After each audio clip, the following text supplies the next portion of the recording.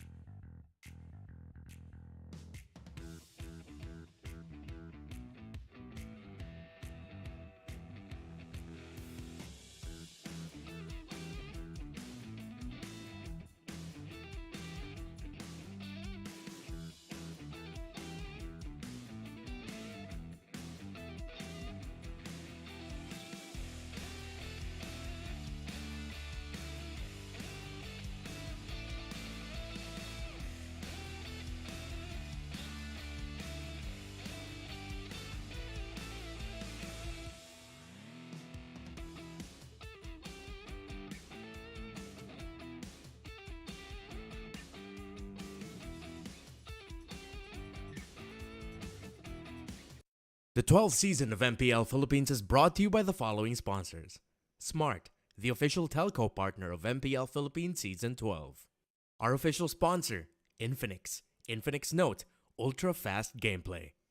And FWD Life Insurance. In the epic adventure of life, FWD is your expert wingman. Celebrate your victories living with FWD. Our partners in esports, Maya, it's everything, and a bank. Secret Lab, the official gaming chair of MPL Philippines. And Pi Channel. Experience the Mpl-Ph Season 12 action live at Shooting Gallery Studios. Tickets are now available on our official ticketing partner, Slash. If you missed the matches and want to quickly recap what happened, visit our official website for post-match reports, ph-mpl.com/news. Don't forget to catch all of our official league content on TikTok, Facebook, Instagram, and Twitter. To ensure the equality and fairness of our games, MPL Philippines is also monitored and supervised by the Games and Amusements Board. GG, well played para sa dalawang pupunan. Pero sa pagkakataong ito, Indonesia ang mas naging malakas. Hindi naman naging madali talaga ang journey ng Indonesia dito. Nakakawasak man ang puso tignan ng ating mga representatives. Mga kampiyon natin dito sa Pilipinas na natalo ng ONIC ay alam natin na napakalakas pa rin ng Pilipinas. Kung babalikan natin ang buong MSC 2023 journey para sa kanila, ang dami nating pinakitang madudukit na place, ang dami nating pinakitang mga istorya, ang dami nating mga na-inspire na bagong henerasyon. Pero sa ngayon, ibibigay natin ang magiging kampiyon sa Indonesia.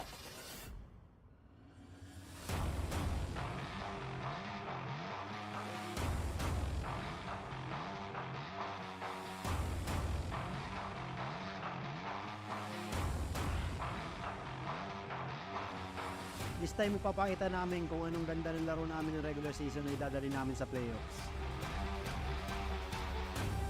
Ngayon season, mahaba yung preparasyon namin kaya confident kami lahat kaya namin mag-champion this season.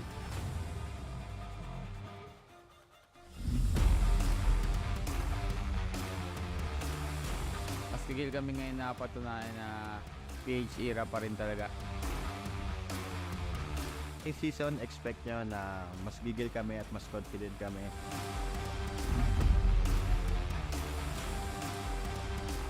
Ngayong season, makikita nyo na yung mas disiplinadong Iran.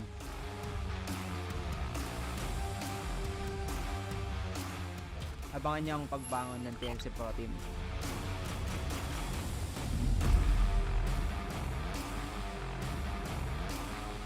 Lahat na nasa baba, walang ibang pupuntahan kundi taas.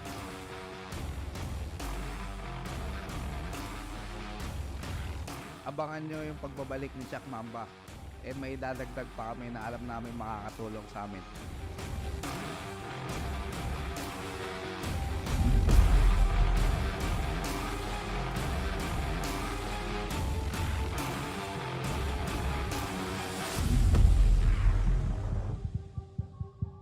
May panahon para maging hari at may panahon para madapa. Ang mahalaga, babangon tayo at magpapatuloy. Take MSC as a stepping stone towards coming back stronger to defend M5.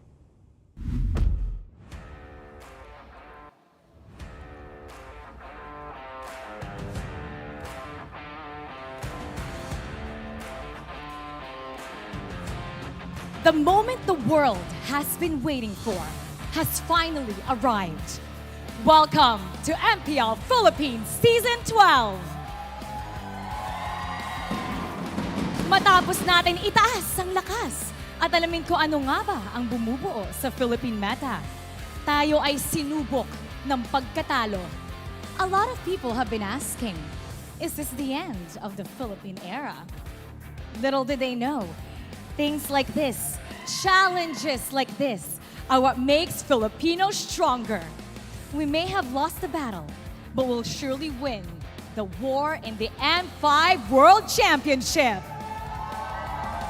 Dahil ngayong season, matutunghayan nyo ang mas maangas na kompetisyon, mas maingay na panalo, mas gigil na manlalaro, at mas palaban na koponan.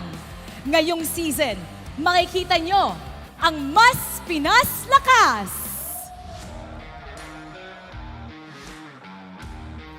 from the ashes of defeats, the Phoenix once again will rise from the dead.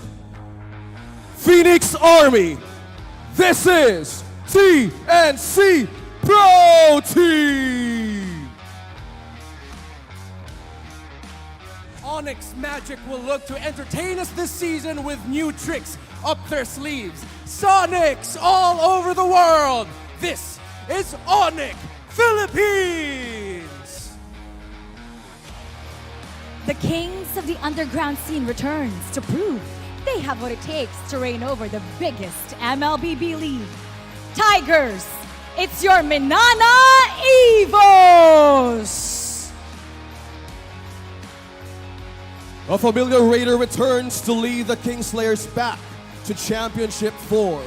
Raiders, make some noise for RSG Philippines! Legends are back to strengthen the force of the whole barangay. Mag-ingay para sa Smart Omega!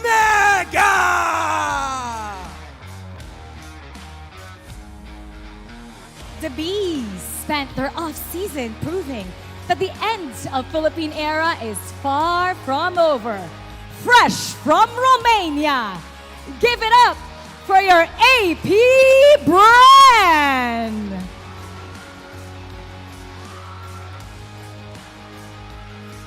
The amazing MV3 have reunited to lead the Codebreakers run back to the World Championship stage. Agents, this is your 3-time MPL Philippines champion and M3 World Champion. This is Blacklist International!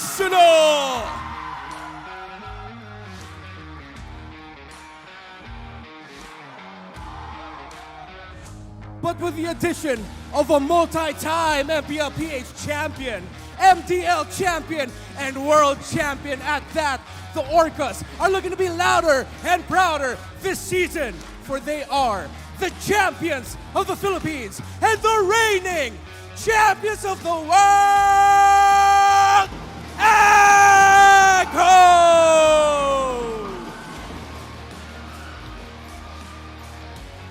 Ramdam na ramdam ang intensity ng ating mga teams who will open the season. Ang tanong, handa na ba kayo? Para sagutin yan, we have our very excited fans walking in to watch MPL live in action. Kaya let's take it over to our MPL insider, Manjin Pasok.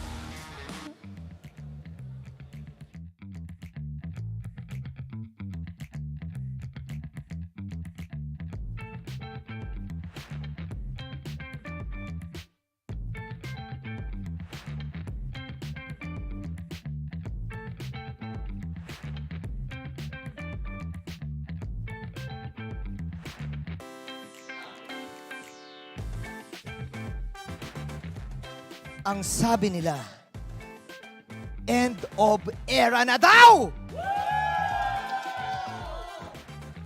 Pero parang sabi lang nila yon. Ladies and gentlemen, nandito tayo ngayon live sa MPL Arena. Nandito sa audience area. Hello! At syempre, tatanungin natin sila kung ano nga ba ang dahilan kung bakit mas Pinas lakas ang Pilipinas. Let's go! Sino dito Blacklist fans? Sino dito Echo fans? Okay, dito muna tayo. Alright. Ay, nako. Parang hindi halata yung fanbase mo ha. Hindi halata ha. Alright. Ano po pangalan nila? Riza po. Riza. Taga saan si Riza? Subic, Zambales. Subic! Ang layo mo pa. Grabe, talagang dinayo mo dito. Alright, Riza, Blacklist ang sinusuportahan mo. Ang tanong ko is, bakit at paano mas Pinas lakas ang Blacklist International? Dahil nga nandyan na ulit ang MV3. Okay. Sino ang MV3? Sino ang MV3? Haji, Edward, and Ohel. Okay, makes sense. Ano ang message mo sa MV3? Of course, good luck sa inyo. Galingan nyo. Blacklist!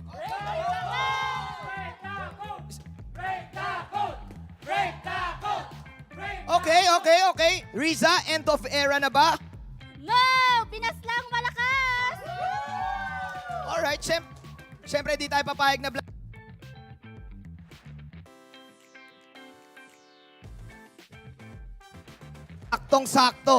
Saktong-sakto. Alright, sakto, hindi po halata kung ano ang team ninyo. Alright, ano pong pangalan nila? Ash po.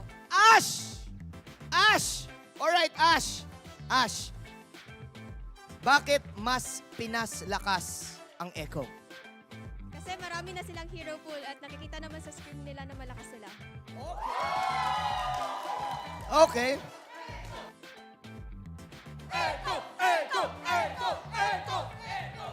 Okay. Sino ang favorite player mo sa Echo? Sanford! Ano ang message mo sa Echo at kay Sanford? Good luck po sa iyo. Sana po manalo kayo sa MPL Season 12 and sana po makapasok sa M5. Alright. Ash, end of era na ba? Hindi pa! Okay. Sabi ni Ash, sabi ni Riza, hindi pa daw end of era at naniniwala sila na mas Pinas lakas. Ako po si Manjin Paldas, ang inyong insider. Excited na sila bago pa magkarambulan dito. Magkarambulan na tayo sa mundo ng MLBB. Ipasa na natin sa ating mga casters. This is Blacklist International versus Echo. It's the rough roads that lead to the heights of greatness. And for the best region in the world, and these 8 teams, they're here to prove a point, make a name, or solidify their dynasty. One thing's for sure, we're still the best in the world. What is up, guys? I'm Nice, joined here with my boys Rockhart, Midnight. We're back. We're finally back. Finally. We're back, and it is a beautiful matchup to show here. It is Blacklist International and Echo just showing off their trophies as well. I love it, right? What better way to start Season 12 here with this matchup? And big props, by the way, to that introduction right there from Maro, SX, Redmar. Great way, to really highlight this anticipation. Because I feel like there's already a ton we can talk about. This is probably, I believe, the longest offseason that we've had. You guys probably know, and there's a lot that's happened here. It's, little chills that is, going through my body as we just saw 2 world champions. We saw the trophy earlier, and this is just a reminder that we're not done yet. PH is still standing, and we're going to be seeing you in F5. Can't wait. Before we talk about the matchup some more, of course, we want to give a shout out to our official telco partner, Smart. Smart is still the best Philippine mobile network by having the fastest network and nationwide coverage in the country, as awarded by Ookla Speed Test. The intelligent data for the speed and coverage from Q1 to Q3 of 2023. Of course, guys, don't forget you can also enjoy the power of Smart when you switch to Smart without changing your number via mobile number portability or MNP. smrt.ph/QR204. So let's take a look at the schedule for the day. Again, we're taking it to the audience with this crazy matchup. Blacklist International and Echo. Then the second match, we have RSG and ONIC, and TNC and APBR. We start strong, and we finish strong. Every match is going to be amazing because, again, not only has everybody been anticipating this, we had amazing roster reveals for one, right? And this is why I'm saying we have literally the world's best opening this road to M5. And the point, dude, and I love it, I hope you guys have seen this. This is a little plug for the official podcast, right, from MPL Philippines with Suman. As you guys just saw, Manjin over there, we talk about this, the road to M5 and these regions. But again, we have to talk about the best region in the world, and that's the Philippines. I mean, this is still definitely up for discussion. I'm not really gonna negate whatever is out there right now. But you know what? Recent events have shown that it's still pretty much the ball's not up. Yeah. And honestly, it's hard to argue against history and stats. These 2 teams, they're still the technically the reigning champions, because for 2 years it has been PH, and we are graced with both of these squads right now. And to enter Mpl-Ph Season 12, having the honor of witnessing the match at the bout against each other with Blacklist and Echo, man, you could not hope for a better matchup. I can't wait to see how it unfolds. Again, my big focus, we already know the powerhouse Echo is, right? Yeah. Blacklist International, again, if we look back at even last season, they went through some changes, some growing pains, if you will, and if you've been watching a lot of the information going on right now leading up to this, you know that they've gone with a different route, similar to what we saw from the Echo Loud and Proud setup, right? And we heard, even in the, I believe, Blacklist International's podcast with their CEO, Trike, he talked about the advantage of that. And I really want to see how this works out. Again, I don't know if it's an elephant in the room anymore, ladies and gentlemen, but the fact that VWise is not going to be playing this season, will it have an impact? Is MV3, like they like to call them, enough to help Blacklist International this season?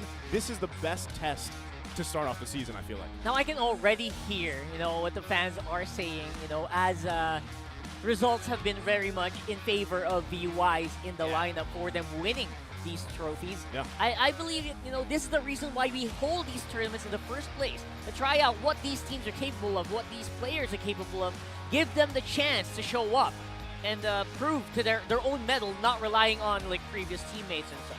Yeah, of course, there's a lot of challenges that both teams are facing right now with Blacklist International. Again, having to play without VWise, this is definitely something that they need to come over in this season. And I feel like having the pillar of the MV3, it is going to be a very good foundation of what they could come up with his roster. But that is also true with Echo. They just lost MSC, and they lost the title of the Southeast Asian.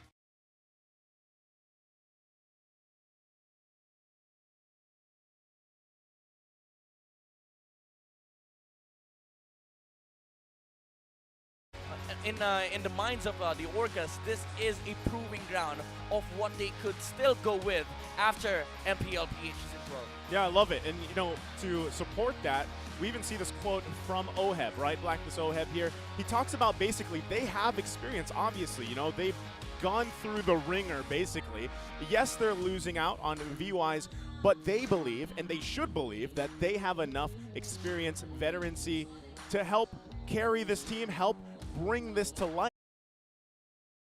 Out there are also wondering, how will this basically come out to play? And against a team, like you mentioned, Midnight, they did, unfortunately, they had a major loss, right, back in MSC and everything, and they've had time to calibrate. Again, this is months we're talking about, and that's a long time to recalibrate, learn from mistakes that might have been made, improvements that could have been had, and, with some minor additions and everything else, that plays a part here. So I think even for all the Echo Loud and Proud fans, both, right, their successes recently, a lot of people are looking forward to that. So, I have to say, I can't wait how it unfolds.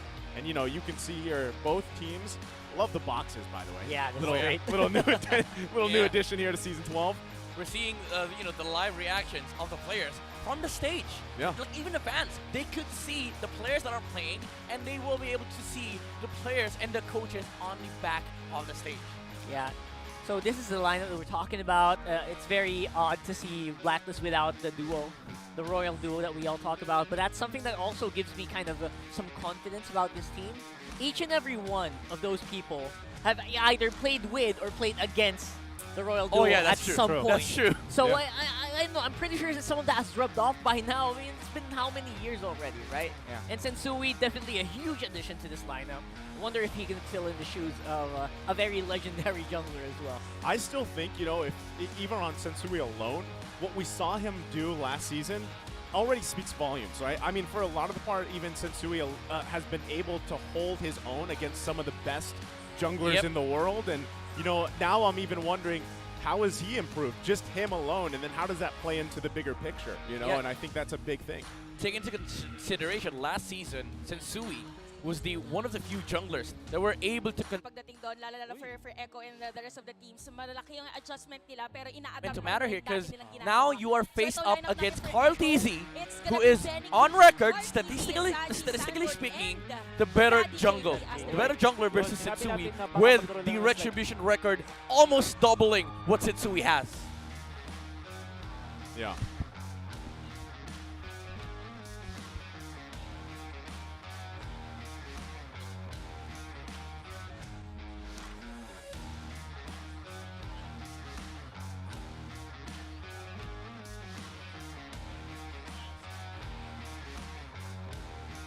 %. And as we look at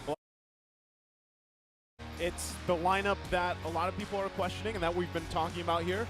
Oheb, Sensui Haji, Edward, Renegade. This is interesting too. I feel like there's a lot of Renegade fans out there.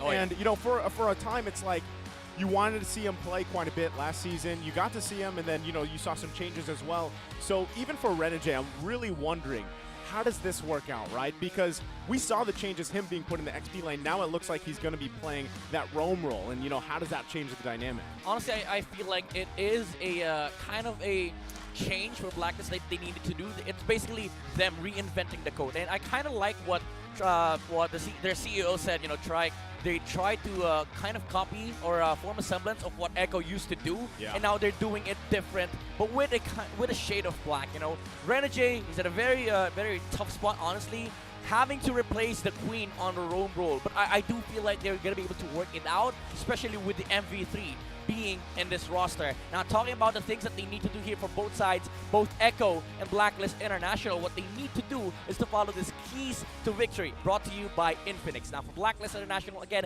I talked about the record of Carl TZ earlier on, wherein Carl TZ almost doubling the record or the stats of the Retribution versus Sensui, and we saw that Sensui was able to hold his own against Wise, and I feel like that's something that they need to focus on for Blacklist International. Really make sure that they're able to sharpen Sensui instincts, able to get the Lords away from one of the toughest junglers to face out there in the form of Carl TZ. Now for Echo, challenge Blacklist's chemistry. This is definitely a new code for Blacklist International, a new roster altogether, and I feel like a challenge for Echo is having to form their synergy and making sure that they're reinforced enough to challenge what Blacklist is able to do. Because there's one thing that is hard to face, hard to deal with when you're faced with a lineup that you don't know that how they're capable of playing, is you don't really know what you're gonna expect from Blacklist International, and I feel like that has to be something that they keep in mind, like reinforce the synergy on this roster and be able to break what Blacklist has built for the past few months. Now, for both sides,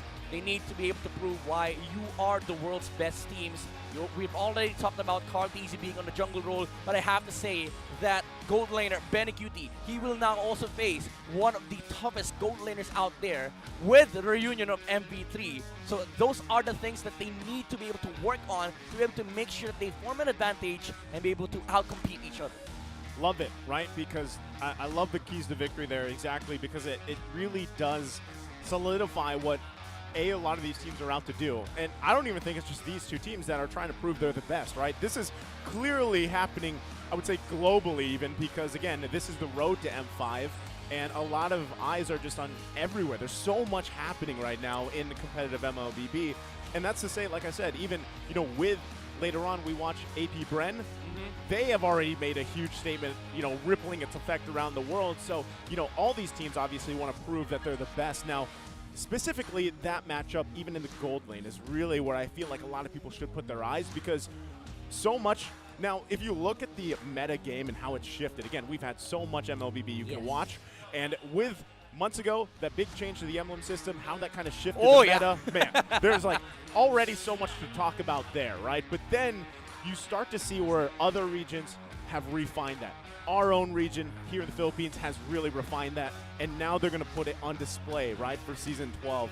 And that's what I want to see, because gold lane specifically, man, I like to call it the gold lane experience, because they need a lot of time or either a lot of support to get to where they need to be. But when you're talking about these gold laners alone, that's where some amazing things can happen early on. And what makes it so amazing is they really put some of the best experienced gold laners right there for the 1v1 for us to watch. And this is something that makes, I'm sure, all of you are excited about right now. Do take note, these are MVP gold laners. Yes! Yeah, that's BLCK and the Filipino sniper himself. Yeah. And I feel like the new emblem system is going to come into play. They have to be very, very creative and establishing matchups, being able to get out of the gold lane alive, not making sure that they're not like distracted altogether for the laning stage, because in the current meta, gold lane is everything. Like if you are outmatched in the gold lane, there will be a point in the game where the enemy team will just roll over you. And Yeah. I feel like that rarely happens with OHEB and BLCK, but we've seen BLCK just steamroll over Blacklist International in the last playoffs. And Blacklist International, with the return of OHEB and the added support coming out from MV3 and of course the Hitman, Renegade, it is something that they need to still test against Echo. But we've also seen the challenges Echo faced in MSC, which they also lost because they kind of lacked, and I would say this, it was an underwhelming season for BLCK. Yeah. Yeah, I actually want to bring that up. Aside from the fact that gold lane, the meta really is gold lane centric right now. XP lane as well. These two, the top and the bottom, I feel like that's something that will contrast a lot of teams, specifically in this one as well. How has the test of time stood against Edward's skills as well in this one? This is going to be so interesting to watch. I love that because for a time, again, there was a lot of focus on junglers, right? And now I feel like we're in this zone where it's like, yeah, how's the XP and the gold lane matchup really? Because you guys are right, especially early game, you see a lot of teams kind of utilize the XP lane, for example, to go into that first turtle with an advantage if whoever has the level 4 first or what have you. But at the same time, again, like Midnight pointed out, man, gold lane is really where a lot of teams shine or they don't. And one thing that I will say is a lot of teams, what I've even seen them do is shift towards putting either early pressure on the gold lane where it's literally forcing the team to respond to that and play safely. If that means planting a roamer up there, then they have to, right? So, great point. It's because of the change of the current metagame. Like, Moonton or MLBB has changed in a way where lane dynamics is really, really important. With the added XP coming out from coming from level 2 to level 4, of course, lane matchups will matter. And with the added creativity bonus that you get from having mixed emblems, it really does put an emphasis on winning those side lanes.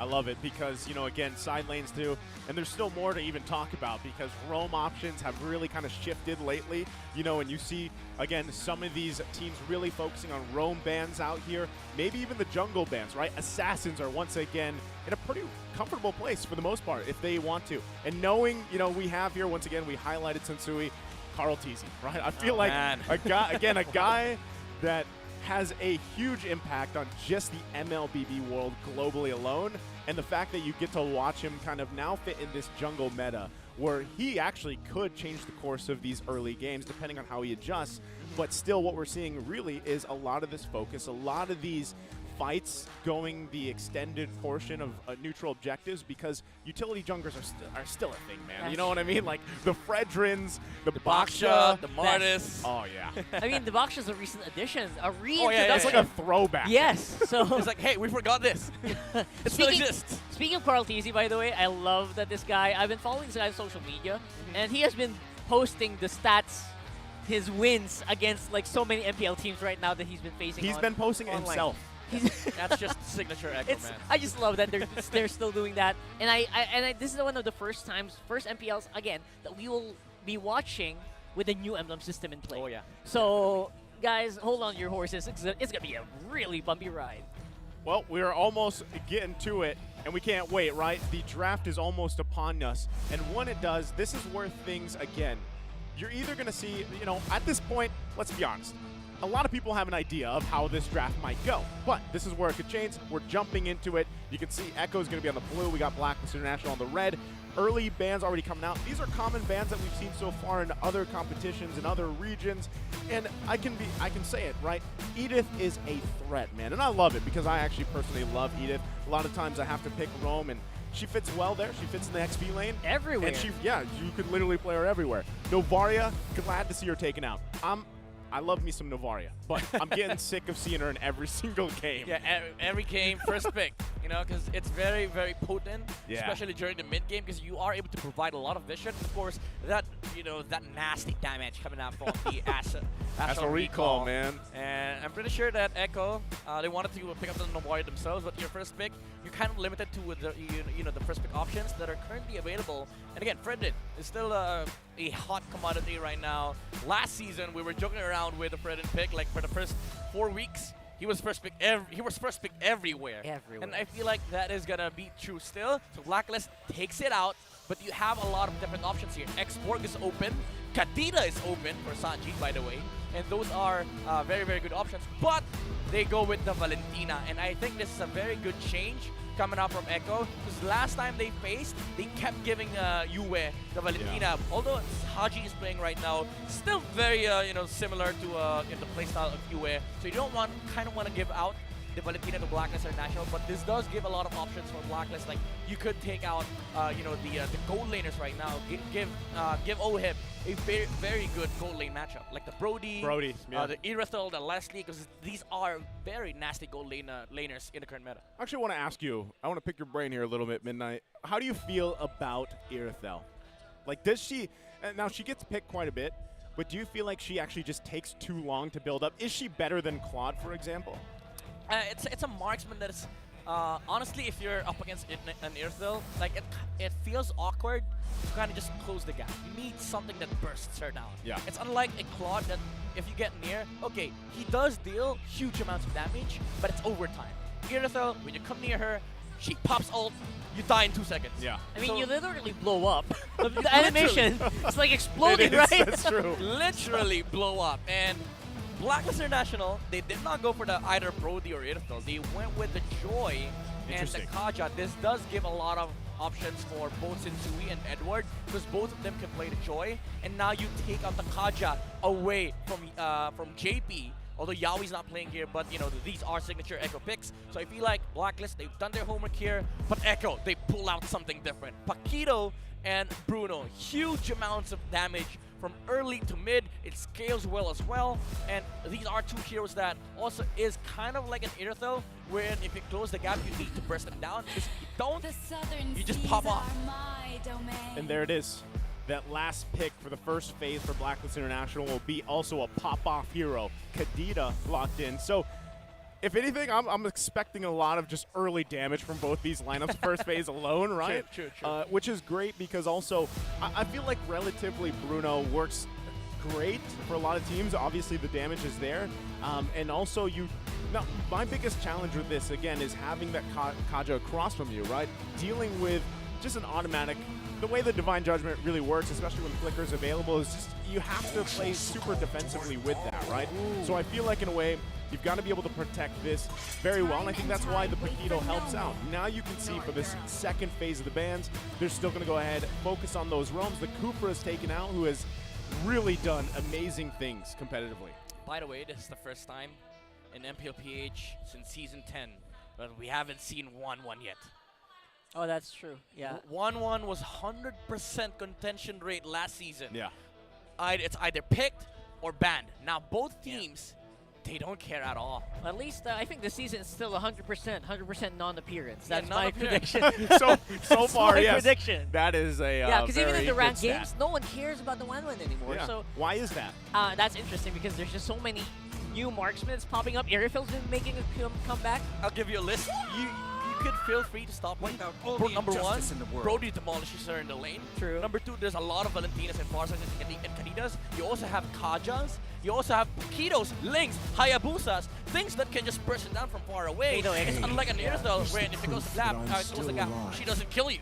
It takes a while for her to take you down. You could stop me here because I can keep on going for it. I'm gonna let you keep going, man, because all those 1-1 mains out there. I know a couple. They're probably like, man, I missed one. Or maybe the viewers out there are same sentiments. As me personally with Navaria, they're like, man, we were tired of seeing 1-1, right? Yeah. So Ward also destroys 1-1, by the way. Big question though, what are your thoughts about pivoting a Bruno on the jungle? A lot of teams do that. I've seen it. It's a very draft kind of situation where you pick up the Bruno, you make sure that you don't pick your marksman yet, and if you are able to get the option of having double marksman, it is a possibility. But I don't think you want to do that here because there's a lot of insane catch and threats coming out of Blackness International. Number 1 is the Box and Kaja. Number 2 is the Joy, and number 3 is Elita. So really not well equipped for Echo here to pick up the jungle Bruno. So you gotta play safe here. They gotta play safe. They went with the Martis. Very good matchup against the Baksha.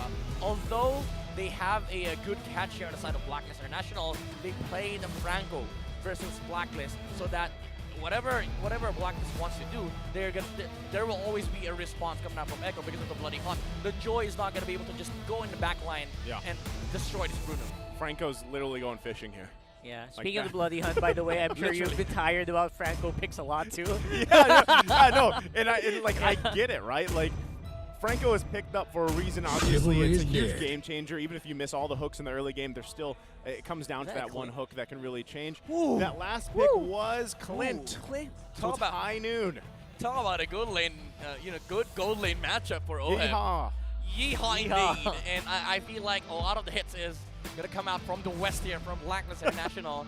Echo, they might have a problem in terms of closing the gap, because if you look at Echo, it's just the Paquito that can close the gap. Look at the barriers coming out from Blacklist. How are you gonna be able to cross that road to the Wild West when there is a Baksha and a Kaja standing in front of the enemy lines?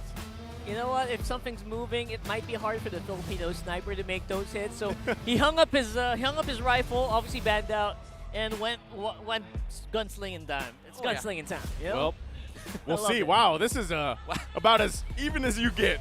What are you talking about? What about even? It's literally even. Literally. That's about as even, if literally even as you get. 50-50. I'm sure there was like a point. I'm sure there's a point percentage somewhere in there. Down. Well, again, there's going to be, we had this last season, who I believe it said who's going to deal more damage, and at some point in the game a poll will show up, and you only have till the timer runs out to comment your prediction with the hashtag. So don't forget the hashtag, guys. Again, this is to start off Season 12 with powerhouse teams, Echo and Blacklist International. You see the lineups here one last time. And this is a great way, great lineups here to start us off as we jump in to the Land of Dawn. There we go. So we are going to see definitely a very aggressive movement here coming in from Blacklist with Edward and Haji just looking for picks right off the bat. That's not even with their level 2s yet. So, yeah. JP, I love the addition of Daddy JP. And we got to call him Daddy because he's the big daddy of Echo right now. Just to add that, safety for Echo, especially in the early parts of the game. I love that too, because looking at these basically tier 1 to tier 3 emblems there, one thing that I will say is both teams have this kind of mechanic. Like, when you have a Franco running the focusing mark, right, you land a hook, it's almost, early on, especially with the burst, it's almost an automatic kill. On the other side, when you have Renegade using the Divine Judgment on this, it's almost the same concept, and it can actually work out really well. They have an ensured tech comp, I would say, for both sides. And I do want to talk about the emblem setups for the gold laners. OHEB with the tenacity, making sure that he is able to sustain some form of the poke damage coming out from the Bruno, because he has he has the better range, but there is a factor of closing the gap here for the Bruno to be able to harass the Clint. Sensui, poke battle coming out from both junglers. Yeah, this is pre-level 3, pre-level 4 rather, team fights happening right now. Carl PD and Sensui obviously ready to go right at it. First solo game, you can't really ignore this anymore like we did before in previous seasons. Really gives out so much reward for the team who gets it. That is a beautiful zone out there for Stanford. Renegade just can't make a move right now. Great hook from Daddy JP right there. Good damage coming in. And that's going to be first blood by Carl Teasy on a Martis. Make that 2. Starting off strong, it's going to be Echo. Great. Gets the actually 2 kills. First blood and the double. Hold on. There you go. More aggression here, again answered really quickly by Black. Little overextension, but Echo recognizing the fact that Renegade was not level 4 yet. They did not have the Divine Judgment.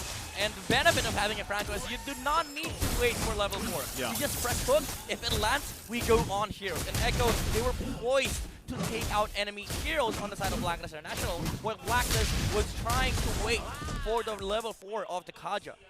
Love it, right? And at the same time, what I was going to say before we saw the response from Blacklist International is the fact that Carl Teasy got that double. He's going to actually snowball and scale really well in this Marches alone, right? So that is already a threat jungle-wise, and you can see them playing around the little gold lead they have. And at the same time, right, you're expecting Echo to continue to build up momentum utilizing the Franco here, right? And this is a fact, ladies and gentlemen, a milestone. This is the 1,711th game, as our first ever game was back May 12, 2018. Holy moly. We cast it. Yeah, that's you guys. Crazy. So right now, obviously, while all that's happening, Blacklist has been doing some work of their own. It's only the 1 for 1, though. That seems to be a 1 for 2 instead. Carl Teasy with another double kill. He's literally on a killing spree. Yeah, literally 4-0, already dominating the early game with 4 kills. And the fact of the matter is, he has higher XP now versus Sensui, and the trade was worth it because Haji was taken out, and the only thing that they lost was JP. Roam for support, you take that any day. Okay, as we take a look at how they're going with the items here, hold on. Oh, man. Uh-oh. Benny Cutie just throwing out those balls non-stop right now. Sensui has to take shelter on the turret, deterring Echo from the attack. Dude, you saw the flicker coming out from Oheb. He knew that he had enough damage. Unfortunately, when he flickered, Bruno was a little out of range because he could have taken him out. That was the tenacity coming to work here for the Clint. Fortunately, again, the range was not there. But again, Echo is just establishing dominance here. I really like the fact that Carl Teasy went with the Molten Essence first, making sure that he has enough HP, higher HP in the burn when he closes the gap versus Blacklist International. Now he also has Fury Hammer, which adds to the fact that he adds more damage because of physical penetration. Adds to the fact that there's also a focusing mark, again, the thing that we talked about earlier, adds 6% more damage. So Echo is piling up on damage in the early game. Okay, so as we're at this point now, you've got 2 turtles taken care of. It's in the hands of Echo. They're clearly snowballing right now in this part of the game. Blacklist International, on the other hand, like where is their saving grace here to transition into that mid-game better? I mean, It's all about pickoffs, man. Yeah, it seems to be so reliant on pickoffs, and that's probably the reason why Haji has been really determined to go with whoever has the highest damage at the specific point of the game. Yeah. Be it the Joy or be it right now seems to be Oheb. Am I seeing it right? Is it a rush blade armor from Sensui? That was a blade armor coming up from Baksha. Yeah. So it is an okay item, I guess, because there's a lot of physical damage look coming out at from Echo. Oh, Flicker! And the Bloody Hunt just secures that kill, especially alongside Carl Teasy, who is really over-leveled right now. There it goes. Rough Waves just for the escape. That's going to be Blacklist. Just look at their wounds on that one. They lost the turret and the kill. So, you know, that's what we're seeing, right? Just pace continuing to be set by Echo. They continue to just punish where they can, especially in these parts of the lane. Look at that. I mean, they're forcing Blacklist International back here past that tier 1. They have nowhere to go. They're nesting themselves under these towers, and Sensui just falling once more to the hooks. So if you ever wonder why Bruno is viable now in the meta, how you are able to play with the Bruno, get a small advantage on gold lane. Make sure your teammates just try and get some pickoffs near your tower. Get the tower, get out of the lane, go to mid lane, take the tower, and suddenly you find yourselves up by 6k gold. Yeah, I love that too, because if I remember right, his first item locked in was Haas Claws, right? Yeah. He went that way, then he went Berserker's Fury. So at this point, like, he's already got plenty of damage, especially the way that Bruno just kind of works with his kit here. So now, third turtle for the taking. Echo clearly should be able to grab this no problem, right? Also, a little trivia here. 7 players who are playing right now have already been recognized as MVP. Haji, Oheb, Edwards, Carl Teasy, Benny Cutie. Sanford, yeah. Sanford. There you go. That's the next turtle. Clean sweep here for Echo in the turtle department. They're looking to make a play. Momentum. Oh man, I don't even think even Sensui can sustain this kind of damage coming in right now from Echo. It's a 5-man rotation on top side, and it's only going to be answered on the bottom side with 1 turret as well. Yeah, again, Bruno. Bruno thinks, you know, destroys he doesn't even have any kills. This is ultimate bonding Echo. Hey, he's taking them worldwide. Literally, you know? He's been able to do that in front of other countries. Now he's doing it in front of the MC World Champions. And the continued onslaught right now, really. I mean, 6,000 gold here in the first game between Echo and Blacklist International. You are wondering exactly when will Blacklist International step up here to get a pick off? And I think they just need more time too, or even for Haji, right? Yeah. On this Kadita pick, he really hasn't been able to find a pick off with Oh, Renegade. speaking of pickoffs, that might be it, but Carl D is able to just out-sustain there. Wow. Edward just not having enough sustain to sustain that backline. I can sustain so many times. And I believe that in these points of the game, it's just, if you can't destroy or you can't take down a Martis with all of your ults thrown out, that's a problem. That's a problem. You know, I kind of get you. You know, the reason why you said sustain so many times because Echo really just sustained. How did they sustain that long? The damage output of Blacklist International, and you saw you saw how Echo positions themselves, right? Like the frontliners, they're not afraid to cross the boundaries of what Echo can go for. Like Sanford, Carl Easy, always on the front line, making sure that there's enough space for Benecutie to work with. Yeah. He was like literally 10 miles away from Echo. And when Blacklist International committed with Renegade and Haji, that was the go signal for Benecutie. Okay, guys, so I'll start hitting them. My biggest thing here too is obviously Oheb needs a little bit more time. He's got two pretty much items that he needs, right? Endless Battle, Berserker Fury, but still what you're seeing, like you guys mentioned, is these initiations, they're dragged out so long just because I think it is, again, Echo is so far ahead in terms of itemization, right? Yeah. So, especially Carl Easy. yeah, especially, and that started on a double kill in the early game, and we knew that that was kind of going to snowball out of control, and he continued to get kills until where he is today, or at this point, 6-0-1, grabs him the Lord as well. And I kind of like what Echo is doing right now, especially with the Martis. Like, again, we talk about how they are just moving in front, making sure there's enough space for Benecutie, but also the itemization of Carl Easy. He did not go for the greedy route, right? Like, he knows that there's enough damage on this lineup, and he doesn't need to double down. What he needs to do is add some layer of protection for their composition, and that is what's going to be able to allow Benecutie to play from the behind the lines. Because what you just need to do here is slowly take out the towers, build up the gold momentum, and, you know, suddenly you find yourselves again up by so much gold, and Blacklist International, they just lack damage. Yeah, the funny thing is, Carl Easy doesn't even need to build damage. He's just got so much damage because of his level advantage. Yeah. Right? The base stats of his skills are just, Just blasting like through Blacklist. Decimate is scary, you know, especially like that's all he has to do. Like, he has to just sustain a lot of damage, be that front guy, and then decimate when he wants to, right? And as they put the pressure here on the top side of the base, oh no, there's a hole. They find him. They find one. That's Sanford going down. 4v5 right now, and the defense is happening right now for Blacklist. At least they're going to have enough to at least clear these waves, but look, the damage is still there. The turret's going to fall. That is Still definitely for the pressure. One frontliner down for Echo, but I still feel like that was not the target that you wanted for Blacklist International. Valentina could have been more appropriate for them to catch, but you catching the Paquito does not stop Echo from what they want to do. Yeah, that's, you know, even if you get one at this point, it is a step, I would say, in the right direction, but you need a lot of steps, man. You almost are to the point where you need to make leaps and bounds, right? Yeah. We're talking about, what, 9,000 gold difference nearly here. Now, what would be great for Blacklist International is if they find a pick-off before the next Lord, maybe two. Maybe they can find two. Allow Oheb to get the items he needs, and then you see some interaction between those team fights or those objective fights happen for them. But, you know, before we even got to this game, Midnight, you were saying, you know, how do you even get past this wall into basically High Noon Town? Because, you know, you have a great front line for Blacklist International, and so far, Echo's completely solved that. One thing that they need to also solve is the mobility coming out from Echo. Hold that thought, no. Here it is. Oh, this could be it. JP, that point and click bloody hunt. Not even Edward's Joy can sustain that one. Sure. Okay, a lot of problems are happening now for Blacklist International. Number one, they're not the ones starting the skirmishes in the team fights. Number two, they cannot literally find Benecutie. Number three, they lack the damage against the frontliners of Echo, and add salt to the injury because Benecutie just picked up the Rose Gold Meteor. Yeah, that's, and like I said, it's funny because Benecutie necessarily doesn't have any kills, and he doesn't have any deaths, right? But the damage that he's actually able to put out is great, not to mention utilizing the ultimate there. But so far, it's just the damage from Sanford.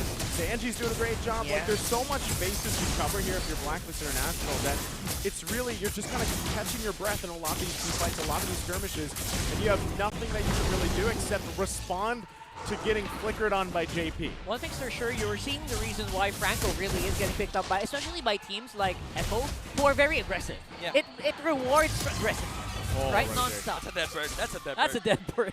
That's a dead bird. Renegade, you gotta make a run for it, man. He's still going. He's hunting.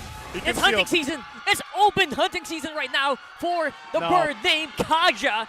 As Echo, they're looking for it. They know the TP's happening. Sanford's gonna find him. Will he know? No! Wrong bush! It's the wrong bush. The bird lives The bird lives. to fly another day. Renegade, man. Always does not fail to deliver. Like, he makes impossible situations possible. I gotta I don't say, know how. the hitman knows how to avoid when he's the one who has a hit on him. That's true.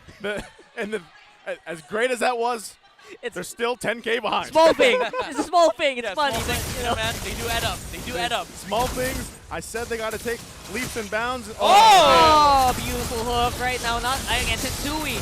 Are you going to be tanking enough to last on this long? I don't think so. With the Lord hammering on their face right now, it's not going to be a priority here. The priority for Blacklist, just stay alive, man. Stay alive. Sanford with a combo, going to get pulled in, but that's the secondary objective. The objective for Echo, take that face for game number 1.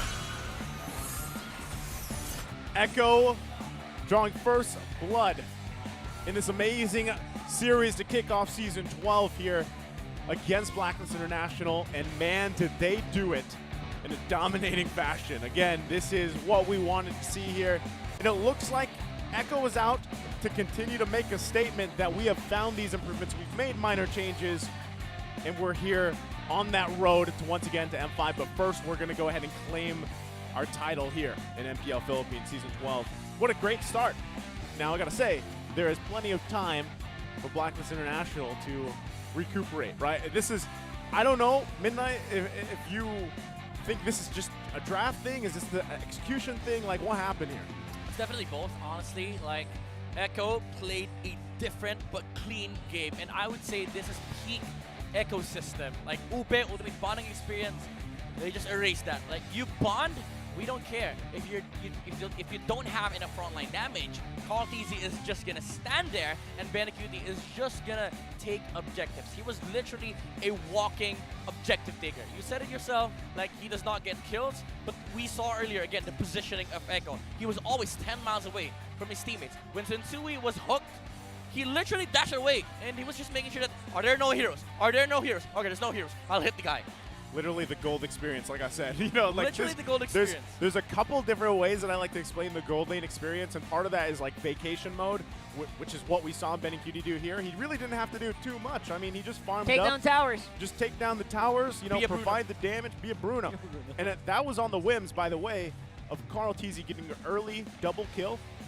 Rockhard mentioned he didn't need any damage items, man. All he needed was his ultimate decimate, and he's fine. Like, he's going to go and build up. What did he get to? Like 7, 8 kills, or was it 6? Did he stop at 6? I think he stopped at 7. Somewhere around there, right? Somewhere around that number. The point there is, again, this lineup, Echo didn't even really have to utilize their gold lane because just everybody was pulling their weight and pulling the punches here. So it was tough for Blacklist International to deal with. I think they used a different technique. They used the ETJ, the Echo Togetherness suit. In the level 4, in the pre-level 4s, they didn't need that guy on the gold lane. Let's go it together.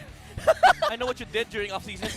Yeah. You watch a lot of yeah, you know what I did. So they used that togetherness. They didn't have any flat damage. They didn't have itemization. They used the pure mechanics of these heroes, the hooks from the Franco, and obviously the damage, the non-stop damage coming in from the Martis. Well, again, there's a lot that you can break down from there, and we got to know exactly what Rockhard did in the long off season. But I love it because I did too. I spent some of the time doing the same thing, and I gotta say, I already asked you that question at Midnight, so I want you to further break this down for us.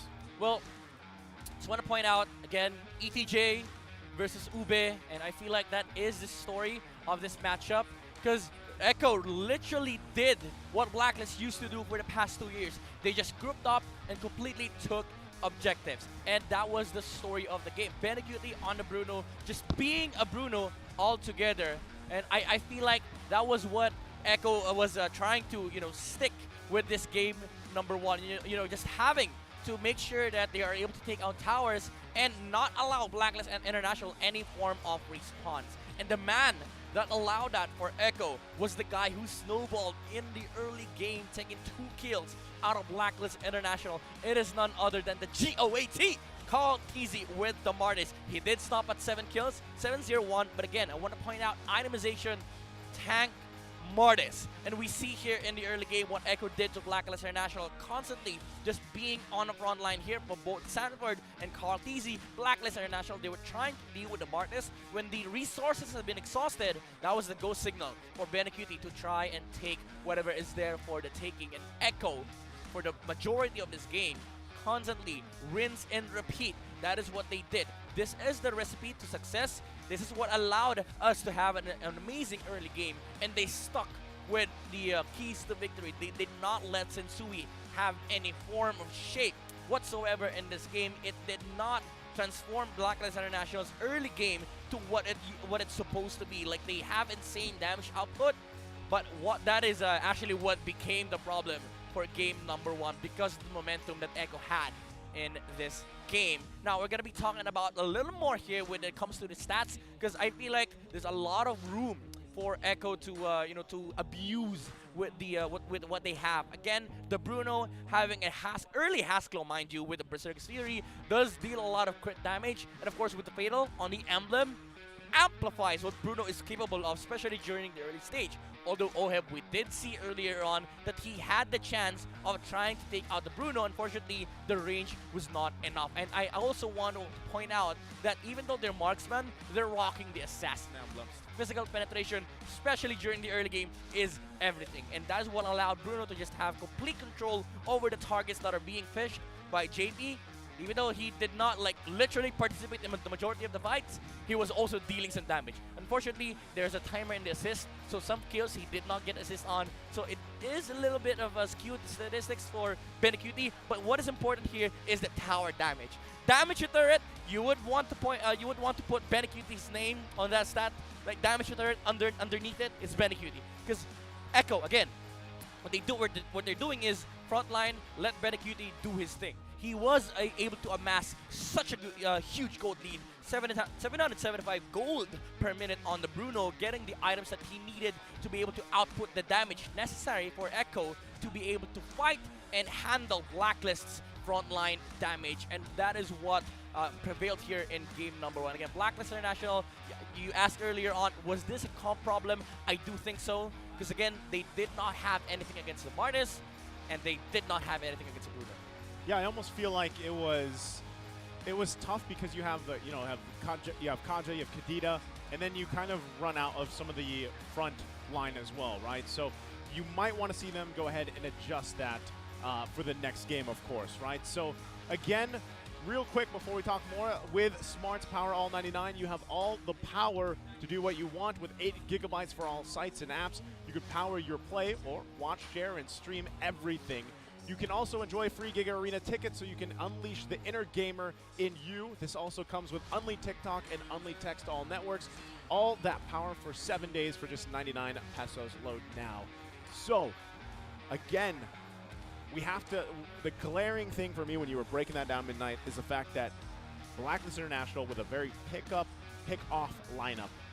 1, they didn't get to pick off many people. And 2, they really didn't get any space to work with either. They had 1 turret that entire game, right? So that is major struggles that they have to deal with. We are going to be throwing over to our insider before we head to our next matchup.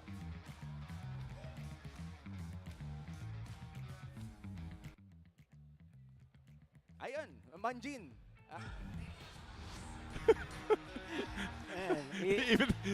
I love it when we said it. I think, yeah. There it is. Malakas kami man-trip dito sa MPL Season 12. At nakita nga natin na parang may power trip na pinakita ang Echo laban sa Blacklist International. Nandito tayo ngayon sa side ng mga agents at meron tayong nakitang special guest. Ang aking pong kasama ay ang newest trending celebrity influencer ng MLBB, si Madam Carmen, aka Lola Gaming. Hello! Hello! Hello po, Nay. Hello po, Nay. Hello, hello. Lola Gaming, napaka-interesting po. Ang dami pong talagang namangha na kayo po ay nagsistream, tama po ba? Ng MLBB? Opo. MLBB po. Saan po namin makikita yung stream ninyo? Sa Lola Gaming. Sa Facebook po. Facebook. Sa Facebook at sa TikTok. Check it out, MLBB, Lola Gaming. Gaano na po kayo katagal nag-ML? 3 years pa lang po. 3 years pa lang po. Ang tanong ko po, bakit po MLBB at paano po kayo napunta sa pagsistream ng MLBB? Kasi masaya ako. Tapos nag-pandemic noon. Nalulungkot ako. Sabi ko, ano ba naman tong mga ano to? Ako lang yata ang nasa loob ng bahay. Yung mga apo ko, ano ba yung mga ginagawa nila? Hindi ko man lang. Lahat sila nakapokus sa larong yan. Ano ba yan? Then sabi ko, subukan ko nga yan. Ano ba yung ginagawa niya? Subukan ko. Tapos sige mama. Kasi yung mga apo ko, mama, umupo ka nga. Tapos sige, naglaro ako. Sige, live ka namin ha. Nilive nila ako. Sabi ko, ay, ganito ba yun? Tapos sabi ng mga apo ko, opo, mama. Mama, okay yan. Sabi, bakit ako pinapatay-patay yung mga maliliit na tao, minions yan? Pagkatapos, sabi, mama, sige, bibigyan ka namin ng pangalang Lola Gaming. Kasi nagtaka ko, hala, bakit ganun? Sabi ko, mama, maraming nanonood sa'yo. Sabi ko ganyan, umabot ng, ang liit naman yan, 40,000. Sabi ko, mama, maliit pa sa'yo yan. Hindi ko alam eh. Sabi ko ganyan. Then, ganun nga, natuwa ako. Nagla-live ako, binigyan ako ng mga apo ko ng Lola Gaming. Sa ano ng app, kasi ito si BLCK Gaming is naglalaro din po siya. Siya ang nagturo sa akin. Kahit na masaya ako, kahit napapatay ako nung umpisa. Pero hanggang ngayon, ang dami ko pa rin kalaban at talagang pinag-iinitan ako. Sabi siguro, yung matandang yan ang unahin natin. Nay, so ibig pong sabihin pala ay influensya din po ng mga apo at ng mga kids po ninyo. Yes. At sila ang nagbigay sa inyo ng name na Lola Gaming. Wow, sobrang heartwarming nun ha. Sobrang heartwarming. Nandito ba po yung nagturo sa inyo, yung nagbigay sa inyo ng... Andito po, katabi ko. Ay, yan. Ano pong name nila? Ano pong name nila? John Ray po. John Ray. Sige po. Sige lang po. Palit na lang po kayo. Ayan. Nakitaan niyo po siya ng potensyal. Yes po, kasi sinisermonan niya po kung naglalaro po akong ML. So, pinaglaro ko po. Okay. Nadaan pala sa sermon. So, ikaw na sermon gaming ka. Opo. Na sermon gaming. At dahil sa'yo, kita naman natin na ang blooming ni Nanay Carmen. Marami pong salamat. Ano pong name niyo po ulit? John Ray po. John Ray, maraming salamat. At of course, suporta para kay Lola Gaming. Nay, ano po ang best pick nyo? Best pick? Si Uranus kasi makunat siya kasing kunat ko na rin. Alright. Kayo po ay tumututok talaga sa MPL. Opo. Sa MPL. Sino pong team ang sinusuportahan ninyo? Si Edward. Alright, so agent po pala kayo. Agent. Si Haji. Alright. Sino pa po? Ano ba to? Si Oheb po. Si Oheb. Alright. Bakit po Blacklist International ang sinusuportahan ninyo? Kasi masaya lang ako, siyempre pagka may napapanood ka, kung saan malapit, yung bang natutuwa ako. Pero, hindi, lahat naman sila gusto ko eh. Pero siyempre, meron talagang susuportahan ka, di ba? Okay, alright. Ako sa Blacklist. Blacklist International. Alright, Yes po. pinapakinggan ka po ngayon ni Edward, pinapakinggan ka po ngayon ng kupunan ng Blacklist International. Ano po message nyo sa kanila? Medyo 0-1 sila ngayon eh. Okay lang yun. Pagpatuloy niyo yan. Laban lang. Laban ng laban. Good luck, Blacklist. Apo. Good luck sa inyo. Nay Carmen, kunyari mo, sesermonan nyo sila kung paano sinisermonan si John Ray. Kunyari po, sesermonan nyo sila. Kunyari po, analyst kayo. Saan po ba sila nagkamali? Ayan, ano po yung masisermon nyo sa kanila? Wala yata akong dapat isermon ko sa kanila kasi ginawa naman nila ang lahat na magagawa nila eh.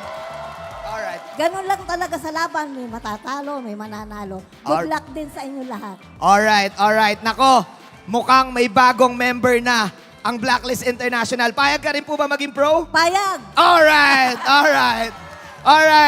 Follow nyo po si Lola Gaming sa Facebook at sa, of course, sa lahat ng mga social media platforms niya. I-search nyo lang Lola Gaming, Umi, Chantel, at Wolf. Take it away.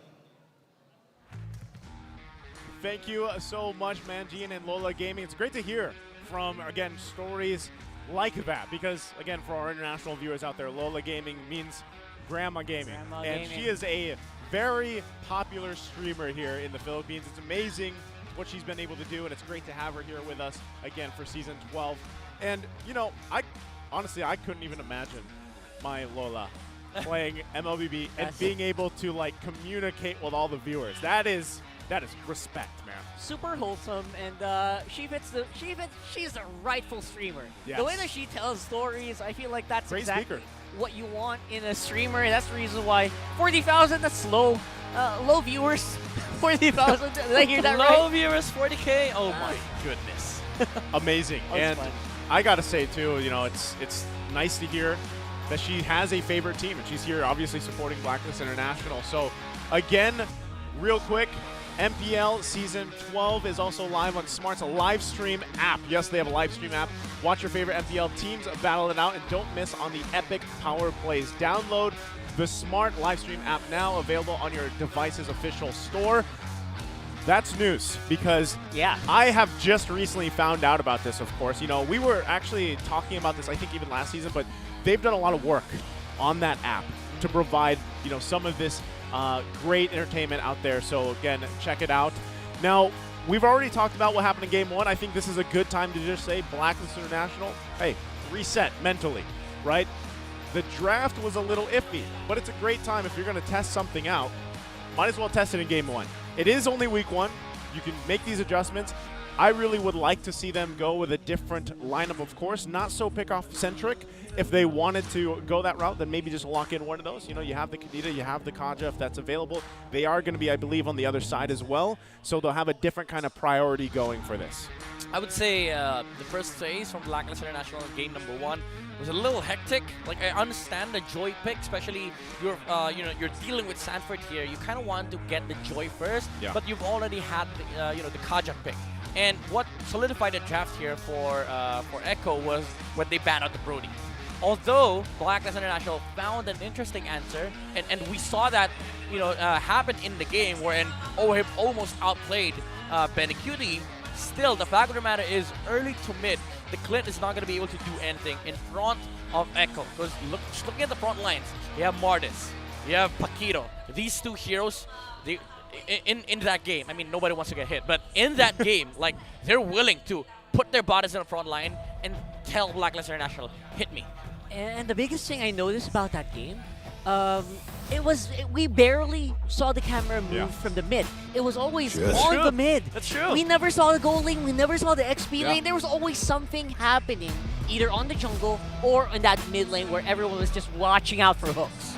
Great points there, and as we get into this draft, so it is, okay, it's Echo on the blue, we got Blacklist International on the red. Same bans for the most part, right? That Lancelot is going to be taken out here. Now I'm wondering again, we can only contemplate so much here, but I feel like, yeah, you change up some of those first picks for Blacklist International. You did mention that, okay, there's the contraband. You did mention that even the Joy pick, I just feel like Joy is kind of fallen off in a way, you know, for the most part. Yes, it still can be utilized. Yes, it still can be effective. But in the first pick, you're almost kind of playing with fire, like you mentioned, pairing it up with something like that Kaja pick. So what I would love to see them do, now, if they want to contest the Martiz, I don't think they have to. I think you can still put something in the hands of Sensui here to deal with a lot of this early rotation that they have to do in the jungle, because again, none of those objectives were really even contested. And I feel like that's a problem. And the reason why that happened again is don't let Carl Teasy start snowballing in the first 2 minutes, man. Like that is a big Among thing. the planes exists the equilibrium, Now, this does double up the stats because literally Sensui was not able to get anything on that game, and that was because of the snowball effect. And now Echo, they get first pick again. It's the same set of bans from Blacklist International. Echo, they did change it up. They banned out the Kaja. Now Joy is open, but also Franco is open. So if they do let go of the Joy, I feel like that's going to bait Blacklist International on picking up the Franco and that might just set up for an amazing Kufra game from JP. So they still go with the Valentina. Now for Blacklist International, do they take the bait? Do they go for the Joy and Franco? Because one problem that arises from that specific variation is if you just take one, the enemy is going to be able to take the other one. The smartest thing to do here is, again, pick up the Franco, such that even if Echo gets the Joy, which is really, really great because you can flex it on both XP and jungle, it does still set up for an amazing Kufra game for JP because Blacklist International is rocking the Franco. So it is kind of a hard situation to deal with. If you're Blacklist International, you might just let it go, not get baited out. So they go for the Martis, which is a nice answer because you're not countering the here now. You're playing it yourself and go for a Khaleesa. Great mid lane matchup versus the Valentina. But now, Echo, they might just pick up the Franco and enjoy themselves. So you don't really want either those two being separate. Right there. There it is. That's one down. We'll see the other one. Can win the race. Okay. That's a different play. Still Bruno. Interesting. All Interesting. right. So they're still baiting out the Franco. Yeah. Like, pick up the Franco. I want to play Kufra. It's a Franco mind games. Or right JP here. want to play Atlas, Something like a hero that plays with both Kadita and Franco really, really well. That's super cool for me. Because, Daddy JP has been in the league for so long. You never really know what he's going to come up with. So he's capable of playing all of these. He's always been at the top. He's always been at the top. But at the same time, I love watching Renjay play Franco way back then when he was in a different team. Yeah. So maybe that's still in talks here for Blacklist, right? I think it's good. A punch and for a that's punch. not Franco, but it is going to be the Paquito. Maybe later. They're kind of like, hey, later. We saw what you guys did. We want to try that, right? Yeah. We want to try some of that snowball here. That's some crazy stuff right there for Echo. Yeah, and at this point, we'll see exactly how they ban this out. X-Borg's going to be taken out here in the second phase, which is interesting because X-Borg has popped up in popularity over the last, month or so, I would say. Franco's being taken down. No Hitman. I was going to say no Hitman Renegade. No Hitman Franco here. No Hookman Renegade. No Hookman. Yeah. And we'll see. Last bans. But, X-Borg, too, I feel like fits in a lot of different team compositions. And he works in the jungle as well, right? I mean, some teams like him there, but for the most part, we see him, an XP more, right? So don't get mad at me. I've played Expert Jungle many, many times. Yeah. It's freaking OP. Because it's really hard to fight into an exploit during the first is the proof that I'm still alive. Right. Brody's still taken out. Again, it does fall into the K2Bs that we talked about earlier. Now, looking into the gold lane matchups, the only remaining options left are, again, the Clint. And probably, if you are very confident, the Leslie. But it's not even recommended at this point because any marksman, Joy is going to be able to demolish them. They don't have the Francos. They don't have the Kajas. There's no way for Blacklist to stop this Joy from just going on the backlines and taking out the marksman of Blacklist. The very minimum I think they'll think of is the Beatrix. For Blacklist, at the very least, that's open. Comfort picks will come in play here for Blacklist to ensure that they at least win or equalize. You're right. Yeah, there they you went go. with the Beatrix, but this does set up a lot of things for Echo. They could get up some, some really crazy heroes. Like they could still go for the Yuzong Sanford. And as I say that, So that's Cho. they go for the Yuzong. I was about to say Yuzong Cho, man. Didn't have enough time. Echo, you should have waited for 2 seconds. And this is going to be probably the Echo Cho. Yeah. Right? Yeah. So what better way to do it? But yeah, so if just looking at those last two picks alone, again, this is well-rounded. But my thing too, so this is a Carl Teasy on the Joy. Yeah. Right? It And is. I've always had to ask this, and I would love to know, Midnight, what you think about it. Do you think Joy works the best in the jungle, or do you think she works best, let's say, in XP? It works in specific scenarios. I actually don't like Joy Jungle, but there are specific matchups wherein she works like against Martis. It's good, especially in this lineup where they need a they need a hero that can that has an access towards the marksman of Blacklist International. But this is really a really great response coming up from Blacklist, picking up the Kufra, making sure that there's a layer of protection from the Joy. But this does not stop, however, Sanford from getting into that backline and catching off the Beatrix. I love this because this time around, Blacklist International covers their bases better, right? It's not just, again, last draft was kind of one-dimensional. Let's get a pick off, that's what we're doing, and then try to scale off that. This time, they still have pick-off potential with the Kadita, which is great, but they also have, like you mentioned, they have a great initiator. They also have a frontline peel if they need it. Yep. Of course, the Martiz, same thing can happen here for Sensui. If he gets a couple early kills, it's going to be rough to deal with. And then again, we have seen OHEB play this Beatrix time and time again. We get one last look at these team compositions, how it falls into place here. And this is, again, like I said, much better for Blacklist International. Will they be able to handle this time Echo their momentum? That's where we find out as we jump into the Land of Dawn. Game number 2 here, first series of MPL Philippines Season 12. We'll see if we can get to a Game 3. When I saw this show, you know what I remembered? From Game 1 as well. That JP reminds me so much of the way that Yaoi plays. Oh, yeah. It's going to be the same here, right? Very fast-paced, really aggressive maneuvers. And it is going to come into play here, but Renegade already poised. Kind of annoying, Carl Easy. Force the retribution, by the way. That's big. That's big, that's big. For the Lethal Wanderer takes, right? Which is happening right now on the other side of the map as well. We do see the Cho is very deep in the Blacklist territory. And that's Renegade being forced to use Flicker. Oh my goodness, this could be bad here. He's going to be able to get a kill. Yeah, he's probably going to get another kill. Oh! JP! Oh! Not even able to catch it. Renegade with the maneuvers. How does he do it again? I was going to say, this looks like deja vu, man. But this time it's a different hero. You know, it's Renegade saying, Baka Renegade to. Literally making plays like that. And how do you say that in English? This is maybe Renegade, this is bro. Renegade. Maybe Yeah, this is maybe Renegade. this is Renegade. Maybe this is Maybe Renegade. he makes out, maybe he does not. You know? I think Leo would be the authority on what to call that one for sure later on. We'll ask him. We'll ask him. But, Yeah. you know, early game, relatively nothing happening too much. They are going to look for a pick if they can find one. It doesn't look like that's going to happen in the mid lane. Again, all this really leads into that first hurdle, right? Renegade will be poked down again. He does not have the flicker, so he's got to be careful. And so he definitely looks a lot better here this time around with the first blood. Just like game 1, it is going to be the Marcus who is ahead in the early game. And that's the advantage that you get, right? That's beautiful. That's a very good timing on the Petrify as well on Haji after the initial shoot poke now from JP. Able to catch the show off guard. But what matters here is the XP advantage of Sensui. They see that Sensui is almost near level 5, but Echo, they do not want to wait for the turtle. They want to be able to get this one. Level 5 on Sensui, still level 4 in Carl Deasy. They're forcing the fights right now. It is going to be close here on the turtle. Renegade cancel. Oh, on the Petrify! Oh, that is huge here for Echo. Minor things are resulting to huge net profits for the Orcas. Great initiation there from Echo. I mean, to keep Blacklist International at bay. And then again, we've seen Sanford do this many times, right? He is in the perfect position. And you can see it, right? This is a great response, but still relatively even. Top Agent and Apex Predators, by the way, 3 out of the 5 kill leaders in Mpl-Ph are playing.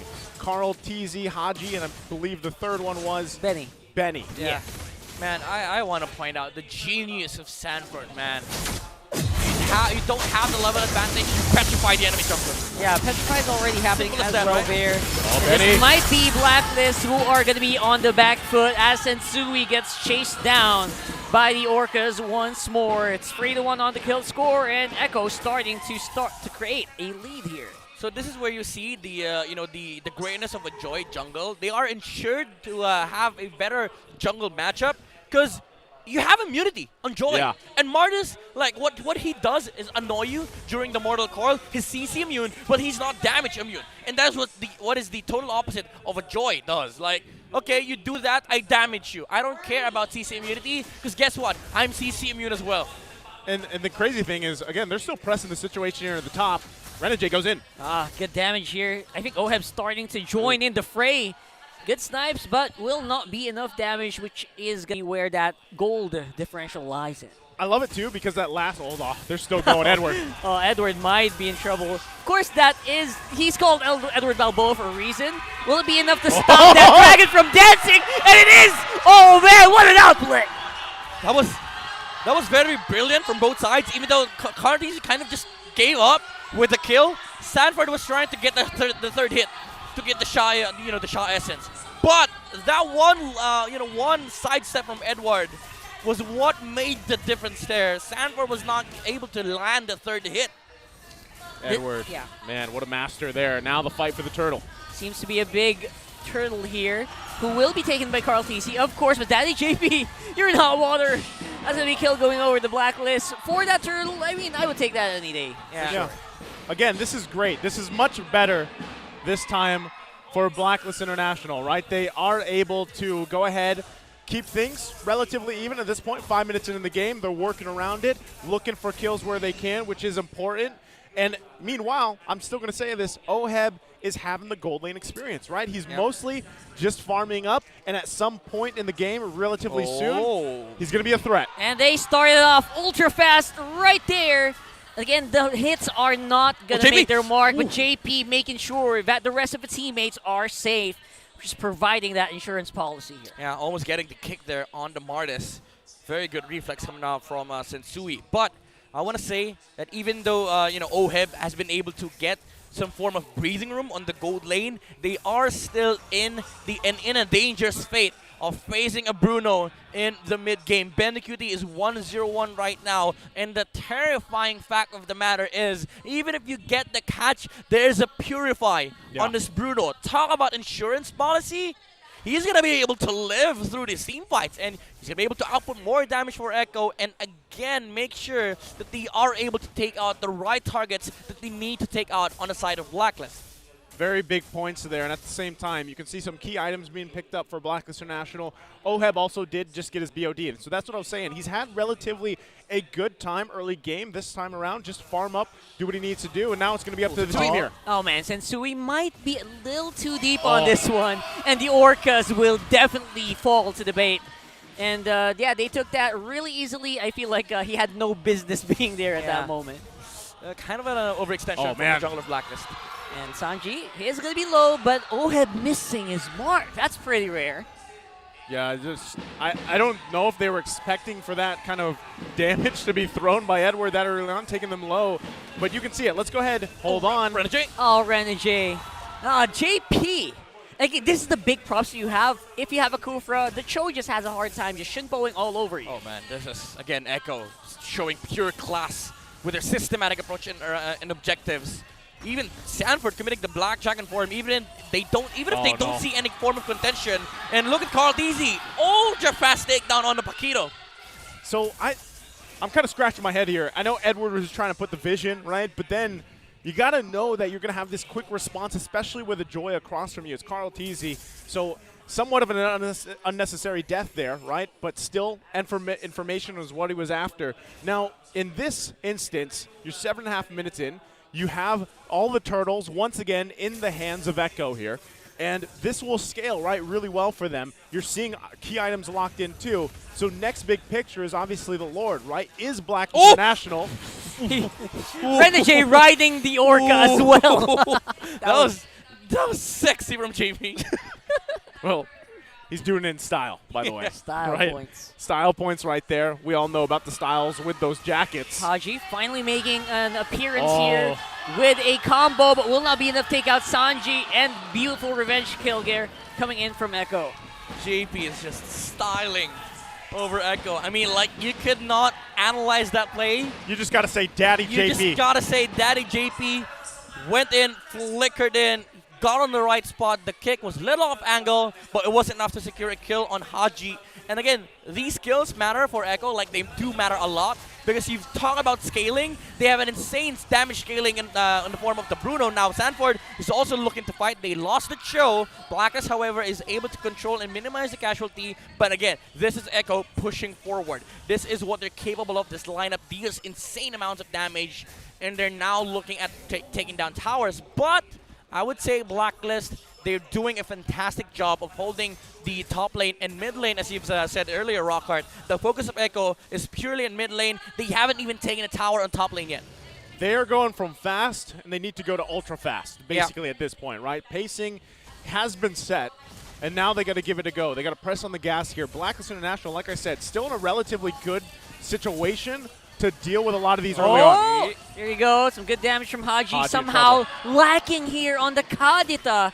becoming a major pain point here for Blacklist. Yeah, I do want to say this is better though for Blacklist International because compared to game number 1, they are the ones who are making some moves, okay? They are the ones making the first moves over Echo. And Echo, for the past 4 minutes, they haven't been able to do like something of their own accord. Yeah. And even though they keep on dying, again, this is breathing space for OHEB.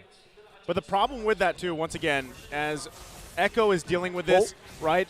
They're going to hold on, JP. Oh, Sensui, I don't think he's going to live out on that one. Oh, OHEB makes sure that they get something in return. This is going to be an interesting turtle. Great. Sorry, Lord. Yeah, great that they get that because now this Lord for the taking. Blacklist International could actually contest this. It's going to come down to the junglers here. Sanford fighting it out. Sanford, oh, he finds OHEB. That's definitely going to be Lord going over the Echo. And again, the smallest things are making a big difference in these fights. Dude, talk about Sanford. Ultra fast fingers on the Petrify. the moment he saw, like the Beatrix, under a second, he was petrified immediately, and he was taken out. And you said earlier that Blacklist, they might have been able to contest, even though they don't have the jungler at that moment, like Sensui was on the graveyard. They could have taken that team fight because the Beatrix was in position to sort of attempt a contention from the Bruno. But again, Sanford with the relentless pressure on the Beatrix, this is what's stopping Blacklist International from pressing forward. Like, they have been doing a fantastic job of not allowing Echo from moving in the early game, but there is no answer with the Yuzong. Yeah, they've done a good job at holding on from things getting too out of hand, like we saw in the previous one, right? Game number 1, where it was, 10,000 gold deficit. So Blacklist International, like we said, has a chance to turn this thing around. We have seen some crazier flip arounds, right, of 10,000+ gold, but really you have to wonder, what is it going to be? Is it going to be Blacklist International starting the fight and then winning those exchanges, or are they responding? Look at this, already flicker out. Yeah, earlier they were. Renegade, who's being very proactive, but the damage just not anywhere near where they needed to be, which means that the rest of the members of Echo will be surviving. Yeah, again, you said it yourself best, Rockhard. JP playing like Yaoi and Echo. We are feeling the momentum. That was kind of a a very instant initiation coming out from Echo. Blacklist, they did react quickly, but it forced like 2 flickers coming out from Blacklist International. OHEB, he was forced to flicker out because he saw JP with the with the attempt on the flicker kick. He was able to get Sensui though. It did not transition into any objective, but we're feeling the momentum of Echo right now. And again, the threat of having Sanford play this Yuzong, it's really, really scary for Blacklist to play team fights versus this composition coming out from the Orcas. Not only that, but the fact that you saw the deficit just between the junglers here and how much further Carl Tizzy is ahead. He's making Sensui really work for even these buffs, right? And when it comes down to it, it comes down to those neutral objectives, right? Where we've seen that struggle. Now, Blacklist International, Sensui specifically, before this next Lord in less than 30 seconds, has to make sure that he's not taken out of the picture. Because again, if he is taken down, like we saw in the previous one, then it just results into another Lord take for Echo, and they can just play around that, knocking into the base of Blacklist International, right? So, as they approach this, they put some pressure of their own on the top side, which is great. It's going to go ahead and hopefully get that tier 2. As it does, and they amp up. There's the concealed play. We'll see if they can get a pick off that they need. Already used up. Oh, there you go. JP going to get caught out here. Even with the Shunpo, not going to be able to make that escape. Sanji, he's trying to get some revenge kills here happening, but right now it is Edward who is blowing, who is fighting with these blows coming in from the Paquito. Carl Tizzy, very aggressive on the backline. Look at this guy. What a monster on that Joy.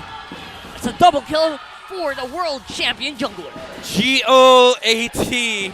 Carl Tizzy, you take out my daddy JP, I'll take out 2. And Echo, they did not react to what Blacklist was doing. They did not attempt to go for the Lord. They knew for a fact that Renegade committed flicker. They had no CC left. And without CC, like, again, Carl Tizzy is free to just go over the backlines, and Echo, they're just playing to the strengths of their composition. We saw the resources committed by Blacklist International. Now I am enabled to do what I want, and I will do what I want. I don't care about Lord, like IDC at all. I want to see the Beatrix. IDC, that's exactly what they have to be. Also at the same time, I got to focus here I'm going to focus on what Blacklist International can do exactly to stay in this game, turn it around. They have to deal with the Lord, which relatively they have good clear, right, for the most part. But when it comes to defending in their base, do they have the tools necessary to have a successful defense and turn things around? Look at this! Look at this guy, JP. He's literally IDC. IDC, the expert wingman. Again, the composition of Echo is you go front line, they all go back because they're trying to protect the Beatrix. And JP, Sanford, standing in front lines, Blacklist is forced to go back. He finds Haji. Oh, it's gonna miss. It's gonna miss. But the tower will fall with the help of the Lord. Again, it's gonna be Daddy JP going down. But again, this is what he wants. That's exactly what they wanted. They get the first turret in the base. They get it down. They're happy with it, right? Again, Echo is in quite a bit of a lead here. Yeah. So Blacklist International, do you consider that a successful defense? At least they got JP down. But again, what it comes down to is buying more time here. Well, again, from their perspective, they did defend. They're going to be happy with that because you're buying more time for the Beatrix and you're looking for more playing room in this game. But from the perspective of Echo, it kind of feels like these guys from the Orcas are mimicking John Wick here. These are guys of sheer commitment and will. Like you saw JP and Sanford earlier on throwing bodies at Blacklist International, making sure that Oheb's life is a miserable hell. Even though he has an amazing KDA, which is a testament of how good a player he is. 4-2-1 on the Beatrix. But there again, it is. Carl Teasy. Oh, they find him without any damage taken to this lineup. They take out Carl Teasy. That is massive. Now it might also be Sanford in trouble, but Renegade will be traded. Oheb still alive, but only for the few moments. And Sui 1v4. What you doing, bro? That's going to be him going down as well. Edward is trying. He's playing. He's fouling. He's profiling. He's going to make it out. Wow. Okay. So as messy as that exchange was, Blacklist International finds a big pickup, by the way. It was Carl Teasy. Yeah. That was great. And it, that will help them a little bit here. Is it enough to lead them into a contention for this next Lord in 15 seconds? I mean, again, it's buying more time. You have the capability of extending this game because what you're looking for here for Blacklist International, it's not gold. It's space to make movements. And Renegade, they did just find an important target for Blacklist International to take. You are looking for these kinds of situations where you are able to look for those opportunities. And that is what Echo needs to prevent. Like, you need to be able to react to what Blacklist is doing by making sure that you move first. Which is why, again, I want to commend Blacklist International for continuously doing this. For the longest time, they've been finding kills on JP, and now they found the right target. This is time well spent. It's going to be extended for a little bit longer, but Blacklist International, they need to find more of that. Man, I feel like Blacklist International is the John Wick here. Like this is that scene where they fell down the stairs, and like that whole scene there goes down the stairs, and then they're going back up. Like this is the determination that they're going through. You know what? If you have a team like Blacklist who's acting like John Wick, you really got to get some insurance if someone's out. Oh yeah, sorry, not John Wick, John Wick. John Wick. There it is. There you go. So that's why they got the Lord. They want to make sure they want to push up. Are you saying that Blacklist International, they're adding more stairs?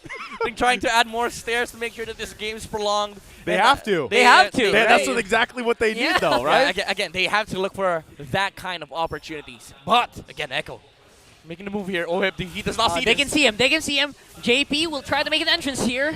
Not going to be working for it now, but that's not going to be a problem. The tower on the top lane and the mid lane will be struggling. Renegade with a very aggressive play here. Even with the immortality, Cartesi will be demolished here by the Balboa, but Benecuti, he's doing work right now on that Bruno. Again, Echo throwing bodies at Blacklist International. And Benecuti, his life is like, okay, guys, I'll chill here. I'll hit towers. I do what I do. I don't team fight. I don't try and make some crazy good plays. My job is to hit towers. And Echo, even though they did kind of lost that team fight because they did lose Carl Teasy, look at the towers. They're slowly taking the time away from Blacklist International. Even though this is time bought, Echo is slowly chipping away.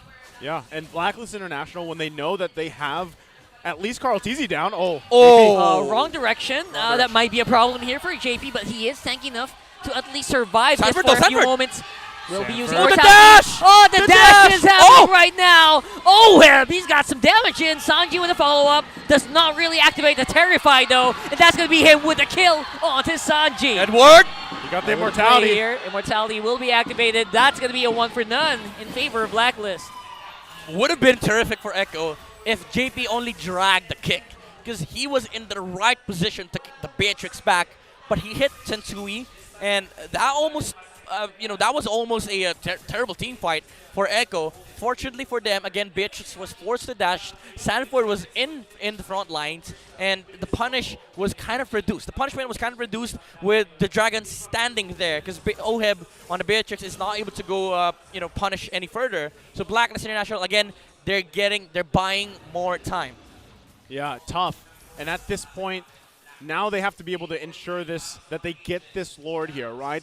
This is actually a situation now where Blacklist International can contest this and possibly take it. If they can ensure themselves this Lord, it will change the course of this game too, possibly taking us to a game 3. It's amazing how insurance can make your life so much easier right now. No, JP, he gets the right target. That's the jungler of Blacklist going down. And this will be a very, very uphill battle for the Lord in 20 minutes. Wow. Target acquisition, JP securing that, giving the insurance to Echo to take this Lord here. And they're going to push them back further. Look at these guys, sheer commitment and will. Going for it. They're going hard. And they're going ham. But will Resets. not resulting into any major kill. Lord is not fully reset, though. And that means that Echo will have the advantage on this one. Oh, Purify. Purify go down. I mean, Petrify. Oh, that's going to be it. That's Haji down. Renegade as well. 2 members left to defend for Blacklist. That spells trouble for the agents. It's just the choice of Echo, man. Again, you saw how committed JP and Sanford with their roles, with their respective roles, even using the Black Dragon 4 while the Lord was half HP. They were even willing to reset the Lord to take a team fight versus Blacklist. Well, at this point, all base turrets down here. Can they hold on? That's going to be a big question here. Very, very tricky. Edward will follow the ball. Sanford. That will be it. Sensui just not tanky enough to sustain the hits for the Bruno. And it's a 2-0 with the debut game of MPL Philippines going over to Echo. And that winning moment is brought to you by our official sponsor, FWD Life Insurance. Echo ensuring themselves the first victory of this season in a sweep against Blacklist International. And boy, does Echo look ready for this season. And they're, again, pristine across the board here. And whether it's Yawi, whether it's JP, it doesn't look that different. What a great game for JP there. Yeah, one thing's for sure, there ain't no other better way to start off your day than a 2-0 by the defending world champions. Man, again, Echo with the commitment. We saw how willing they are to just throw bodies at Blacklist International, and I feel like that was the story of that game. Just making sure that they stick with what they're supposed to do, the right targets as well, and the commitment of not caring at all. As long as I am able to do my job, I will be able to allow Benecuti and the other players to make sure that whatever we need to do, we completely do it. Not only that, but as the teams take their bows here again, Blacklist International, they have the tools that they need to make a very great team here. Obviously, synergy and everything else. And I'm really interested to see how they make adjustments from series to series, from week to week even, because there were moments of greatness there from Blacklist International, so finding some sets. They did better there in game 2. But again, this is against a lineup of Echo that is now up to this point, man, they have just refined their synergy, and it's great to see them even switch out some things here and there, but still be that same Echo that is, world famous at this point, really, at this given situation here. And at the same time, for Blacklist International, I'm wondering again if it's so much as the draft is execution, is there some hesitations there? But it's still too early to tell, with it only being this first game of the season. That's exactly what I mentioned. I give them the benefit of the doubt because Sensui personally, he hasn't had a lot of experience prior to the season playing with his team.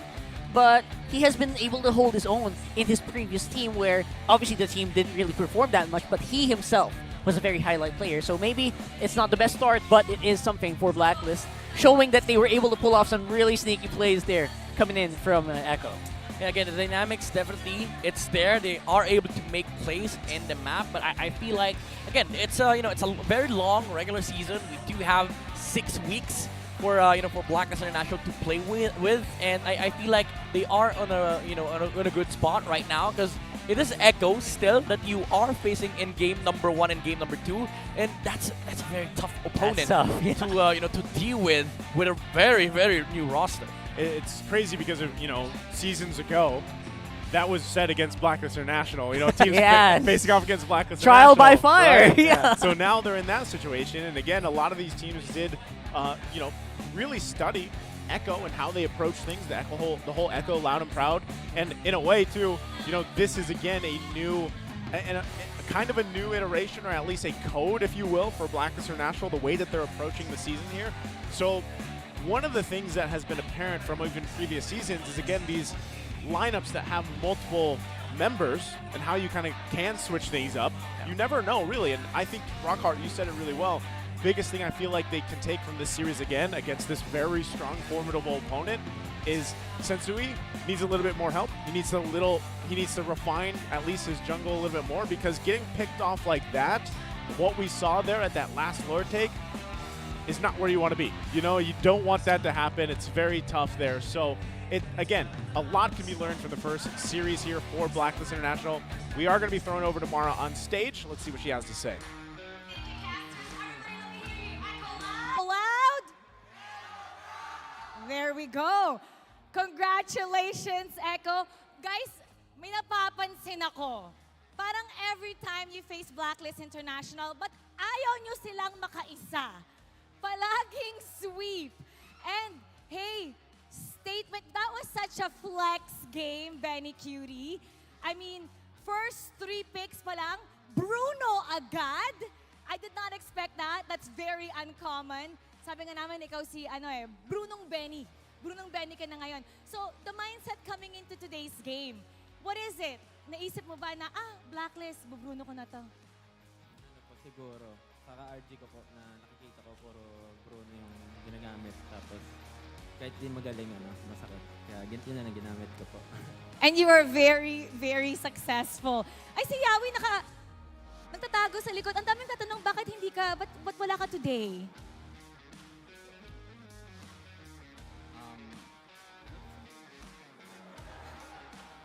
Kasama po sa plano po. So, yun po. Kasama sa plano. Lakas po ng team ko. Kasi nga, mas lakas Pinas, mas lakas Echo. Let's welcome back JP! Kailan mo nalaman na ikaw yung magde-debut ngayon for Season 12? Siguro po 1 week before po. Just 1 week? O anong reaction mo, anong sinabi mo nung nalaman mo na tanggal si Yawi, ikaw yung maglalaro?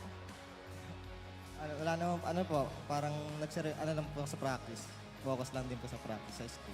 We missed you, Ay, napansin ko, ginamit niya yung Cho skin. Oh my gosh, that was so nice. Okay, si JP kasi mahihain siya, guys. Eto, I'm gonna put you on the spot. Kunyari, seller ka, okay? This is a TikTok seller, okay? Ibibenta mo yung Cho skin sa lahat ng ating manonood, pati yung nandun sa screen. Tignan mo yung screen na yan. Kunyari, seller ka. Bakit nila kailangan bilhin yung Cho skin? Ibenta mo! Pag binili niyo yung Cho skin na yan, hindi kayo maglalak. Pero kanina, naglock ako sa mid. Congratulations, job well done. Now, on a more serious note, guys, after you won the World Championship, all eyes on you. You are the champion for Season 11. Pero pagkatapos nun, you lost 3 consecutive international tournament. Everybody wants to bring you down. Coming into Season 12, napaka-importante nito para sa inyo dahil kailangan nyo to para ma-defend ang inyong world title. Coming into this season, what is the goal? What did you learn from those 3 international tournaments that you want to bring in? Sobrang daming natutunan namin doon sa 3 consecutive losses namin sa international. So ito, ang bagay nung nanalo rin kami sa blacklist ngayon. Ito yung parang namin na yung mga doubt nila sa sarili, ng mga players ko, mawala din. And also yung mga nagda-doubt sa amin, papaitan namin sa kanila na andito pa rin kami sa top. And Coach, actually, kay Carl naman to. Thank you, Coach Tiktak. Kay Carl naman to, anong gusto mong sabihin sa lahat ng mga bashers ngayon na despite yung mga magandang ipinakita nyo, World Championship, pero ngayon, you're going back up. You guys had a really nice game today. What is your message to everybody who's doubting Echo right now? Mag-doubt lang kayo dyan. Okay lang. Wala naman kami pa sa inyo eh. Mag-enjoy lang kami. All right. It's as simple as that. Once again, everybody, congratulations to Echo. You may now take a bow and take your walk of victory. Oh, ganun lang kasimple. Sa lahat ng mga bashers nga daw, ayon kay Carl, sige lang, mag-bash lang kayo dyan. Wala naman silang pake dahil alam nila sila ang World Championship. Sila ang World Champions of the world, and they are doing everything coming this season 12 to defend the title. Now we're gonna break that down for you and head on over to our casters. Pass up. Carl Teasy, IDC. He does not care about the haters, the naysayers. They don't care. And why should they, right? Again, with a showcase like that from the first series here to start us off for Season 12, what a performance. And again, I love the fact that we're seeing JP play, and I still think like him or Yawi. I'm sure we'll see. We heard it there. It's part of the plan, right? And Yawi brings something different, but their role, the way they fit into this lineup just works perfectly, right? Whether it's either or of them. And I love the fact that, again, we had some great questions there from Mara, but Midnight, I'd love for you to break down this game number 2. It's a little bit closer here. Take it away. All right. First of all, I would say that Echo really was committed in making things happen in this game. And I feel like I have to make a term for Echo's gameplay here, the Echo-commitment. Because literally, they did not care at all about the punishment that could come out from Blacklist International. Because if they are able to do their jobs respectively well, they will be opening up a lot of amazing things and amazing room for the side of Echo, as we saw that during Benny Cutie's reign in the mid to late game. Again, Echo commitment is the name of the game here. I do not care at all about the punishments that could come out. As long as the Cho and the Yuzong is able to close the gap against that Beatrix, they will force Blacklist to retreat. Because the name of the game for Blacklist International is to defend this Beatrix away from the hero threats on the side of Echo. And even though their lineup is supposed to do that, it's kind of in conflict with the way that their composition is supposed to work. Having this Kadita and the Kupra on this roster, they want to be able to punish heroes on the side of Echo, which is why I love the fact that both the targets that are able to maximize the space being given by Carl Teasy and Sanford is able to outlive the damage output of Blacklist International. And we talked about Carl Teasy earlier on. Amazing performance on this Joy. His commitment as well to not just look at the Lord as his primary objective, but to punish Blacklist International. Whenever they don't have the right tools to take out the Joy, he switches up the targets. And he does not care at all if some guy says, dude, take the Lord. No, I want to be able to take out that Beatrix. Because, again, the story of this game is them making sure that Ohib's life is a living hell. With the Assassin Emblem, he does have an ample amount of damage, and I love the fact that the lethal ignition is there, because one thing about Joy is that he outputs so much damage, and even if he does not land the full combo, the lethal ignition will proc if you hit the ultimate 3 times, and that was what allowed him to take the earlier snowball that we saw during game number 2, because he was able to take out a quick double kill, an ultra fast double kill against Blacklist International. Now there was some semblance of hope for Blacklist during this game. Edward was able to outplay both Carl Tizzy and Sanford, but it wasn't really the the defining factor as to what allowed Echo to just establish an amazing mid-game control, because the fact of the matter is, again, the proper targets for Blacklist International, both Sanji and Benecuti, they're rocking Purifies. They are untouchable, literally untouchable, because if you look at how Blacklist wants to engage on these guys, it's the Kadita and it's the Kufra. Now, these two heroes, if they do that, the Beatrix is going to be left with no protection from Echo, and this is why we saw earlier on Sanford, just every single time when they see the Beatrix commits a Black Dragon form and Blacklist International, they're forced to retreat. Time and time again, we saw that Carl TZ standing in the front lines, Ohib just trying to retreat, trying his best to stay alive. And when you're playing that kind of game, that is usually really just reactive gameplay, and that is not the way to go against Echo, because Echo's gameplay was really on point here, constantly taking objectives, constantly pressuring Blacklist International. Now we're gonna be looking into deeper stats here. Again, Benecuti dealing so much damage to both towers, and he was able to also deal so much damage against heroes. But Carl TZ having a fantastic game, and this Joy, we've talked about this earlier on, fantastic matchup against both the Kufra and the Martis, was able to farm up a lot in this game, take objectives constantly with his teammates, and of course, add pressure against Blacklist International. And I would say JP also played a fantastic show game. Even though it wasn't Yaoi playing, it felt like it is still the old Echo that we're used to seeing, and it was just a fantastic series and games overall for the Orcas. Yeah, love it. Love the breakdown there, Midnight. And, again, as you take a look at just how that game unfolded, and even that's the stats there at the end, the bars and everything, again, it was much better there for Blacklist International. I think, again, they just need to figure some things out, obviously, and this is expected in week 1, right? Now, and you did talk about this earlier, too. Yeah, there's no more 8 weeks in the the regular season, right? Yep. We now are down to those 6 weeks. But of course, you guys that have been watching us for a long time, you would usually know we have 2 series on Fridays, but now we have 3. We have 3 series on Saturdays, and instead of the 2 series on Sunday, now we have 3, right? So it's all condensed. And so what it also means is now these teams will adjust quite quickly, and they have to. And the other thing, too, is we asked this earlier, do we like Joy in the jungle? Do we like her in the XP?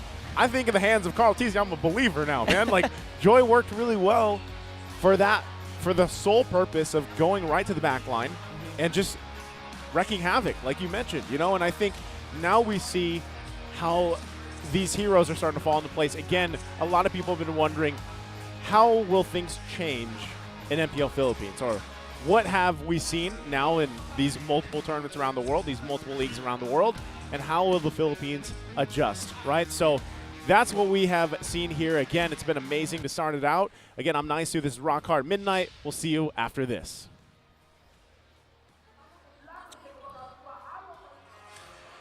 Napakalakas pa rin ng Pilipinas.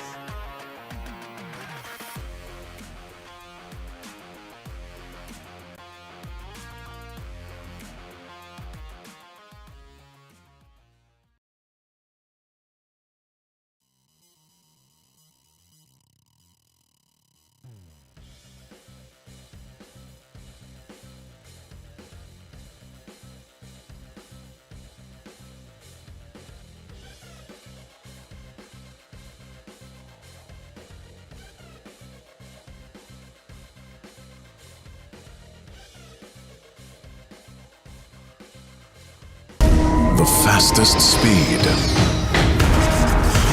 The widest coverage. Experience it all from the Philippines' best mobile network. That's the power of smart. When you're in moments that matter most, at last, we time. Live them fully with Smart Power All 99. for 99 pesos, get 8 gigabytes of all-access power. To play. To laugh. To love. Plus, unleash TikTok. And unleash texts. Live in the moments that matter most. Today, with Smart Power All 99.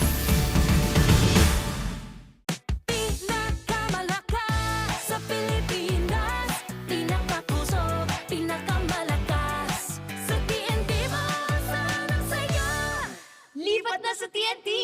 Register your sim now.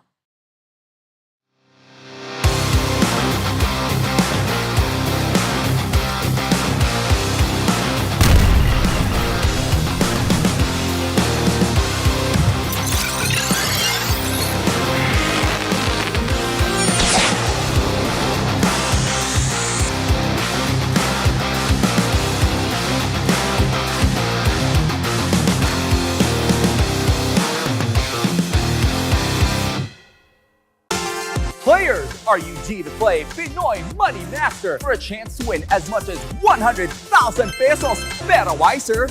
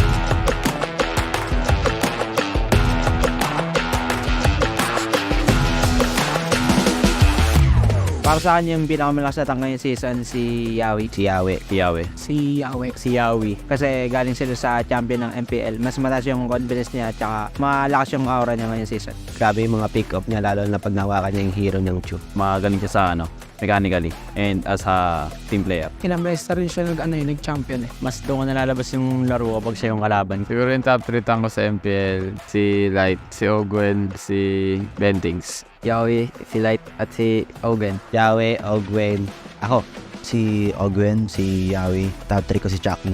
Si Yawe, si Light, at si Ogwen. Si Yawe, si Light, si Rapidot. Si Yawi, si Perks, tapos top 3 ko ako. Si Light yung una ko kasi dami ko natutunan sa kanya kaya masabi ko siya yung inakaw. Si Yawi kasi sabi sa akin ni Light, pantay lang daw sila, mas sigit pa nga daw si Yawi sabi niya. Si Ogwen yung pinakamalakas na tank para sa akin dahil ang playsave niya maglaro na aggressive, parang ang hirap i-predict ng gagawin niya. Top 2 ko si Yawi kasi last season napipredict ko na yung mga galaw niya, and sa RG ganoon pa rin. Si Chuck na yung top 3 ko kahit nakakabalik pa lang kasi di mo pa rin mapipredict na kung ano yung gagawin niya. Tingin ko kailangan pa mag-improve this season siguro si Chuck kasi matagal siyang nagpahinga sa MPL so kailangan niya talaga umabot. Tingin ko malakas pa din si Chuck kasi hindi naman nawawalaan kung diyan pa rin yung gutom.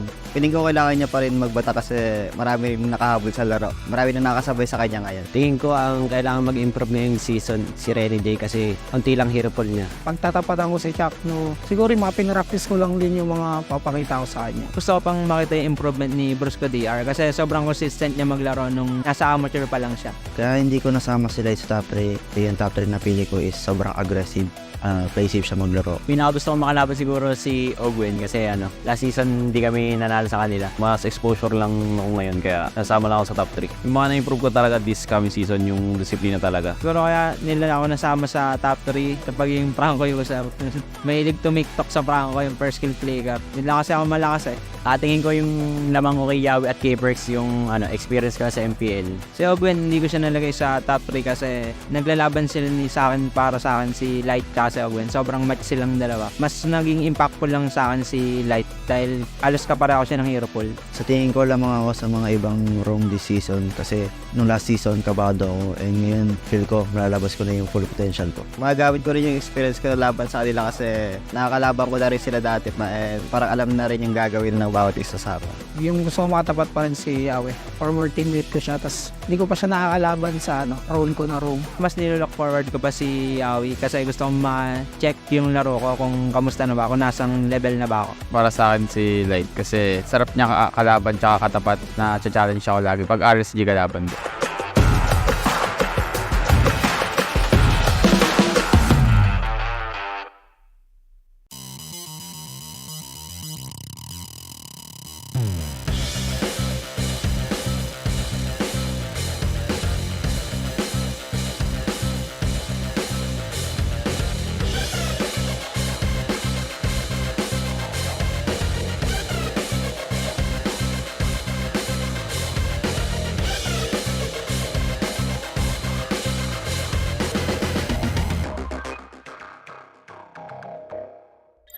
Ako si Oscar Romero, ang IGN ko is Sumpak and ang gold lane ng Minana Ibos. Ako po si Lance Aaron Misa, ang IGN ko po Lansu, explain po ng Minana Ibos. Ako po si Mark Lawrence ng Gabigting, IGN po Bao, multi-role po ng TNC Pro Team. My name is Kent Anthony Baisa, yung IGN ko ay Soul. Tapos yung role ko ay Gold Lane. At ang pinasokan kong team ay RSD. My name is Cedric Gil Romero and IGN Yoshino from ONIC PH and as a tank roamer. Hi, I'm Jem Lanyuan of ONIC Philippines. IGN Jem, role Explain. My name is John Patrick Dagdag. My IGN is Mumukid. My role is Post-4 of APBR. Sakto po, nagpapatry out po, naghahanap po ng XP yung Minana. Pinatry out po ako ni Boss D. Yun, sabay naging okay naman po yung mga skill namin. Galing po ako sa isang amateur team and after 2 years po, galing po ako ng TNC MDL Season 1. Nakipag-break po sa akin yung girlfriend ko kaya namotivate ako mag-ML, tapos napasok ko ng MPL. Nakapasok ko ng RSGPH, Noong nagkaroon sila nung tryout, sinataw ni Madam Lexi na nakitaan ako ng potential.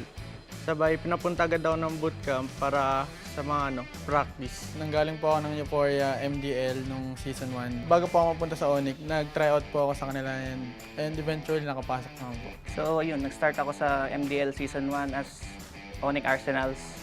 Then nag-transition ako dito sa ONIC PH.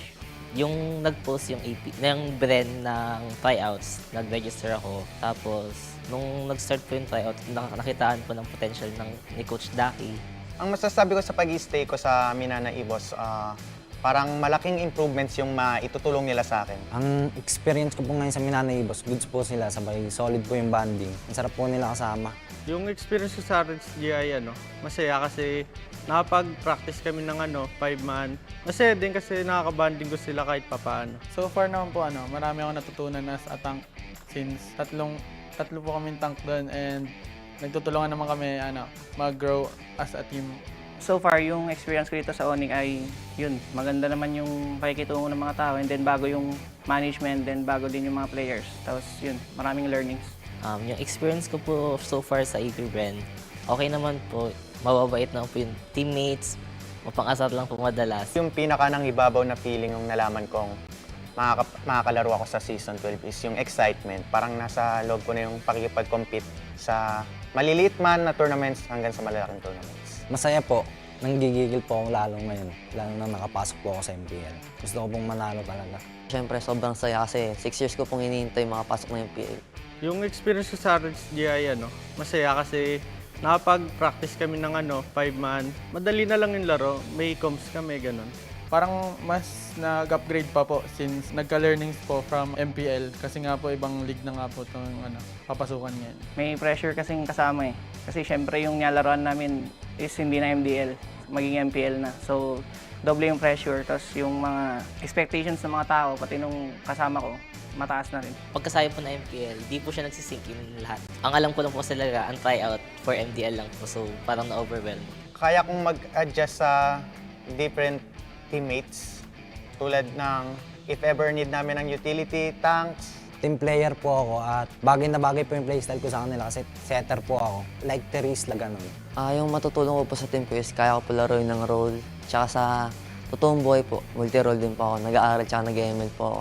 Yung madadala kong bago sa RSGPH ay mas gagalingan ko at masigitan ko si Eman sa paglalaro para mapatunayan ko na hindi sayang yung pagkuha sa akin. Ang madadala ko po sa ONIC PH this season is yung game style ko na pabago-bago. Kumbaga hindi nila mababasa yung uniqueness na dadaling ko sa laro. Siguro yung madadala kong this season sa ONIC PH is yung adaptability kung mabilis ako maka-adapt and then yung chemistry dun sa iba't ibang kasama ko. Yung playstyle ko po kasi aggressive na mahilig makipaglaban sa lane. To be honest, sir, wala akong team na parang ine-expect na parang pinanggigigilan. Parang lahat sila pantay-pantay sa akin. Walang mababa yung tingin ko, walang sobrang taas ang tingin ko sa team na to. Lahat sila para sa akin, gusto kong makipag-compete sa kanila. Sa darating po na season ngayon ng PL, gusto pong makalaban doon ay Blacklist. At si Edward po yung gusto kong makatapat kasi napakagaling po niya. Ang taas ng IQ sa game. Ang gusto ko pong makatapat is Blacklist kasi nandun si Aeon, best friend ko po. Tapos pangalawa naman ang Echo, si Sanford dahil dati ko pa siya nakakatapat. Gusto ko maglabang kami sa MPL. Gusto ko sana makalaban yung Omega, si Kelra. Kasi lagi ko siya nakakatapat sa RG. Gusto ko rin matry at matalo siya sa MPL naman. Ang gusto ko po makalaban ngayong season, Echo po. Since si Yawi and halos same kami ng playstyle tsaka hero pool. Echo kasi yun nga, sila yung nanalo nung last time sa M4. Saka sila yung pinakamalakas kasi ngayon season, tingin ko. Yung team po na gusto kong makalaban this season is yung Echo po. Dahil andun si Sanji, kaya gusto po malaman sino mas malakas sa amin. Supportahan niyo lahat ng teams na gusto nyo and sa mga supporters naman ng Minana Evos, abangan nyo kami and gagawin namin yung best namin this season. Abangan nyo ako sa Season 12, guys. Papakitaan ko kayo. Papatunayan ko na kaya ko may pagsabayan kahit nag-aaral ako. Sana supportahan nyo kami sa mga paparating na laban at sana i-welcome nyo ako na member ng RSDPH. Hello, ako si Mumukid. Please support me this upcoming MPL season. Thank you. Abangan niyo po ako sa darating na MPL na mapakita at mapatunayan ko ang sarili ko bilang rookie. Hi, thank you for supporting ONIC PM. Subaybayan niyo po yung mga laro namin ngayong season. Marami po kaming nakahanda.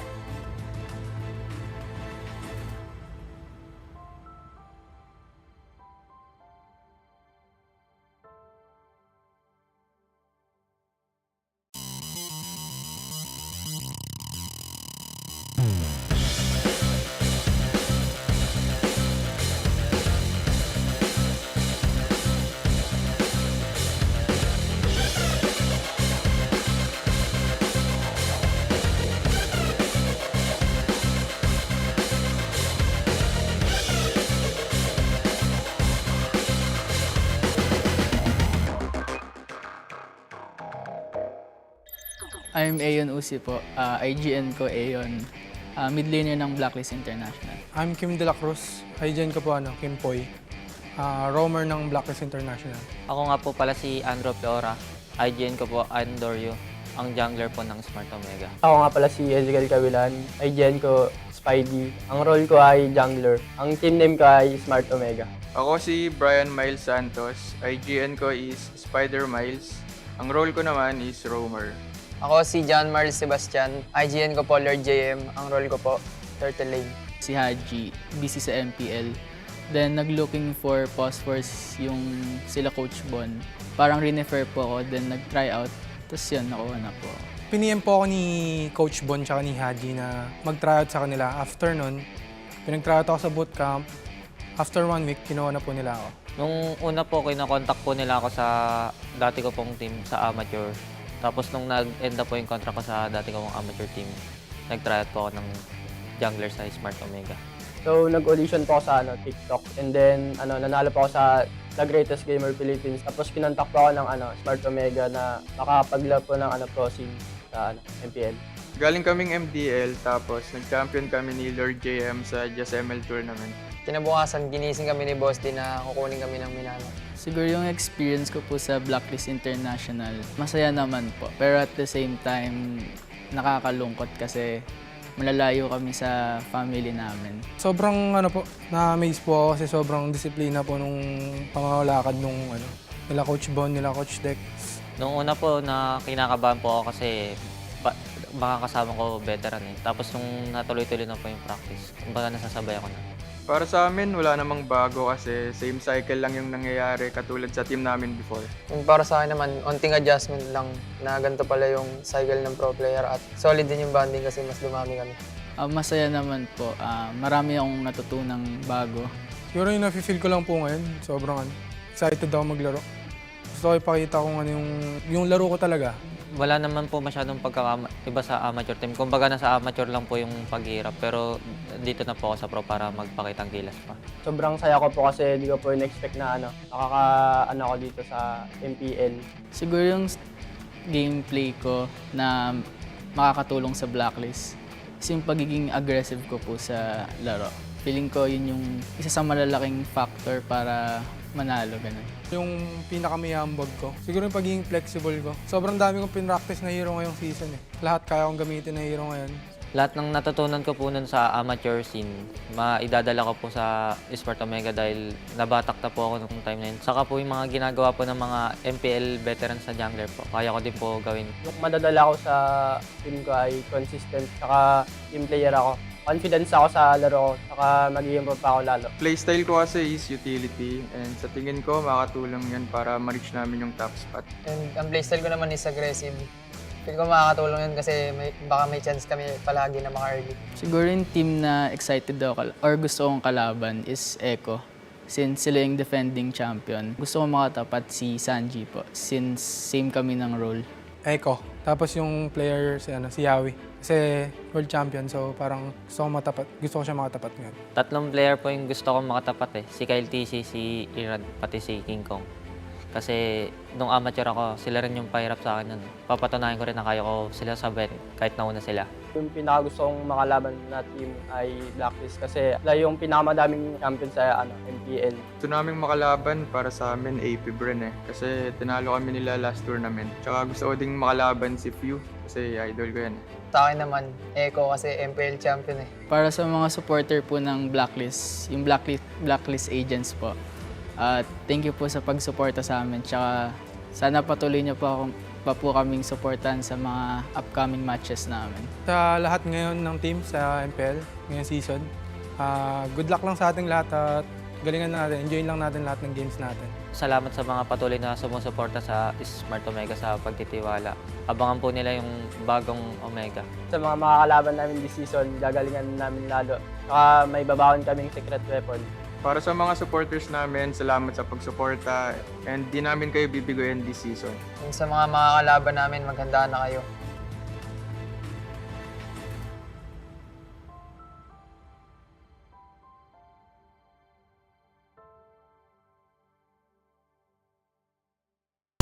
The fastest speed. The widest coverage. Experience it all from the Philippines' best mobile network. That's the power of Smart. When you're in moments that matter most, At last, we time. Live them fully with Smart Power All 99. for 99 pesos, get 8 gigabytes of all-access power. To play, To laugh, to love, plus unleash TikTok. and only texts. Live in the moments that matter most. Today, with Smart Power All 99.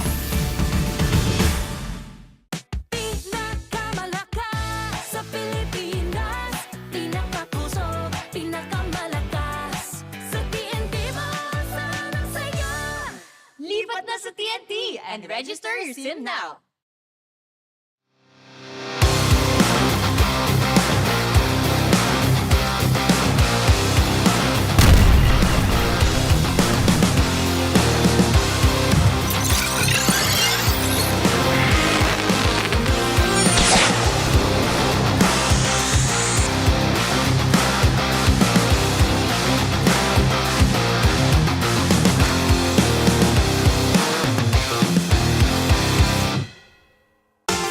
Players, are you G to play Pinoy Money Master for a chance to win as much as 100,000 pesos? Better wiser.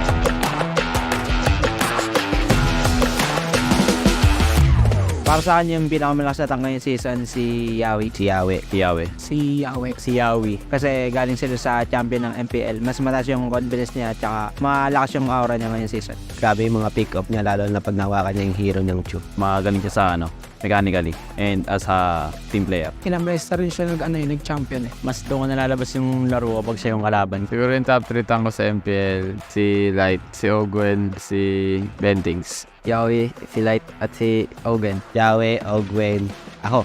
Si Ogwen, si Yawi, top 3 ko si Chakno. Si Yahweh, si Light, saka si Ogwen. Si Yawi, si Light, si Rapidot. Si Yawi, si Perks, tapos top 3 ko ako. Si Light yung una ko kasi dami ko natutunan sa kanya kaya masabi ko siya yung inakaw. Si Yawi kasi sabi sa akin ni Light, pantay lang daw sila, mas sigit pa nga daw si Yawi sabi niya. Si Ogwen yung pinakamalakas na tank para sa akin dahil ang play safe niya na maglaro na aggressive, parang ang hirap i-predict ng gagawin niya. Top 2 ko si Yawi kasi last season napipredict ko na yung mga ugalaw niya, and sa RG ganoon pa rin. Si Chuck na yung top 3 ko kahit nakakabalik pa lang kasi di mo pa rin mapipredict na kung ano yung gagawin niya. Tingin ko kailangan pa mag-improve this season siguro si Chuck no, kasi matagal siyang nagpahinga sa MPL, so kailangan niya talaga umabot. Tingin ko malakas pa din si Chuck no, kasi hindi naman nawawalaan kung hindi pa rin yung gutom. Piling ko kailangan niya pa rin magbata kasi marami rin nakahabol sa laro. Marami na nakasabay sa kanya ngayon. Tingin ko ang kailangan mag-improve ngayong season si Renny J kasi konti lang hero pool niya. Pagtatapatan ko si Chuck, no, siguro yung mga pinractice ko lang din yung mga papakita ko sa kanya. Gusto ko pang makita yung improvement ni Brusco DR kasi sobrang consistent niya maglaro nung nasa amateur pa lang siya. Kaya hindi ko nasama sila sa top 3. Yung top 3 na pili ko is sobrang aggressive. Play safe siya maglaro. Pinakagusto ko makalaban siguro si Ogwen kasi last season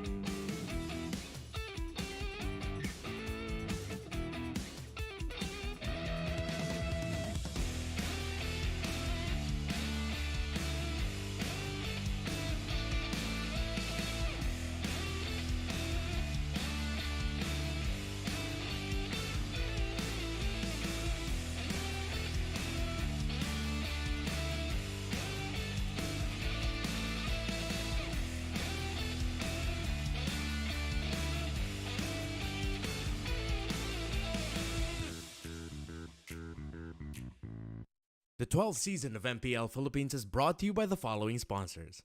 Smart, the official telco partner of MPL Philippines Season 12. Our official sponsor, Infinix. Infinix Note, ultra-fast gameplay. And FWD Life Insurance. In the epic adventure of life, FWD is your expert wingman. Celebrate your victories living with FWD. Our partners in esports, Maya, it's everything, and a bank. Secret Lab, the official gaming chair of MPL Philippines, and Pi Channel. Experience the Mpl-Ph Season 12 action live at Shooting Gallery Studios. Tickets are now available on our official ticketing partner, Slash. If you missed the matches and want to quickly recap what happened, visit our official website for post-match reports, ph-mpl.com/news. Don't forget to catch all of our official league content on TikTok, Facebook, Instagram, and Twitter. To ensure the equality and fairness of our games, MPL Philippines is also monitored and supervised by the Games and Amusements Board.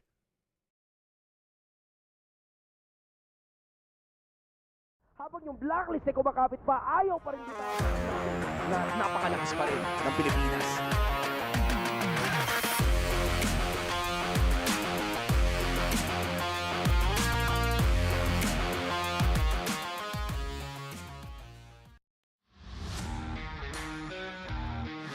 Nagbabalik ang MPL Philippines Season 12 para ipamalas ang mas Pinas lakas. After being treated with a head-to-head between two of the world's best teams, we are now about to witness the matchup between two teams who have shaken up their roster composition. The veteran mid laner who helped lead the Kingslayers to reign over the sea returns. Meanwhile, the Sonics look to treat us with some ONIC magic using their new tricks. Now the question is, will these tricks work on the new and reinforced lineup of the Raiders? Raiders, Sonics, this is RSG Philippines versus ONIC Philippines. Casters, pasok. After an amazing initiation for the season, we have now come down to this second series of the day. It's RSG Philippines and, of course, ONIC. And we are happy to bring you the action again. Familiar face right next to me, it's OSX, it's Renmar, it's us, the Wee Bear Bros. Yeah! Finally! Oh my gosh, this is the best day. Best day. Finally being initiated and finally officiated as one of you guys. You've always been, man. That's Hell always yeah. been the case. And hey, I'm just absolutely honored to be casting my first series in MPL Philippines Season 12 with two of Romania's finest beside me here. Hey, we love it. But before we talk more about that, we want to go ahead and give a shout out to, of course, our great sponsors. You can watch MPL Season 12 live on an amazing app here. Again, check your screens. There's a live app out there that you can watch from Smart. And you can also watch with us on site if you want to. So you have two great ways to watch, and of course the other platforms as well. But if you want to watch with us live, don't forget to check out tickets online. Now, with that being said, we hope to see you guys here. There's amazing audiences so far. First series was packed. By the way, people were standing up around us. Yep. Now for this series, I do have to say there's a lot on the table, a lot of questions. And I think, actually, to be honest, I'm going to put that across the board. Everybody wants to know all these answers about all these teams here for Season 12 because we have waited months for MPL Philippines to finally this is the kick off. longer wait Yeah. for this season to actually show up. Yeah, it's probably our longest wait in between MPL Philippines seasons. And I think that's one of the things that's like so excited. What makes me so excited about this season? I mean, not only the long break, but so many questions going into it, as you mentioned. I love it. And with that, we have to ask ourselves, can Onyx tricks work on the reinforced Raiders? Some people at home that, you might not be following too much here in detail, we have to kind of explain that to our international viewers, right? What is exactly happening here? Now, number one, RSG has had some very big changes, I would say, in their rosters, right? Coming into Season 12, we've had some of those mainstay names now be sent across the world, right? Competing, but so now we have a specific focus, right? One of my favorites, Demon Kite, is no longer here, but he's been now placed with Irad, who has made statements across the global expanse, basically. As we take a look at their lineup here, you can see it, right? This is kind of like a mix and match, but I think it looks pretty good. Yeah, and we also want to see how will this improve in RSG's roster now, because H2O is out of MPL as well as Exhort is transferred to a different region. One thing that excites me is this time around is Aqua has returned, and as well as Irad being honed and refined by Coach Panda. Yeah, RTZ as well from RSG Ignite moving up here to RSG Philippines, and so is going to be making his debut. I am excited to see Aqua back in MPL Philippines because we saw him in the Snapdragon Pro Series, and he still got it. He did not lose a step. You're mentioning us out there, you know, for Romania. You got to see some firsthand action right there, and I can't wait to hear some of your insights, especially with Aqua, you know, coming back. And we, of course, again, you see some names that are now either taking a break or they've been sent elsewhere. And how does this change the landscape of RSG Philippines, right? Even if you look at the player feature here, this is something, again, and a lot of people have been wondering, right? Irad, how does it compare up to someone that is over in MPL Indonesia, Evo's Taz? Yeah, I actually love this comparison because I feel like now where Taz is in his career, that is the eventual trajectory of Irad. And of course, he's going to be hoping for more than just what Taz has already achieved. Yeah. Taz went through the MDL structure in Indonesia, and then for the longest time, he's been a mainstay in MPL Indonesia, while Irad, well, that's what we saw. He's on that journey path as well, and to see where he will eventually end up is the thing we have to watch out for Irad. And specifically now that we've talked about RSG, let's talk about ONIC roster changes. I loved their roster reveal, by the way. It was very witty. It was great. I love how they did that. Out of the box. Out of the box, literally. You saw a lot of the changes that have come to play here. And I think at the same time, you know, if you look back at when ONIC first did that major change, and I'm talking about, like, they basically took a whole team from the amateur scene and they put them in the pro league, and then they made names for themselves, right? And then they kind of slowly made changes for that. And even now, there's still a kind of a big shuffle. Again, it's familiar names, but now on ONIC roster. And we'll have to see exactly how things kind of, you know, fit into place there. But again, with that being said, we are going to be throwing it, I believe, over to our insider for some more information on how kind of things are going to play out here, right? Because again, a lot has changed, and we have to catch things up here. But also, I believe Manjin is ready. We're going to be throwing it over to my other counterpart of the Suman combination. If you haven't watched yet, don't forget to check out the official MPL Philippines podcast. By the way, we're almost, what, 2 episodes in, I think it is? Oh, yeah. Episode 2 almost showing up next week. Yeah. And we're going to have to wait exactly for that to come out. But again, amazing things. I think Manjin is getting ready. So again, we can talk about the big changes here. Actually, no. We did just get word Manjin is ready. Let's throw it over.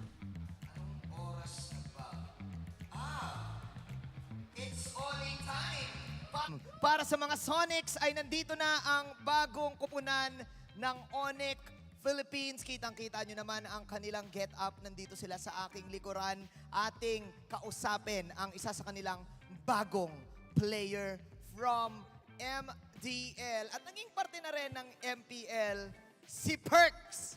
Hello, Perks. Hello, Perks. Hello, Perks. Hello, Perks. Yan. Parang ang daming tumili, Perks, ha? Parang ang daming tumili sa'yo, Perks, ha?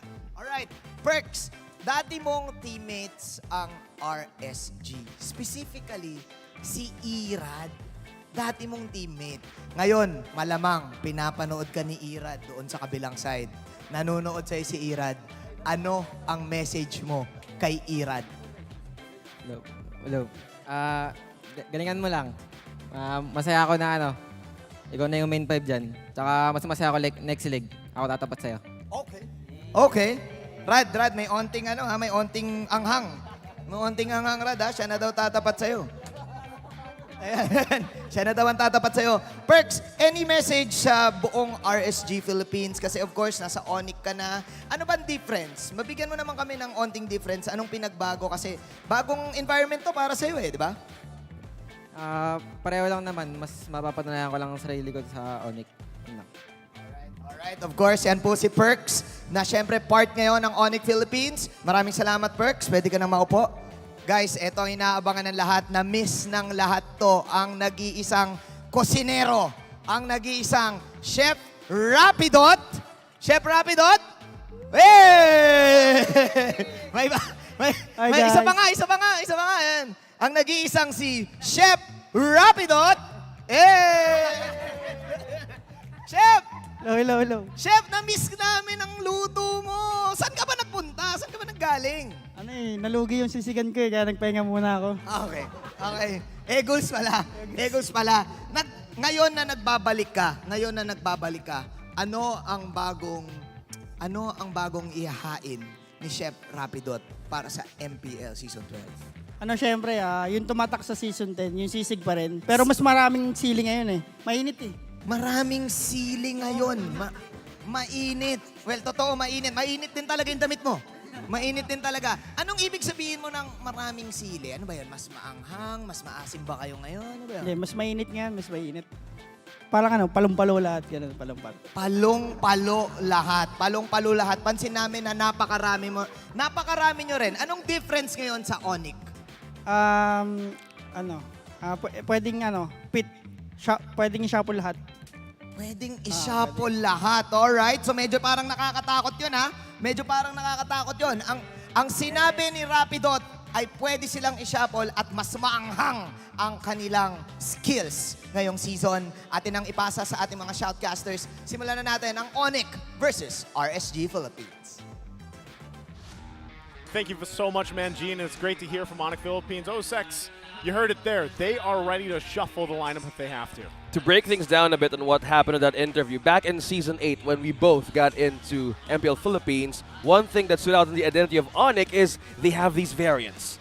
And this time around, having these players from MDL transferring to MPL, they have this confidence, they have this boost, they have this way of like facing everything with their best foot forward, regardless of what are they up against. Yeah, man, roster is massive.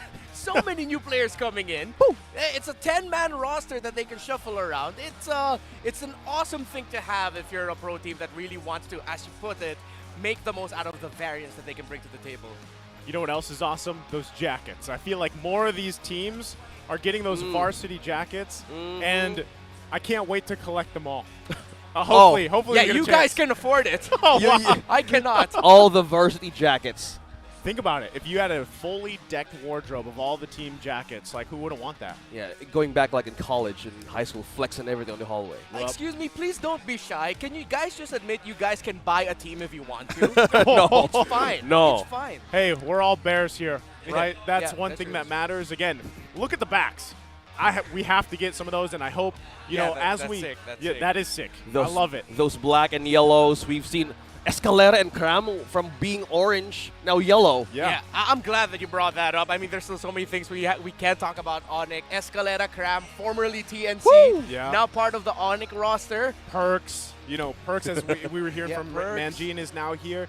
And not to mention, the last person that we heard from that interview, of course, Chef Rapidot. They like to call him Chef Rapidot. Again, for our viewers out there internationally, he likes to cook. Yeah. He cooks literally for the team. And when they introduced him during the roster reveal, that's how they revealed it, right? It was his cooking, it was the sisig. And what he's saying is literally, they are more spicy this season. And what does that mean? How do you translate more spicy to the game? Well, we'll have to find out exactly, right? Because they're going to be mixing things up for the most part. I think that's part of this whole, chef theme. Yeah. But at the same time, they want to be able to go into these games very aggressively, I feel like. And that's one thing I would say about ONIC, even back then. What time is it? ONIC Philippines, it's their time and everything like that. One thing they're very known for is a dynamic play style. And I think even when you talk about a roster lineup that goes this deep, that's one of the advantages. We even saw Blacklist International opt for that this season. Yeah, first time we were seeing it with a 9-player. Yeah. 9-player roster from Blacklist International. That was the thing that we saw from the first game. But from Nice's point of view of how he looks at teams right now from MPL Philippines having this kind of mix of different players in the roster is also a big of a factor to actually have a different kind of a double-edged sword in team fights, even strategies. Yeah, it's something that Echo already set the precedent for. A lot of teams have been open about them saying, oh, we took inspiration from Echo and how they made the most out of Echo Proud even before MPL started, that they had a big roster, but then they have another 5-man team testing the main team or the team that mainly plays in the MPL. Man, I still remember when Echo, came out with the super team.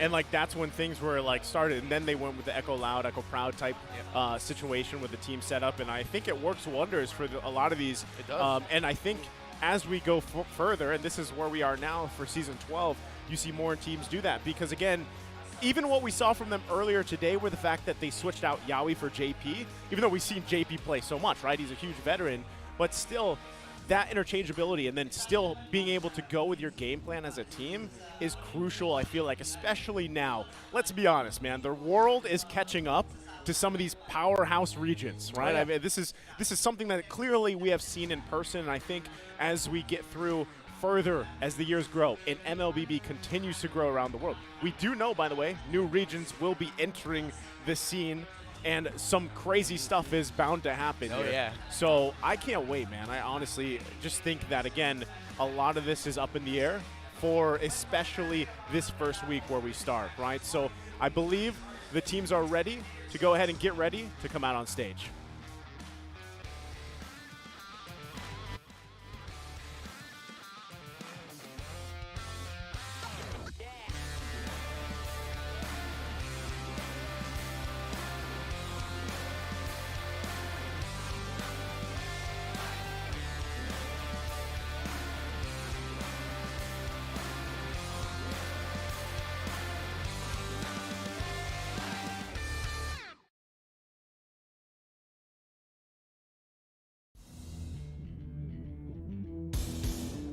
Irad, now the main man in the jungle, is Raider Nation set for a return to their glory days. Oh, hold up, it's RSG Philippines!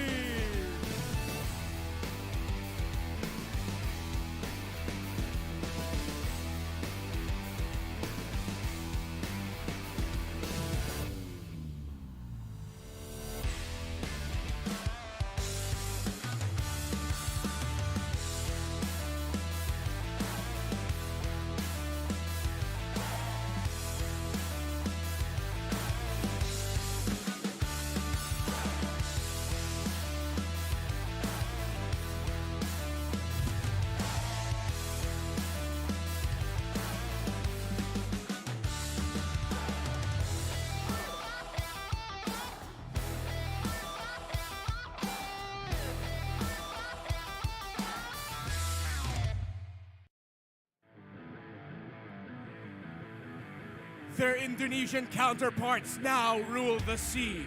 Can they mirror the magic and bring ONIC time to the Philippine scene? Revamped, rebuilt, it's ONIC Philippines!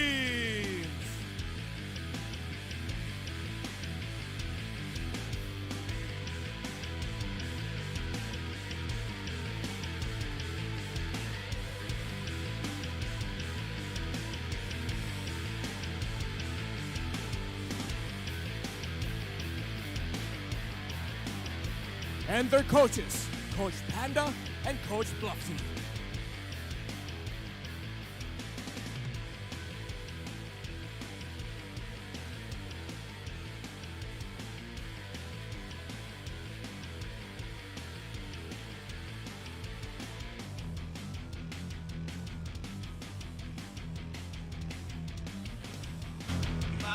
And there you go, both teams locked and loaded and ready to get their first matches of the season underway. Looking good, I have to say. I missed those team intros from what you said, revamped and rebuild. And they have rings, by the way. Yeah, that's why they were showing off the hand. Yeah, and familiarity in these two faces, Galera, and again, going back to the roster, RSG Philippines. You said, we have a new main man for the jungler here, Renmar. Yeah, a lot of eyes on Irad, especially after his bold statements in the last playoffs that we've had. Oh, yeah. Although he eventually, it came back to bite him. I like the energy this young man brings to the table, the fearlessness, the bravado. You gotta bring that if you are a member of the RSG squad. Definitely. I have been very vocal. Love this team. And I think this iteration of RSG Philippines will do very well, right? Yes, I feel like Ired had to have some growth. We saw that last season. We saw what happened in the playoffs. And I hope now, up to this point, he fits right into this roster. That puzzle from Coach Panda, like we like to talk about a lot too. And again, I got to really point out, Light is going to have his work cut out for him because he's got to lead them here. ONIC Philippines, the roster. We've got Nets in the gold lane, Ryzen in the jungle, Escalera in the mid, Cram in the XP lane, and Rapidude in the roam. And really what I want to keep my eye on here, Escalera and Cram, right? New colors, but same strong players. Yeah, and I like that Escalera and Cram actually were paired up here. Because the relationship between your mid laner and the EXP laner in this metagame is so important. So to already have that built-in connection ready and available for ONIC to tap into, it's a great call that they went with this lineup to start things off. Yeah, you mentioned EXP, those X factors from each team.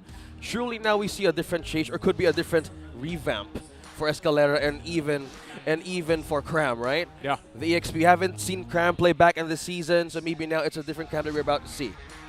I think that's important. And at the same time, I know in just a little bit we're going to be breaking exactly it down further, right? The keys to victory, exactly what do both of these teams have to do? So I believe, Renmar, you're primed and ready. Let's go ahead and take us to the keys to victory. All right, I have missed doing this. Welcome to the Kiss to Victory. Let's talk about what they have to bring to the table here, RSG and ONIC. Okay, so let's start things first off with RSG. They need to capitalize on Aqua's scaling hero pool.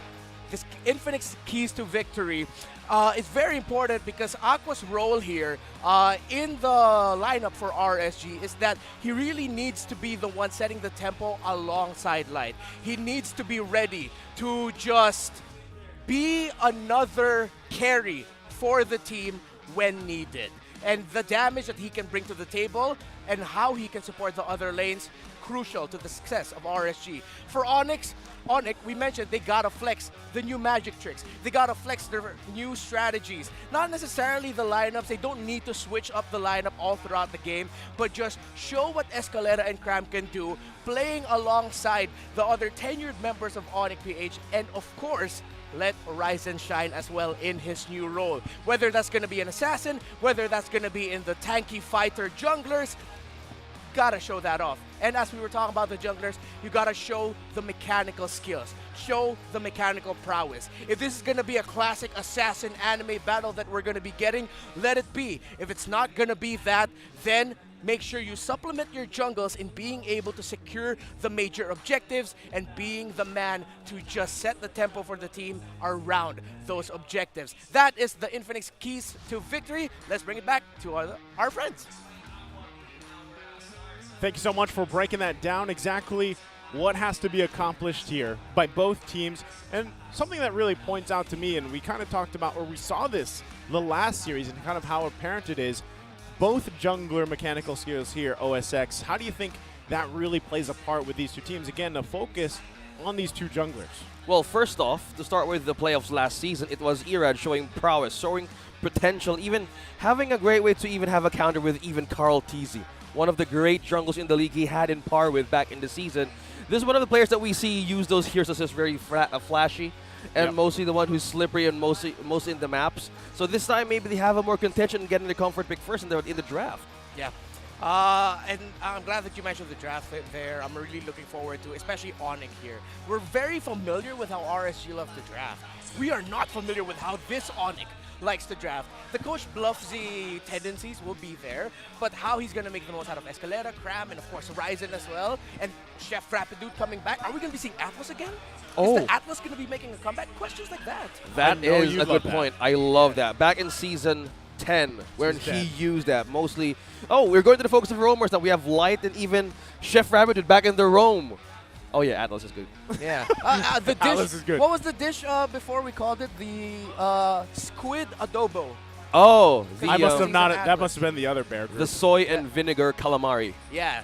That was still OSX back in his PH broadcast days. Oh. Yeah. Okay. With a adobo. Adobo. Yeah. Squid Yeah, adobo. Squid adobo. Yeah. Never had it. Sorry. It's all right. I've only had chicken adobo. Yeah. People are probably wondering what the heck we're talking about. but Adobong yeah. manak. That's all I've had. Well, completely saying it correctly. That's right. You're welcome. That got me. Well, yeah. You guys, if you haven't, I'm sure a lot of these people have watched the English Philippine stream, but we talk food about a lot here. And when you have Rapidude, who's literally a chef, and actually plays that kind of role for the team, it makes sense, right? But at the same time, I do have to say, what is the tricks for ONIC Philippines? Is it just the fact that, again, you necessarily, like, some of these are familiar names, obviously, but now has their identity changed, or do they just have tricks up their sleeve? Yeah, remember, this is the ONIC squad that at one point in their history would play Nana as a main option in the mid for Super Friends. Would play Minotaur even before Minotaur became a thing again. Yeah. So that is the spirit of ONIC PH that runs strongly through their veins and through their digestive system. That's like this is the question of the day. Will he be a squid or will he catch the squid? Oh, I thought you were going to say, will he be a squid or will he be a manak? A manak. Oh yeah, either the Kaja. Kaja, yeah. Kaja could be a manak. Thank you. Thank you very manak much. is chicken, by the way, in Tagalog. How I was just putting it. And we refer to Atlas as a squid because he's a literal squid inside like a Big Mac body, right? It's scary though. Yeah, it is terrifying. To think about it. It can be very much so, yeah. And you know, we're getting ready here for this Game 1 draft. I do have to say, what we even saw from the previous series, there's still a lot on the table that can kind of change up. And even, you know, as we have kept our eyes on what's happening around the world and other tournaments, the one thing that can be said is there's a lot of just kind of versatility right now in the current meta, and I love it. Like, that is something that I'm really looking forward to on how this kind of comes to play. As we jump into game number 1 draft, you can already see it. RSG right away picking up the most, I would say, most picks still, Fredrin, right? Yeah. One thing great about him is obviously that you can still flex him. He isn't 100% going to go in the jungle every single time. Response from ONIC is the Valentina and the Edith. Yeah, good flexibility pickup, and also a good bando with the Kaja and the Eve. We don't want that team fight. Well, strength of ONIC, who is also known for what things that they do back in their game, in their days back in Season 10. A good pickup, though, with the Edith and the Valentina. Mostly we have this team fight or even backline initiations. And you have this way of, like, having a solo lane with the Edith with you on the EXP gives so much strength, especially in team fights. But we actually still can't even say if this Edith could be in the EXP. Still could be a roam, though. Yeah, it could be flexed. Roam Edith is a thing. It does show up and it is an option. And I like that immediately right out of the game, we were talking about the spiciness of ONIC, and they went with the spicy first 2 picks.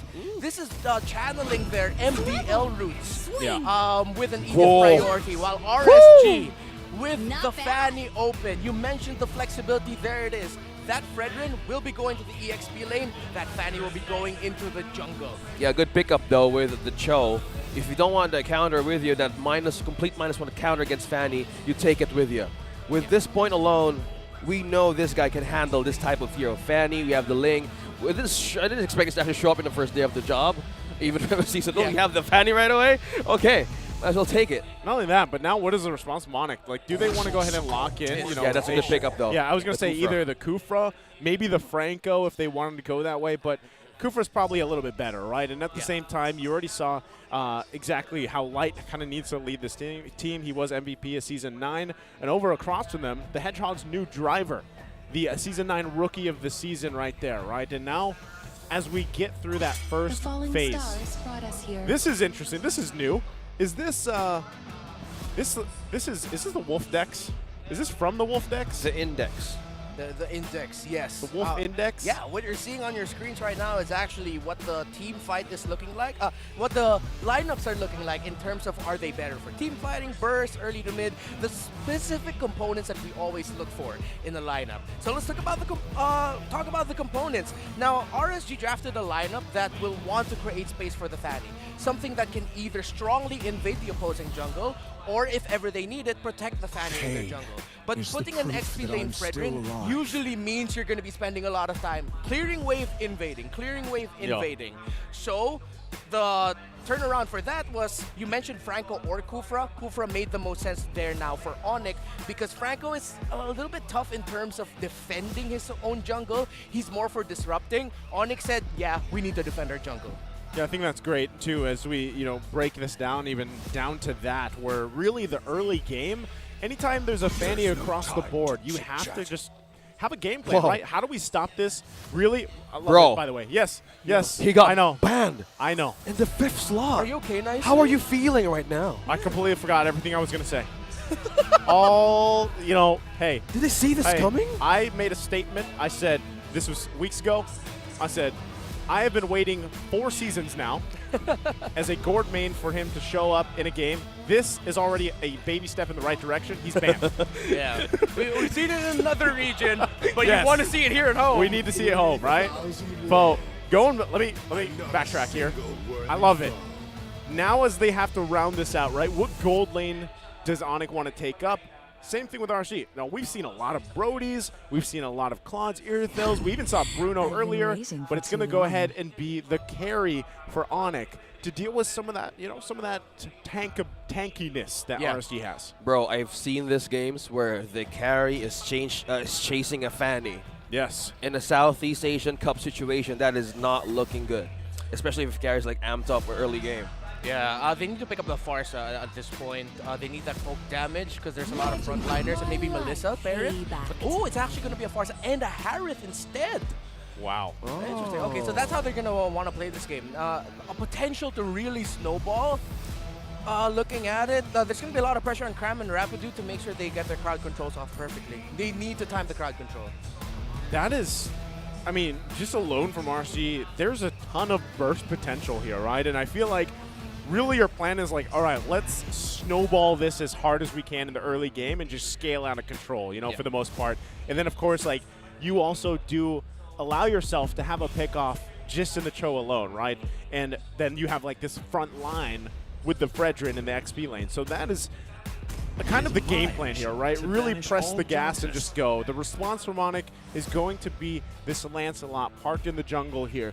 Same thing, though. Even if you look across the board, it's a well-rounded lineup for ONIC Philippines. Also a signature for Ryzen as well with this Lancelot. We also know him back in the days where this is one of the favorite hero picks that he's doing back in his team before from Smart Omega. Yeah. So countering it with a Fanny, I think this is one good way of evading those cables and having that early game burst coming in from a Fanny. So a better way to scale up by yourself as well. Yeah, I'm leaning a bit more towards the RSGPH lineup here though, but they really need to respect their team fight timing around that Edith.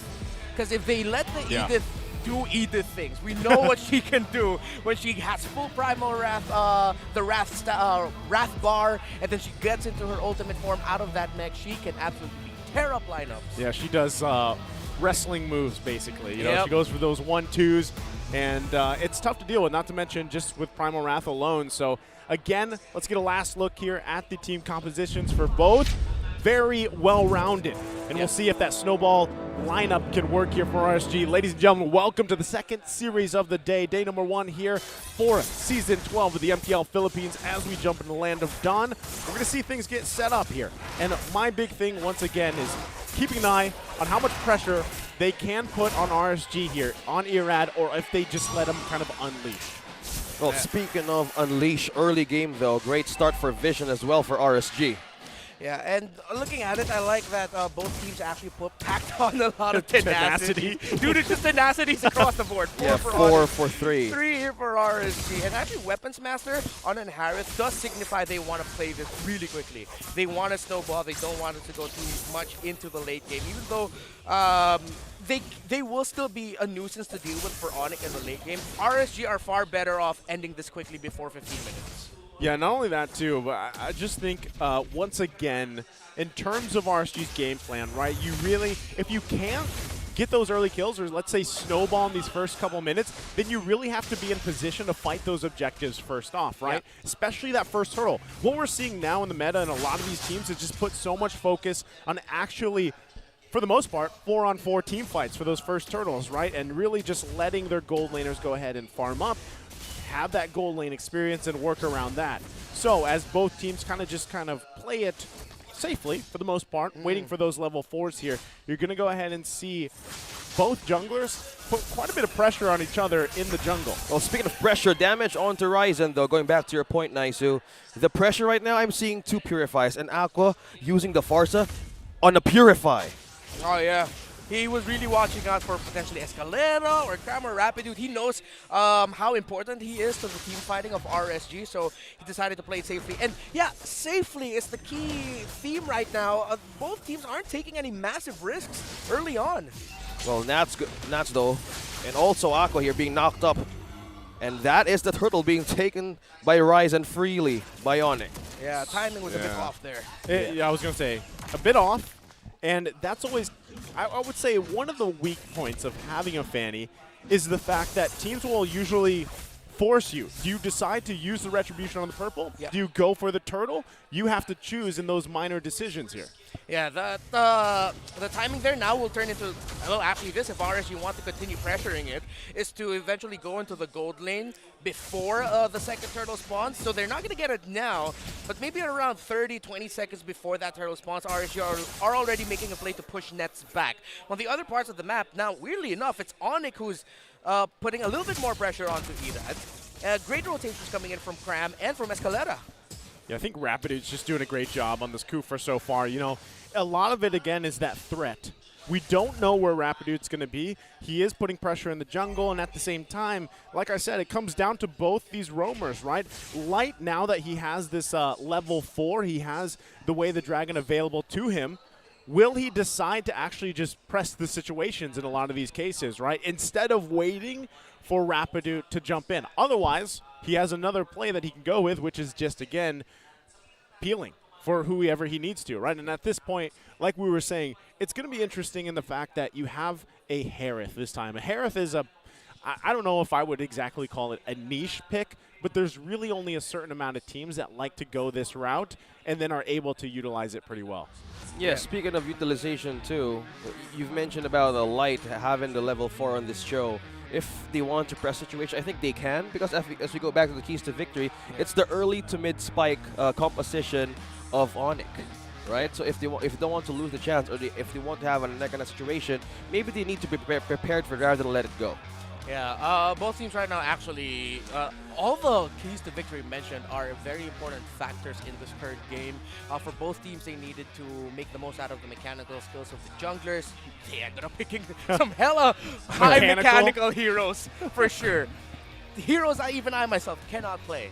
You know, I can't play a lot of heroes. Yeah, you know, same. Now that we have Renmar here, one of the biggest brains on the desk, I Thank gotta ask goodness you said brains. Yeah, brains.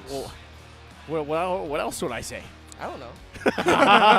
Well, your IQ's very high. Thank you. Let me ask you this: Really? Did you actually see the pickup in a recent tournament where, from the Philippines, Lancelot was locked in, and the emblem there was an Mpl-Ph? Huh? Did you see that? I missed that. I missed that, actually. It was an interesting. I don't know if it was intended or what that was, but we had an idea. Yeah, let's grind Renmar's gears right now. Let's grind his gears. Okay. Are you gonna explain? Okay, Mpl-Ph onto Lancelot. Since Lancelot doesn't have a mana, one of the passives of that Mpl-Ph is it converts, instead of mana converting, that is just completely health regenerating. Wait. It gives you 1% health on a 5-second cooldown. Yeah, Mpl-Ph. And am I getting gaslit right? I know Lancelot has mana, dude. I'm not going crazy, right? I know Lancelot has mana. That's why he loves the purple buff.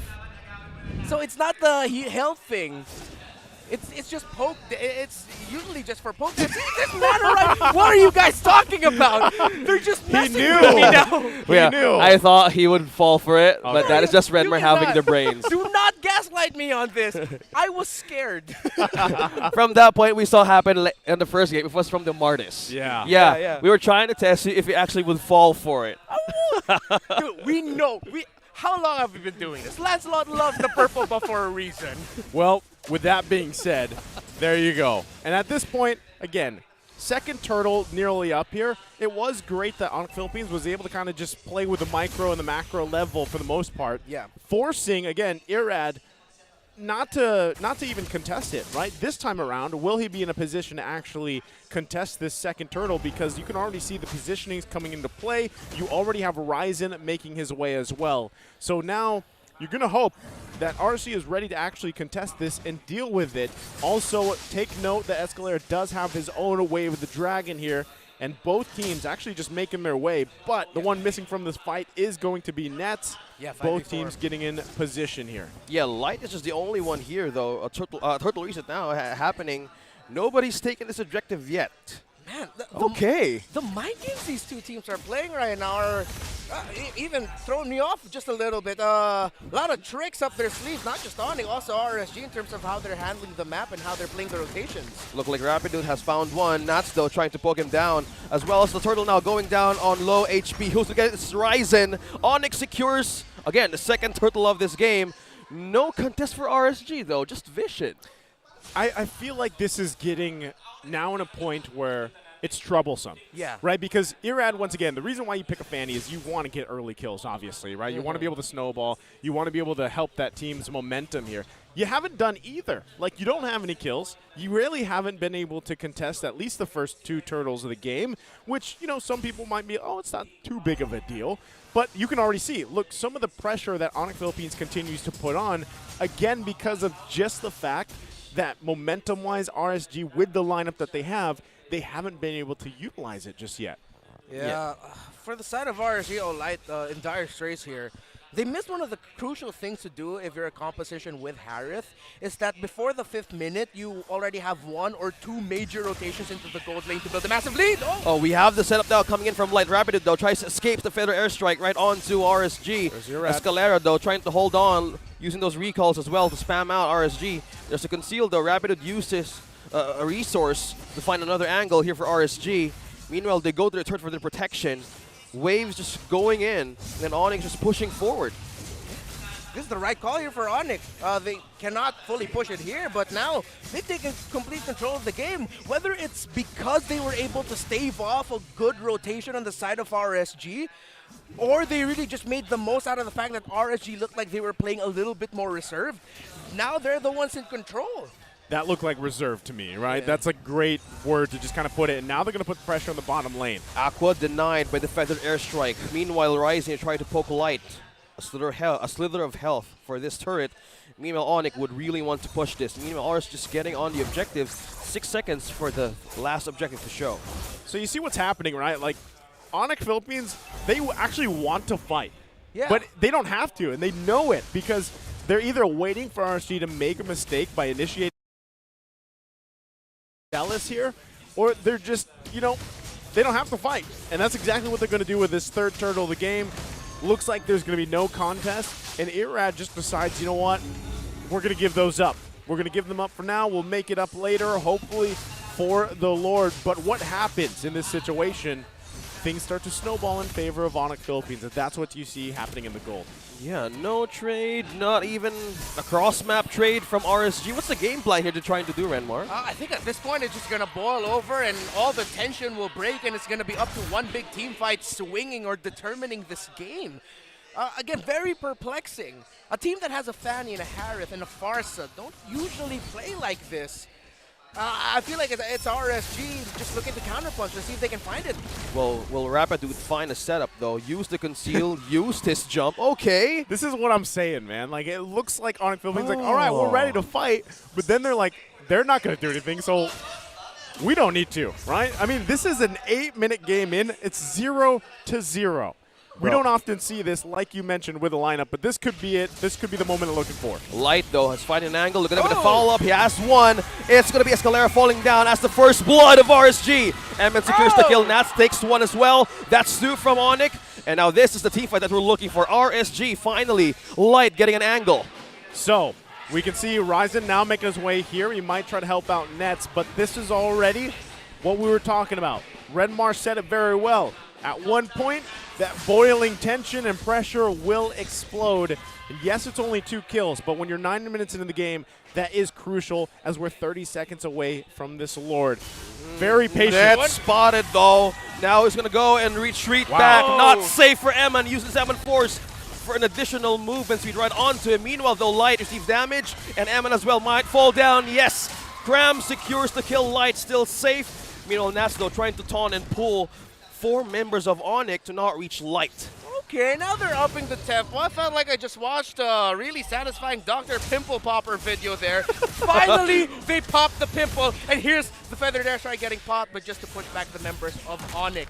Now, again, I think it also became RSG acknowledging. Now looking at it, yeah, it looked like ONIC were beating their the RSG rotations in terms of getting to the key positions, in terms of the timings. RSG were not comfortable playing that game, but now it seems like they downloaded a little bit of what ONIC like to do. Looks like Light was the first one to have a setup here. Now Cram will be in trouble. On to 5. That's the kick. That's the damage. Irad secures the kill. No follow-up from ONIC, though. They were too late for the party, but Light sees more of it.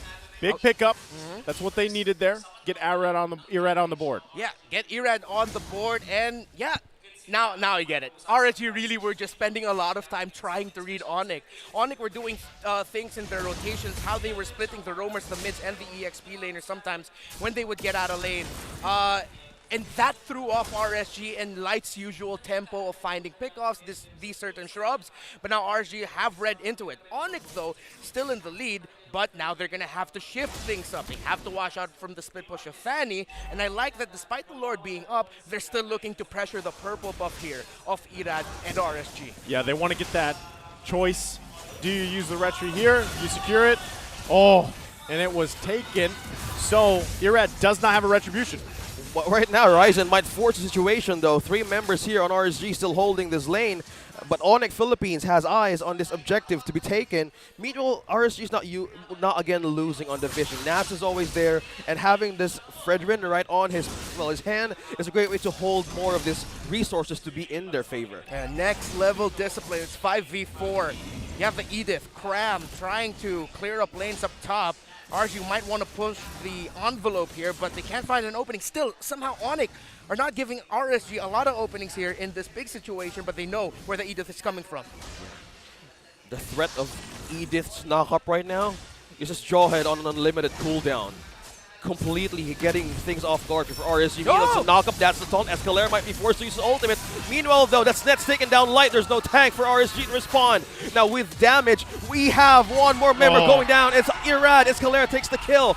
No counter, though, with Edith and Nats having this on the side of the map. ONIC, Nats finally getting a kill, but Rapiduto trying to hold this lane. But that was a great stronghold from ONIC Philippines. 2 down from RSG. Big pickup there for ONIC Philippines to find the marks that they needed to. That's Light and Irad. And it looked like, it would be a good setup even for RSG. But again, they didn't have the purple buff on Irad, which makes it even harder to find the angles he's looking for. And now ONIC can just continue this trade right now. Also, it sort of became a double-edged sword that the knock-up of the Lord came out because it threw off Nats's initial initiation. He was able to flicker in there and get the taunt off massive, but he couldn't get a combo off because the Lord also knocked him up, which also knocked up some members of the ONIC lineup. But because Nats couldn't get his combo up, it also messed up the team fighting start of RSG. Oh, that was a bad situation. We felt Rapiduto might charge up, and that was a complete perfect picture knock-up set onto 3 and RSG's second turret. Again, what I'm noticing here from ONIC Philippines is, too, just the fact that, the question was, what are the tricks that they have up their sleeves and everything? And really, it's just kind of throwing off RSG a little bit. And I know Renmar mentioned this earlier on. RSG was trying to just kind of feel them out a little bit in the early game. And I think that was the right move. But now at this point, things aren't overlapping the way they need to for RSG, right? They have, obviously, tools that they need to do that, to pull that off. But at this point, again, when you had a lineup that was very early game centric, especially with the burst damage potential, now you've got to kind of set in and respond to this from ONIC Philippines. They've garnered themselves a relatively good gold lead as well on top of it. So they're the ones looking to find these fights, looking to set up now. I don't think ONIC Philippines is going to hold back so much anymore, right? Yeah. They are going to be looking for these moments where they have the advantage. Yep, they can continue it. They can keep being aggressive. They can keep sending Cram. And I think this is the Edith effect. The members of RSG are thinking twice about certain initiations, but because of that Edith, Light could have gone for the kick, but they don't want to send the Edith back. Yeah. But look at the damage, though. Half HP onto Light from Nets alone. Yeah, this really looking like it's the Edith effect now, especially at this point in the game with both teams. Yep. Seeing each other more 5v5 with the Edith around, the timing of it, not being able to find the right angle. It's also a testament to how Cram is playing the game and how the rest of ONIC are playing around Cram, being the one a little bit more forward, getting info and then going back. RSG are watching out for that over and over again. You see Cram, don't fall for it. They're probably members of ONIC nearby. And the scary thing about it, in Cram specifically with the Edith, or the Edith effect, is yes, he's going to get that information. He's going to be quite tanky. Yeah. He also has great CC. But then as soon as he, let's say it's a last-ditch effort where he pops Primal Wrath, you have to respect the damage. Yeah, you know, hold up. Yeah, it's kind of tough to deal with. And so, you know, again, if you're RSG, you really have to decide, how do we approach these fights, right? How do we deal with this? And not to mention the fact that so far, Irad really hasn't had many buffs. And so that even gets more of a dire situation when you're relying on a Fanny. Because when these Lords come up, now this is the second one, you really have to be able to fight this and contest it, right? But how do you do that? Well, number one would be to get the numbers advantage if you can. His buff is going to be 10 seconds away here, but ONIC Philippines, once again, is putting them in a situation, all right, you guys have to decide, are you just going to let us grab this? And if you do, we're set up where we need to be, right? And that is also one of the risks that you take. Of course. Look at this. Going for it. Oh, he got it. He got it, though. Secured. Still secured for Irad. Yeah. They're forcing everything out of RSG right now. He still has a retreat, too. So that's it. Didn't pop it. But you see here, just the pressure of ONIC this entire game, also onto Irad's jungle, also threw off the entire rotation of RSG. So pretty much ONIC just said, I'm not going to allow you to play your game. We're not going to allow you to rotate. We're not going to allow Light to get into position because he's going to be thinking twice. Am I going to position? Am I going to get info? I'm going to help Irad. ONIC just put on so many questions onto the heads of RSG that it threw off their opponents. Yo, speaking of throwing off, one thing has been knocked up here. That is going to be Light. Okay, still fleeing for safety now with the response. Ryzen takes down Light. There's no setup for RSG. Minos Galera takes down one. That's 3-0 for ONIC Philippines. And now they have a Lord being melted down quickly. Emin and Aqua. Two of the man left for RSG. Now on defense, but ONIC right now is on a roll with this objective. The control, the bravado from Escalera being able to handle Irad's Fanny on his own while the rest of ONIC fought that teamfight really well. Oh, Aqua under turret, Ryzen, wow! Ryzen is signing his way throughout his puncture. Oh, Escalera falls down. Emin as well with a trade, but now he won't get off safe. Nets is on a killing spree. That's a 3-1-2 on this carry, and there's a Lord pushing mid, and there's waves as well. Two-man to defend here. The base of RSG is opening up for ONIC. Some would say the way that ONIC Philippines dealt with that was a chef's kiss with Rapidutas there to lead them through a lot of that. And I think you also have to talk about the itemization. How is it looking here, Renmar, despite that 6K gold difference that RSG is dealing with? Man, I've rarely seen Starlium Scythe and Edith. Usually at this point, they'd pick up the Feather of Heaven already. Yeah. But I think they're going, you know what? We want more damage than that Edith, because I think they're still going to be going for another damage item. So unique itemization here by the Edith, going for 3 defensive items. Usually you'd see only 1 attack item in the Feather of Heaven earlier in the game, but now they went Starlium Scythe, and they're going to be going for another magic damage item. Very interesting choice there by Cram and ONIC, which it's spicy. I like it. They said it. You know what's funny? The first time I saw this, couple, it feels like a couple weeks ago, but it was like last week, I also said the same thing. I'm like, interesting, right? The Edith is picking up the Starlium Scythe, and it actually works really well, even especially with the Primal Wrath, right? So then you become even more of a threat dealing with it. So not only are you tanky initially, and you deal the great combo with the CC, the onward and everything, but then you have to respect the damage from Edith alone.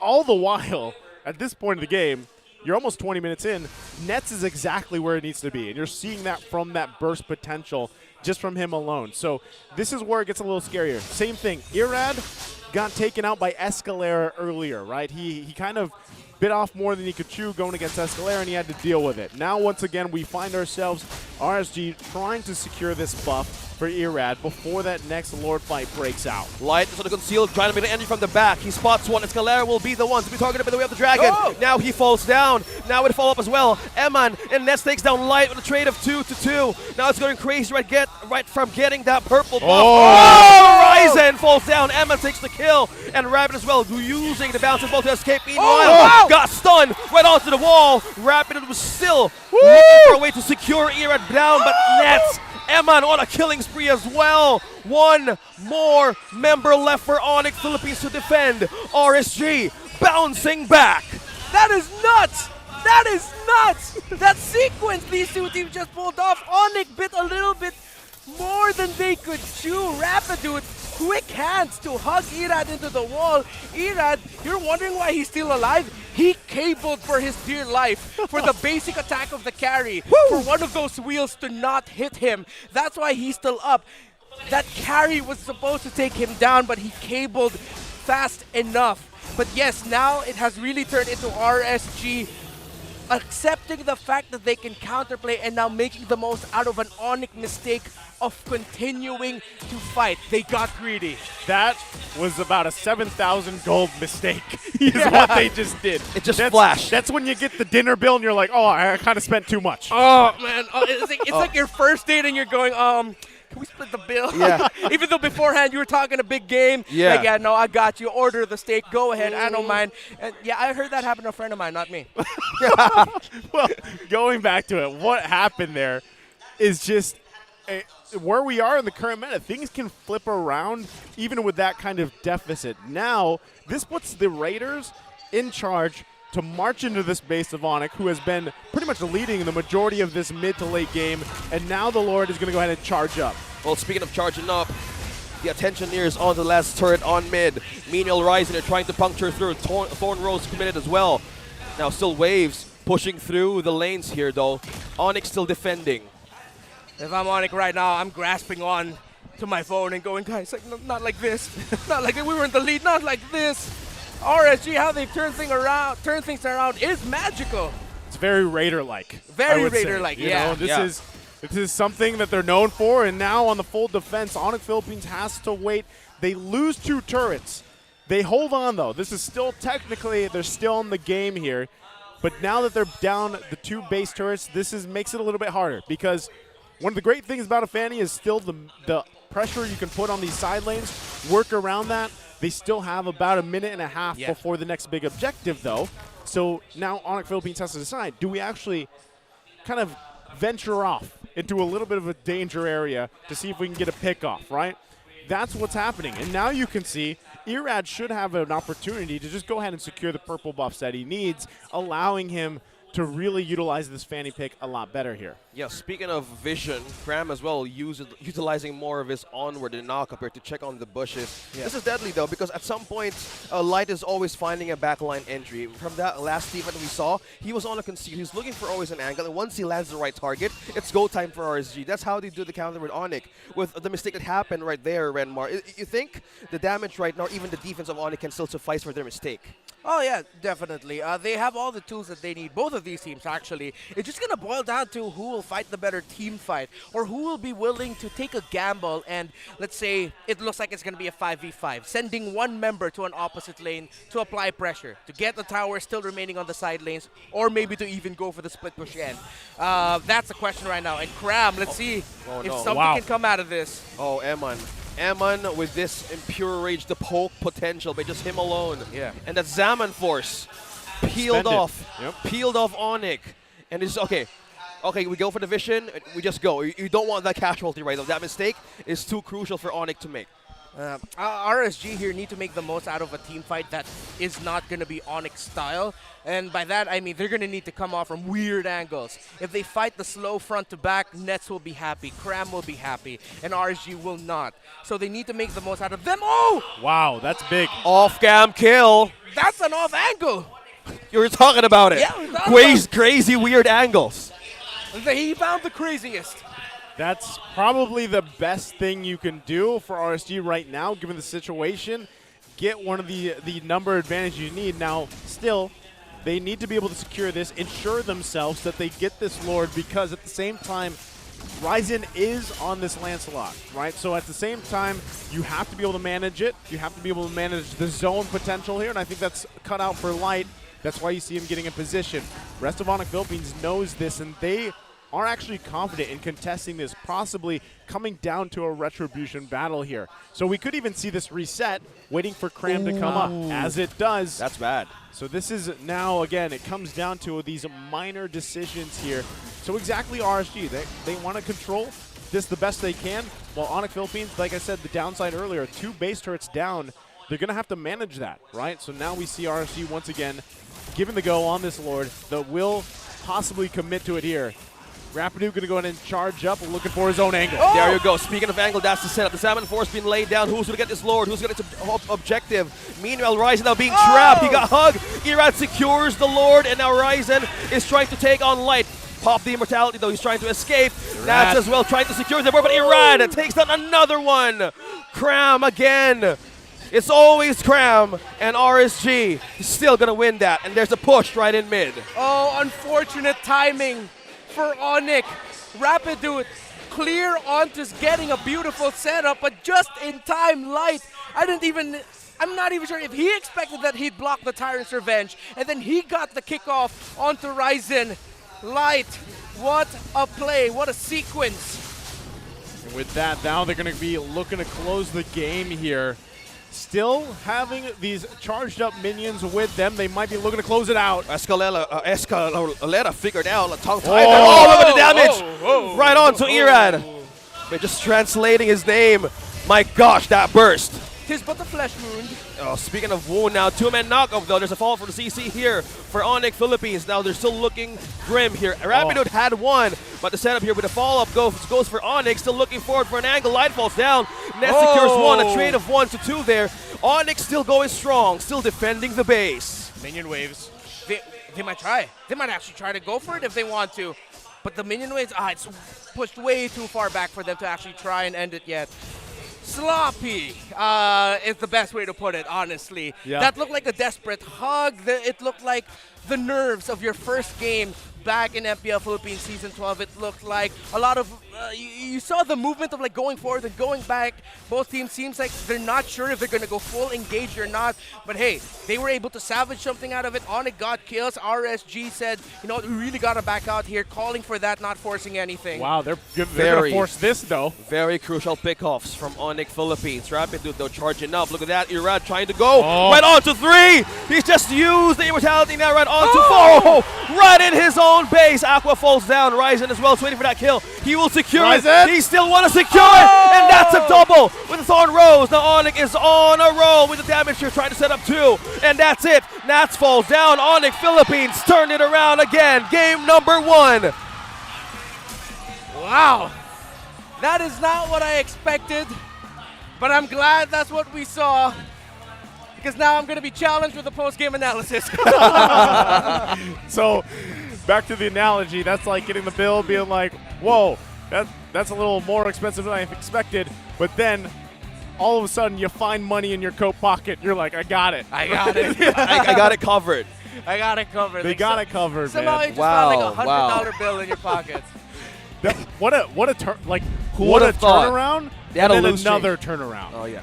My goodness. I'm confused. They were like here, and they was there, and the goalie was there. I like the way you put it though, Redmar. Yeah. Like it was messy, and it was a little forced. You know that push into the base of ONIC Philippines, and I feel like they just got punished. There was clear hesitation. Yeah. And then they got punished, and ONIC Philippines knew that with that we can actually go ahead and put the pressure in the mid lane, push it down, run it down mid, basically. Yeah. And hopefully we are able to convert some of these kills. And yes, there was that last-ditch effort from RSG Philippines to hold on a little bit longer. Again, that was around 27 minutes, I think it was. Yeah, and you know, that's a long game right now. You know, that is a longer game that we're going through. So I gotta say, it was a great turnaround first from RSG, and then again for ONIC Philippines. Great game there. I don't know how you're going to break that down, man. Again, the pendulum You're just giving him swung. the pressure, man. I'm not going to break that Chill down. out. I'm going to break down. I'm not going to. I'm going to be fine. Yeah. Again, what I mean, what a masterclass though. It was. And Fun game. putting the imagine. pressure on Irad was crucial, and I loved, again, Irad, with as much pressure as he dealt with in the early game, he really did put in the work on that Fanny still. Given the situation where sometimes, you know, he didn't have, basically he didn't have some of these, the buffs he needed, it still worked out. So again, enjoy your 455% diamond rebate. Purchase the weekly diamond pass, ladies and gentlemen. If you want to get some of those diamonds again, there's a ton of great stuff happening in the game, by the way. Speaking of that amazing skin from Fredrin, and who's the other one? It's Lilia. The I was gonna say Neo. It's Neo. I was gonna say Neopets. It's definitely not Neopets. Neo Beast. Neo Beast. Neo Beast. I don't know why I was thinking of. Neopets. I don't know. Okay, that was cool though. You That could be a card on Saturday morning. I'm sorry, brother. You just showed how old you are. Pretty sure a majority of our viewers don't even remember what you just mentioned. Yeah, it's Saturday morning for Naisu. But it's How many okay. people? I had a lot. How many people know We Bear Bros? That's true. That's true. A lot. A lot, I think. That's true. Yeah, we also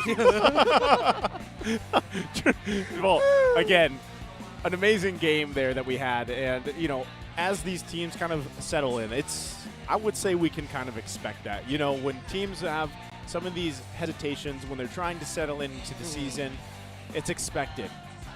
In this match alone, though, I would say relatively in that early game or even to the mid game, we don't see that often where both teams are 0-0 across the board, you know, and they're dealing with no kills. Obviously one-sided neutral objective takes in the turtle and everything, but still relatively a low kill game to start, and then it just kind of flipped on its head, you know? So it was a great, pretty much a great one. I think there's a time. Yeah, there's a time, Renmar. It's time. All right, we'll go Break for it down. Don't break down. I'll try.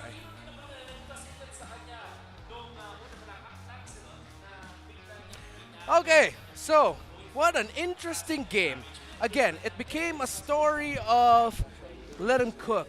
And I'm not just talking about ONIC Philippines here, it's both of these teams. Let's start things first off with how ONIC handled it. Again, we mentioned it. Light's rotations were sort of shut down there by ONIC. They told Light every time he tried to get into position, just couldn't find it. And because of him not being able to get one of the main conditions of playing with an Harith, playing up against a marksman, is to go into the gold lane and apply pressure, Nets ended up walking away with an MVP performance because he was not bothered at all for the early game. Maybe he got visited a few times, but never anything so dire. No, not a lot of pickoffs, no pickoffs at all, except for that 9-minute mark. But at that point, he already had the items he need. So ONIC shut down Light's rotations, but RSG played it smart. And a testament to RSG's understanding and feel for the game, that they were able to hold on long enough to find an opening eventually and to find opportunities to counterpunch. And we saw there earlier, eventually, after ONIC took control of majority of the game, after ONIC just over and over again took away the purple buff away from Irad, RSG made the most out of an ONIC mistake of fighting when they no longer needed to. Again, all the members of ONIC got a bit greedy in terms of pushing the envelope and trying to get kills. So it became RSG versus ONIC. Let's see who's just going to win it out. And we'll revisit again this Lord sequence. What happened here was that Light somehow was just able to dash right in front, coincidentally, right in front of the path of Rapid Dude's Tyrant's Revenge, and eventually getting the kick there onto Ryzen to stop ONIC from contesting the Lord. But then this was the questionable approach by RSG of Eman diving in really deep to try and help out Light, and Rapidude being able to dish out a very desperate Tyrant's Rage just so that they can get something out of that. But ONIC, what they got was a massive 2K to eventually get the W and all the way into the base turns. Now, the overall story of the game, very familiar with. Let's go again. I love the itemization here of the Edith. Pick up the Starlium Scythe. That was a Holy Crystal at one point by Cram, and then it became a Feather of Heaven for more attack speed, and hence why RSG were waiting for it. And you know these two teams were respecting each other's damage output, the burst damage, because of the tenacity pickups that they had.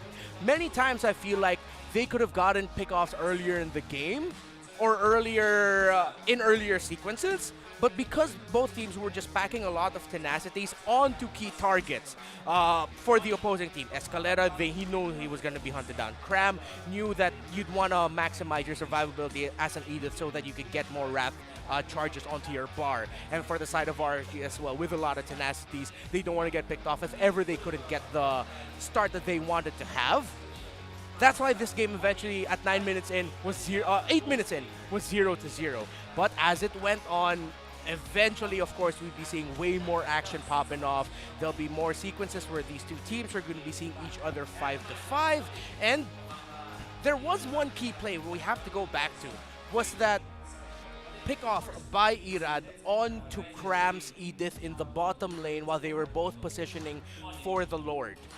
That was a great call by RSG to make sure that that lane was going to get covered, that Cram wouldn't be able to just spend time there. We talked about it right beforehand.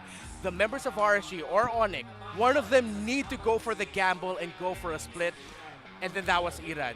It really just also boiled down to the fact that both teams, at very crucial moments for both of them, were a bit too greedy. Earlier was ONIC, and then RSG were able to find it, and then in the end, it was RSG who got greedy and ONIC turning it around. A hell of a game by these two. Honestly, it brought me back. It was a nostalgic experience for me. Similar to the nostalgia event that is now live in Mobile Legends Bang Bang. Complete task to get one of the 4 skins for free, the Yi Sun-Shin Roguish Range, the Tigreal Dark Guardian, the Hanzo Undead King, and the Cyclops Super Adventure. Which one would you like to pick? Let's join the event now and grab your favorite. And gentlemen, this was such a throwback to me because it felt like we were going back to an earlier time, an earlier approach to playing the game. Right. It felt like Season 9, Season 10, almost.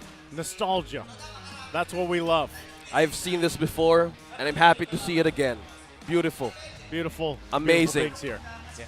And you know, I gotta say, the way you broke that down was amazing because, again, there was a lot that was happening that you really had to pay attention to in that match alone, right? This is, again, it's not really common to have a game that is killless, right? For the first 8 minutes I think it was, or somewhere around there. 8 minutes 0-0. That is literally, that is no. Yeah, maybe that was a trick in itself. Yeah. Monaco, it's like, yeah, we're gonna fight you. Never mind, we're not gonna fight you. You know, and I think at the same time, it really just plays a part here. Oh. We have Manjin. Oh. Let's hear from him. Oh, okay. Let's go.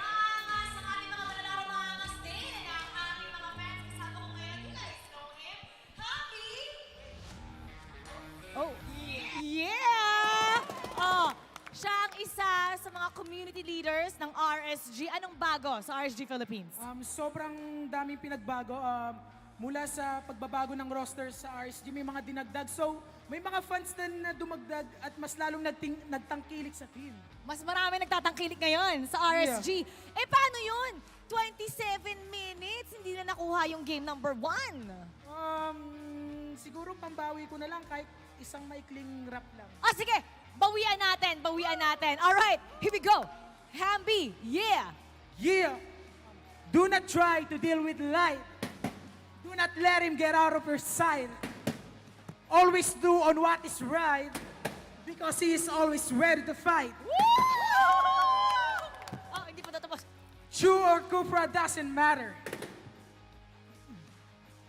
Just ulit. Hey! Rewind! Hey, True or rewind! Cupra doesn't matter.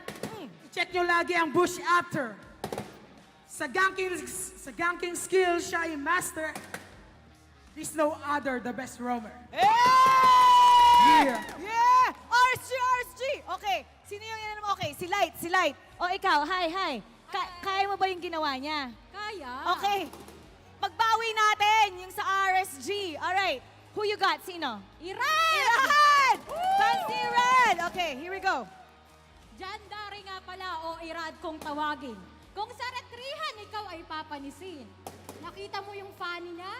Pasok-pasok ka lang. Pero pag nakita mo yung Lancelot niya, tutusok-tusukin ka lang. Tutusok-tusukin! Yeah! O ikaw, kaya mo yan. Okay, sino? Si Eman da mayaman. Oh, Eman! Oh, Eman da mayaman! Okay, here we go. Eman da mayaman, pag nagbayan, yayariin ka na niyan. Yeah! Oh, ano pa? Okay, si Eman ay mayaman. Okay. Si Nats ay Nuts! Makunats! Hey! Si Nats ay makunats. Nakita natin natalo man yung RSG sa Game 1. Pero, masasabi ko lang, babawi sila ng Game 2. Pero, ganito, kahit natalo ang RSG sa Game 1, gagawin ko ang post nung Game 2. Sa Game 2, pag nanalo sila, nung MSC, gagantuin ka namin. JJ!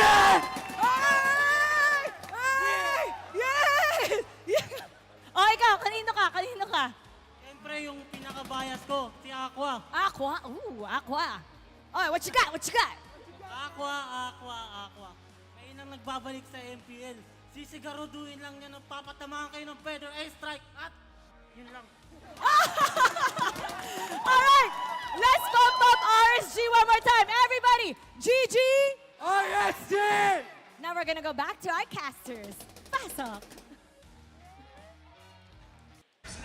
Love to hear from Mara and all, obviously, the Raiders there. Yeah. They're all talented, man. They are. I wish I could have translated for you guys, but there was just too many rhymes. I just gotta say, when it's RSG, you have this vibe anywhere. Yeah. And they have this thing, right? If the roster leveled up, how about the audience, even the supporters? You know how to rap in the first day? Having those bars in? Yeah, I feel like we gotta balance it out. Should we do something for ONIC? Should we try? Well, okay, hold on. Wait. Let me just say, Renmar is an experienced guy I'm not in rapping. I'm not the most rhymer over here with rhythm and. Hey man, your Guys. spoken word in Battle Rap Volume 1 was beautiful. Thank you. We'll never mention Can it you do it again? Can you do it again? Ready for the Chalk Mamba surprise. Hey, the Chalk Mama's back, by the way. Yeah. So just wait. Hold on for the rhymes, though.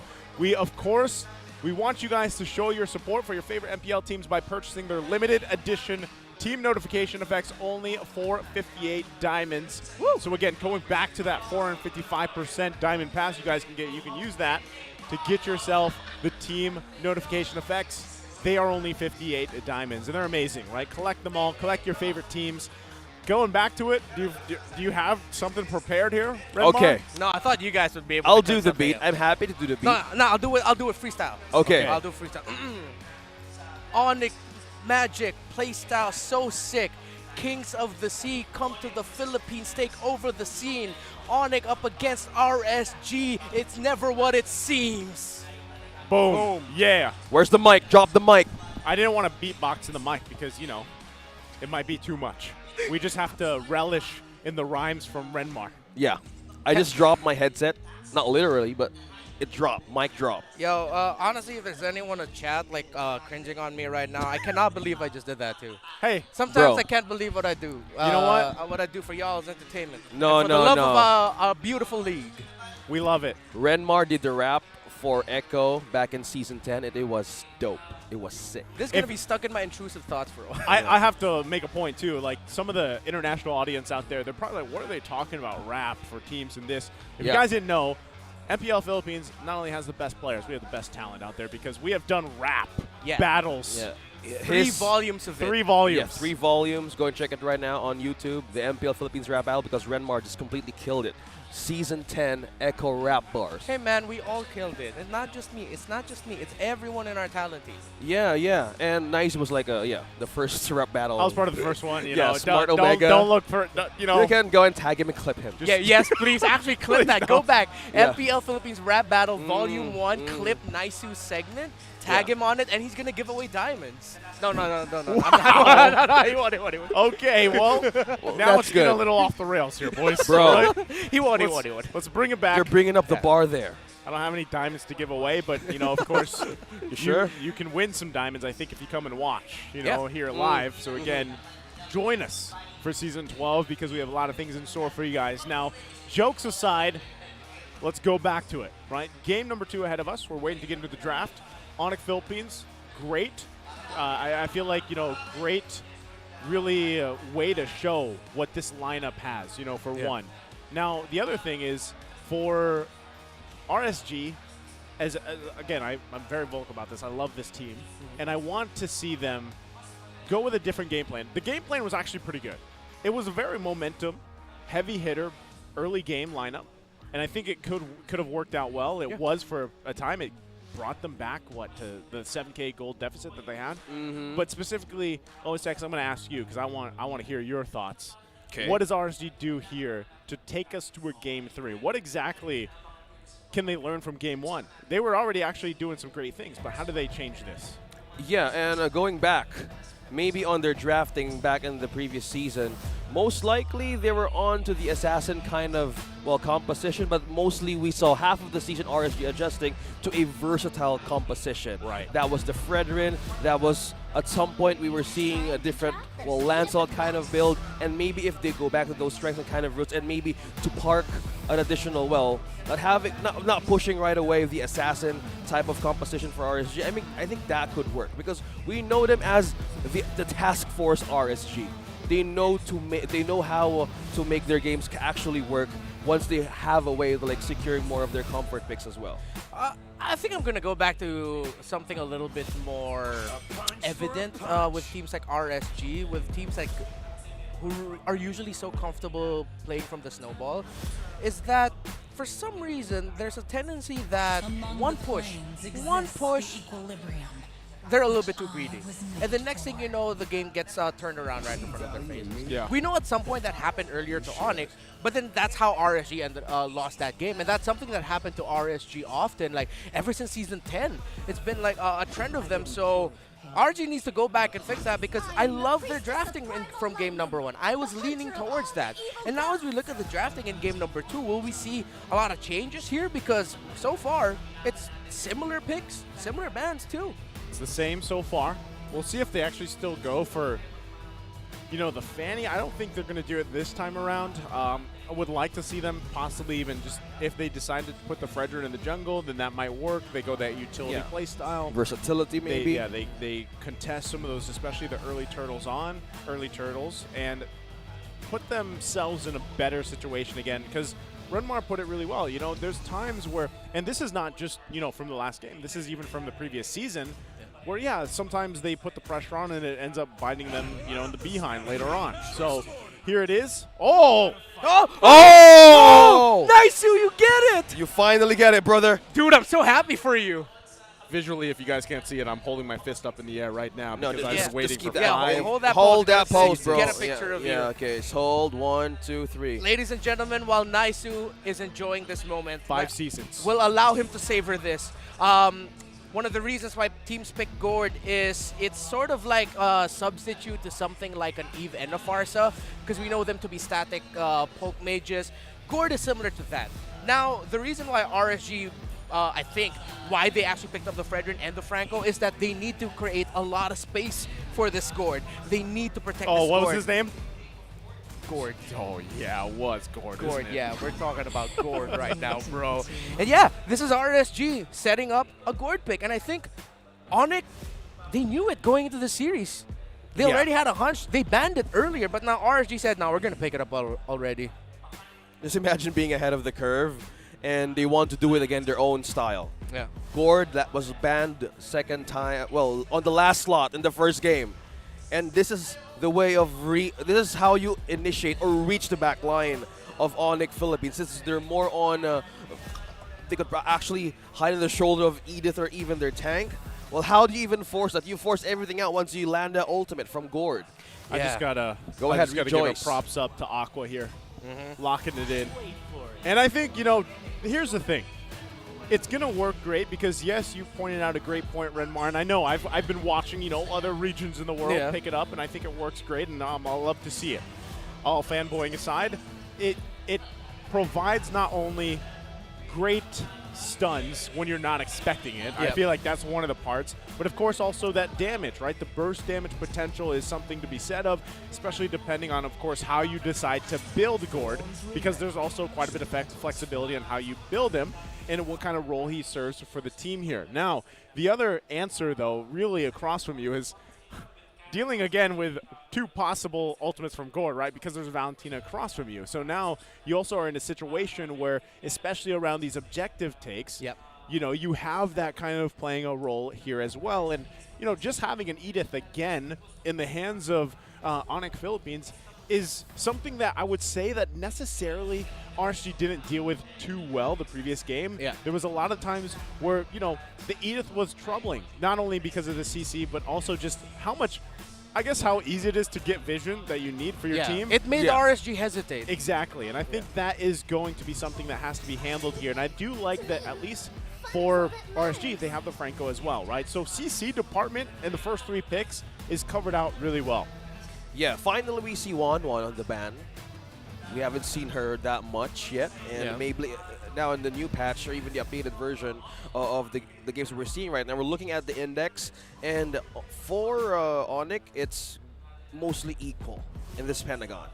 And for the side of, or even for RSG, you have that burst, you have that team fight, even for late game. Yeah. So you have 3 points here being checked as well by RSG. Yeah, I think RSG are going to end up picking up a lineup that's what we would call 3 per protect 2. Yeah. Oh, with that Helkert ban, this is either going to be something like a Melissa or even a Clint as their gold laner if they're not going to be picking up a Harith again.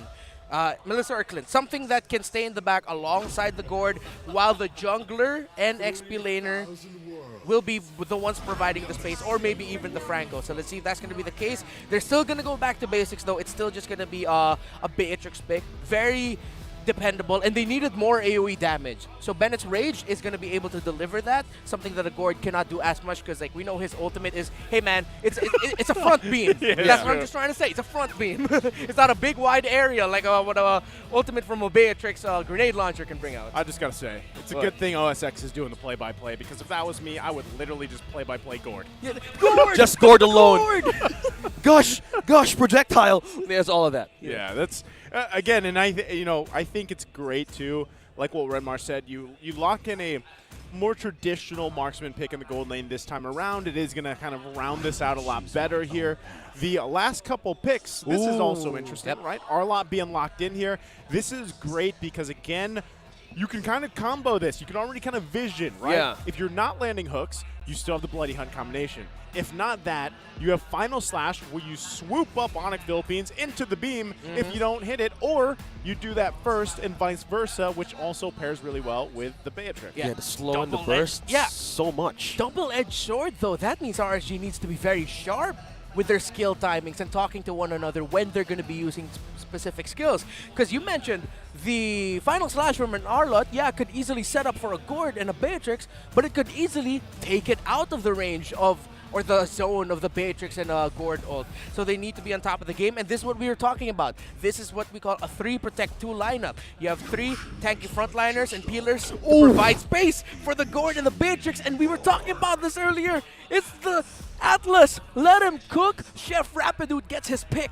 Bro, there's light to fish, and the Rapidude just became the squid. Oh, yeah. Atlas. Oh. We have Gord, we have Atlas, brother. Man, we were talking about throwback. I'm happy. This is I'm happy. MPL Philippines Season 9 MSC 2022 throwback. Yeah. It's Franco versus Atlas again. I think I'm it's excited. Great. Yeah, I think it's great.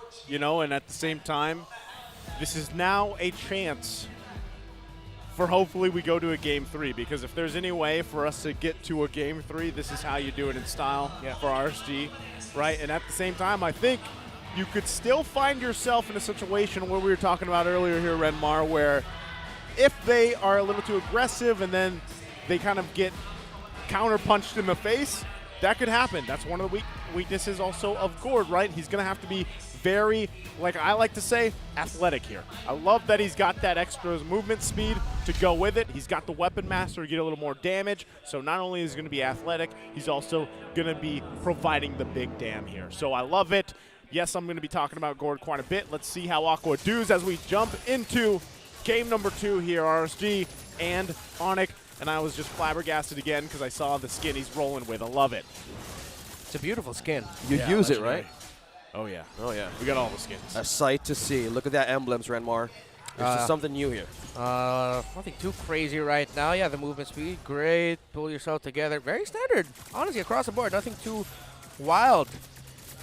Just the tenacity's there onto the carry, and just mainly the carry that they need to watch out for RSG. If they want to take the carry down, they really need to be precise with it, because they might just get surprised and wonder, hey, how come the carry's still alive? And they might overblow too many abilities just to take one hero down.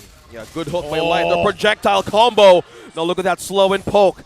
I'm feeling it. I'm feeling it. RSG with a slow. Welcome to the danger zone.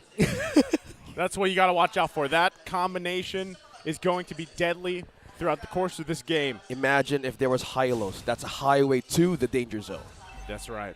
I love that song. Yeah. I'm not going to start singing now, man. I love it. I love it. Hey, you know what? That's fine. And here's the other thing, too. Like, this is the other fact. With this lineup, most of the action from RSG is either going to be on the whims of a hook landing or either, obviously, Aqua getting a stun, right? Well, speaking of stun, he's losing the slow. The passive is working, and Ryzen secures first blood. Finally getting a score out of the game number 1 in the first minute and 50 seconds. ONIC secures the first kill. Yeah, fantastic pick there by ONIC, and Irad was just caught with his pass down at the wrong time. Eman loses the 1v1 to Nets. Nothing but Nets. Wow, it's good to hear that again. Yeah, it's been a while. That's a throwback, too. Yeah. We're all about the throwback here, man. And look at that Light using the hook to actually take the crab coin away from ONIC. But he's going to get chased down. Yeah, this is tough. No, Light slowing down. He's still trying to escape, though. Cram's poking him out. Not letting him go. Cram takes him down. Yeah, so one of the points I wanted to make earlier was that ONIC has a lineup here that if RSG get caught out in their positioning, then ONIC will just be able to run away with it. Yeah. We saw earlier what Martis getting a quick double kill can do. Carl Teasy, fantastic game earlier, and now Ryzen is mirroring that, and ONIC are playing to that strength.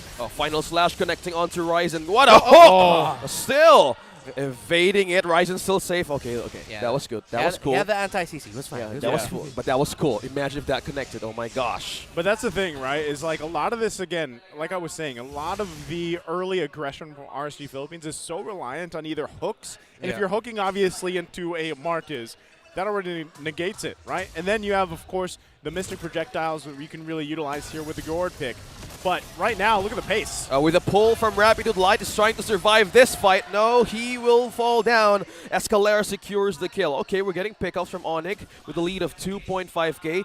Recall's just continuing to show here from Escalera. Yeah, if RSG don't get the second turtle or don't get something by trading the second turtle, ONIC will already run away with it. If they get this, yeah, ONIC has run away with the game already in the early game, and that RSG will just need to defend. Luckily, Irad doesn't go down. Another perfect hook from Light. Run. Oh, wow. Right onto his turret. Wow, completely securing a kill. Ryzen, the casualty of ONIC. That's like when you don't time things at the right moment, right? Yeah. Like that's the room for error there. Big pickup, though. Again, we were at, the 3.5 minute mark, and ONIC Philippines was already building themselves a nice lead and relatively different from the previous game, right, where we saw the first 8 minutes just killless. So they're already off to a great start here. And as you mentioned, Renmar, you got to be able to contest these turtles that are coming up in just a couple seconds here. You're going to see both teams probably get in position for this.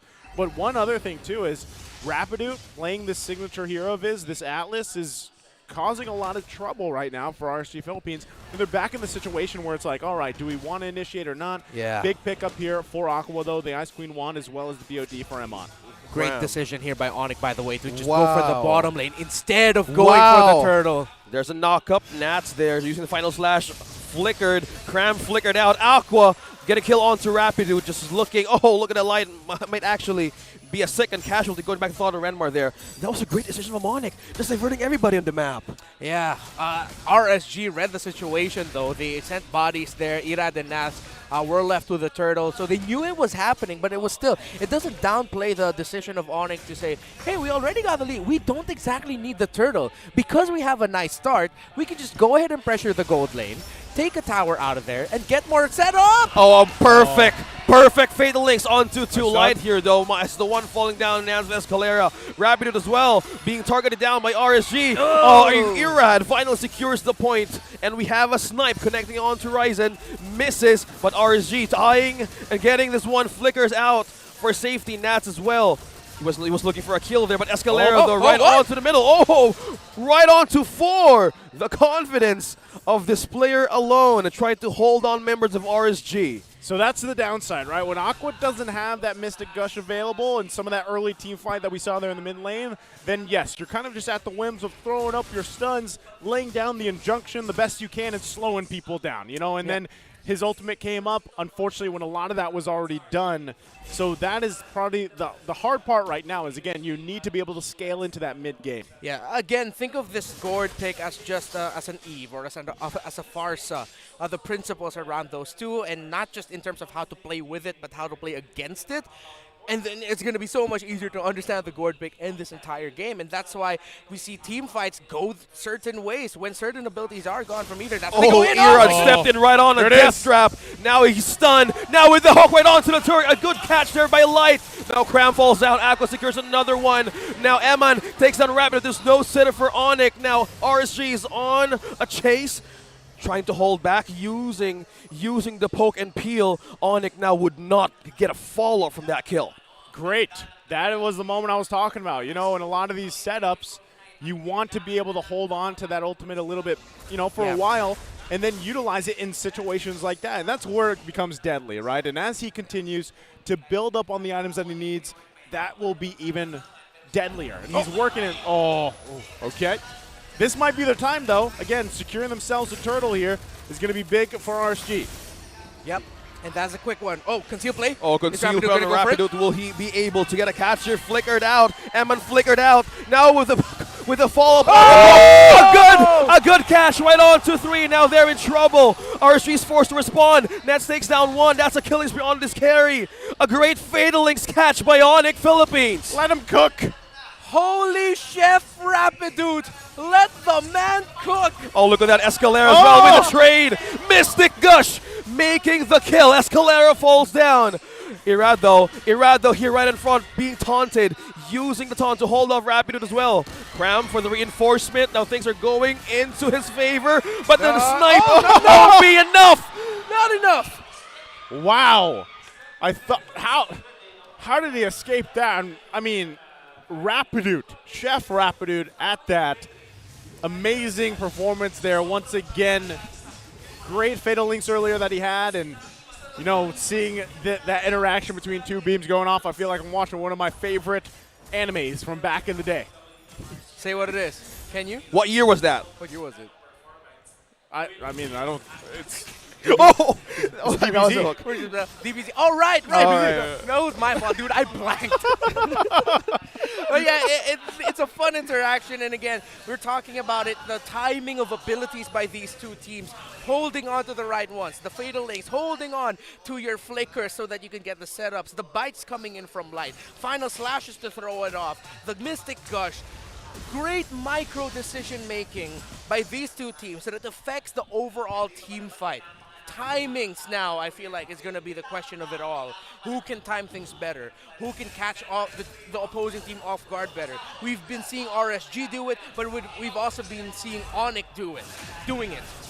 And now that we're in the territory of these lords, right, this is again where it does play a big part on what the tools that RSG has here. Yes. With even Aqua having now, yes, he had the Ice Queen wand. I believe he finished his Enchanted Talisman, I believe. He'll probably be working on the third one.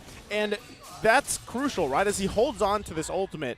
Now, even if Rapidude gets an amazing Fatal Links like that again, you can cover fire, right, with the Mystic Gush, and that's what makes you so great. But still, you got to be able to put yourself in a position to actually contest this Lord. Looks like they want to do that. Irad playing that front line for them. Might even try to force a reset here. But right now, with Nets picking up this DHS, that's going to make him hurt even more. They're going to go for it. Oh, speaking of being go for it, that's the final slash connecting onto 2. A Fatal Links onto 3. There's just bloodbath everywhere right now. It's Aqua falling down. Cram takes again. Wow. What, that's 4 members down on RSG, and ONIC Philippines completely bursted the hell out of RSG. Right onto that objective, they have a push, and they have all the kills. Wow, the Fatal Links by Rapidude. The timing yet again, perfect, holding on to it. The last possible moment. Light will get that hook, but can he hold on? Because ONIC might be on the way to ending this game. Wow, and they're poking him on. They're trying to hold him off. He's not going to go back to the base. Light, though, half an HP. ONIC as well, take down the turret right on mid. You know, I having some flashbacks there. When you have the gourd and you kind of just get focused on like that. I have to give my hands up to Escalera as well. He's doing a great job at a lot of times utilizing the Terrify mechanic with this Valentina, making it even harder to get the proper lineup with the Mystic Gush, right? And a lot of the times, too, it's just there's so much front-forward pressure that when you're trying to establish in the back line on this gourd pick for Aqua, it is tougher. You actually have quite a bit of work cut out for you, and literally the only thing you can do is flicker away. Yeah. Like, that's about it, right? And then, because, again, you can only stun certain heroes over here because even if played correctly, right, ONIC Philippines has the tools in their favor to just kind of avoid that and still put pressure on Aqua, who is really a big source of the damage, right, aside from the fact that he's playing gourd here. And you can already see the lineups happening, but now we're in a similar situation where ONIC Philippines has this comfortable lead. They're working through it, and now it's up to RSG to defend here. All right. Gonna look for the bites. Gonna look for the setups from the two roamers here. And now RSG, they really, it sucks to say that the best that they can do is just stay as far back as possible. That is bad. Because people are probably wondering, well, then why didn't they pick up the Purify in this scenario? They couldn't. They needed to pick up those flickers. They needed that extra little bit of blink away to make sure that they can survive or avoid certain abilities from ONIC. But 100%. Again, it's really just ONIC understanding the range of their abilities and the timings of it so well that even though RSG are trying to do their absolute damnedest to position the best that they can, ONIC's just in a far better position.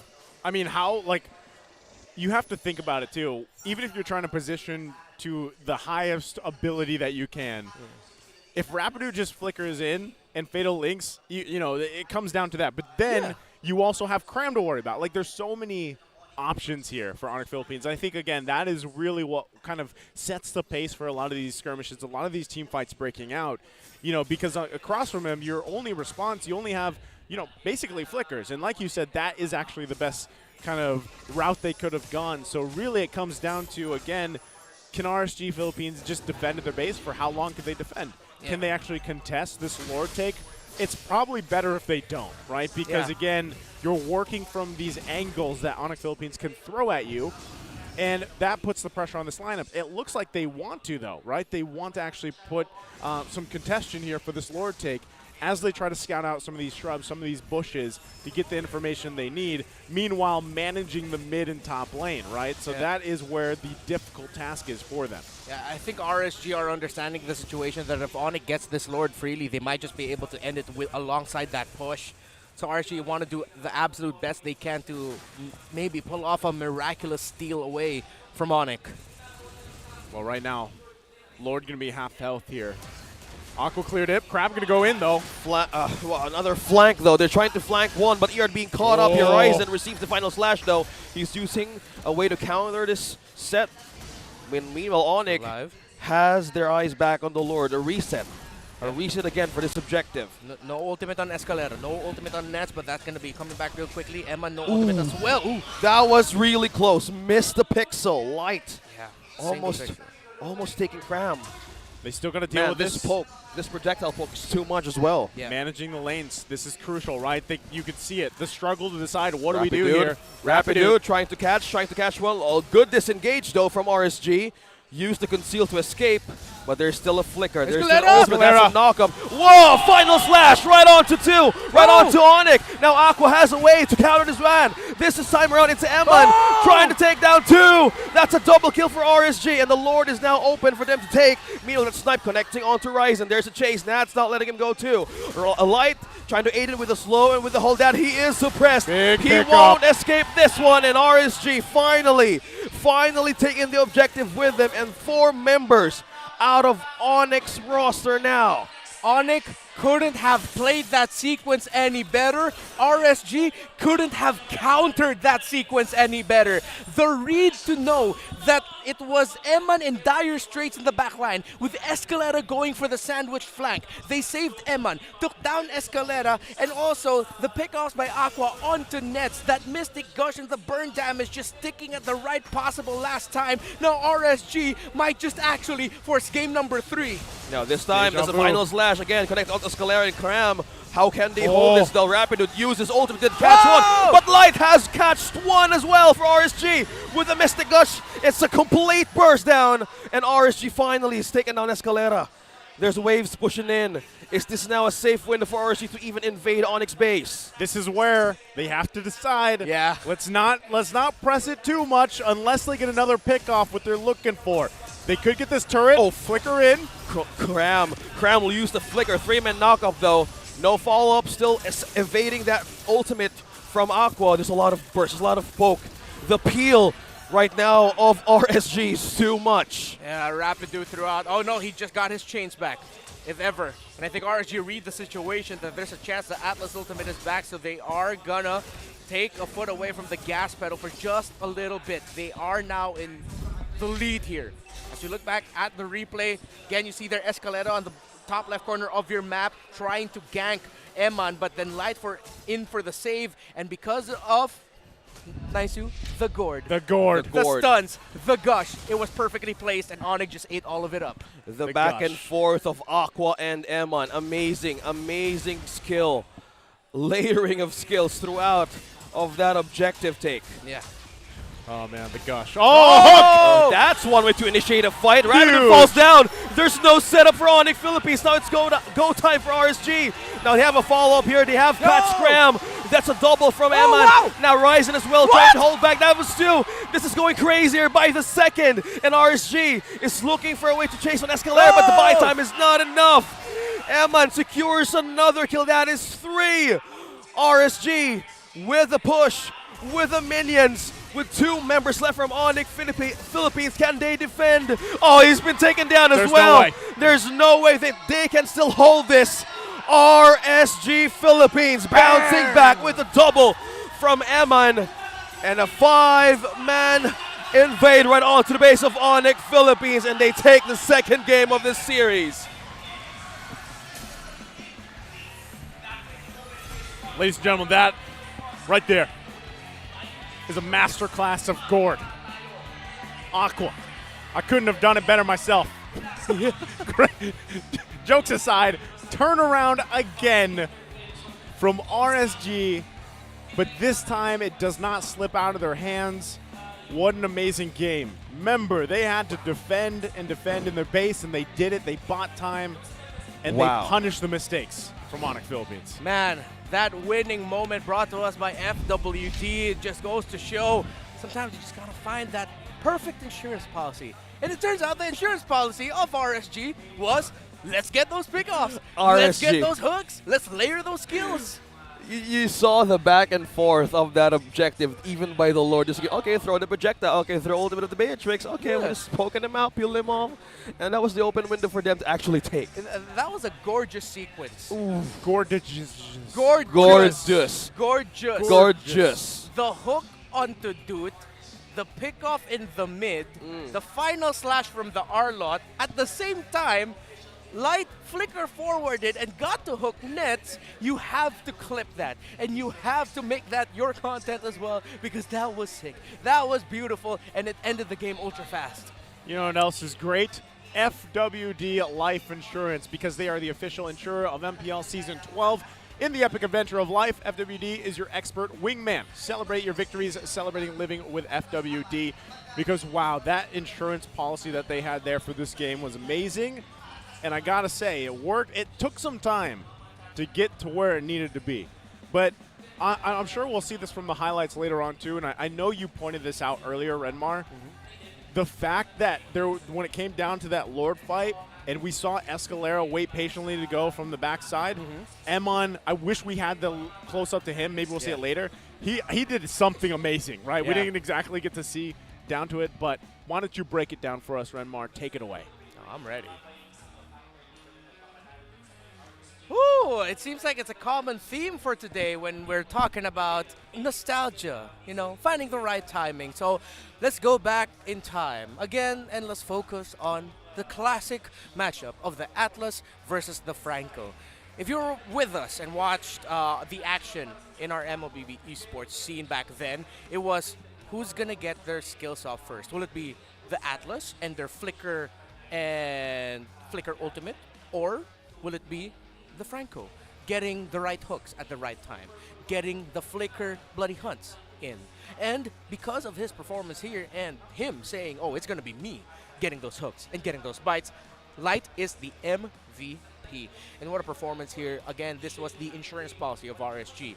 Now, when you see the classic matchup of Atlas and Franco, this is what you're gonna expect.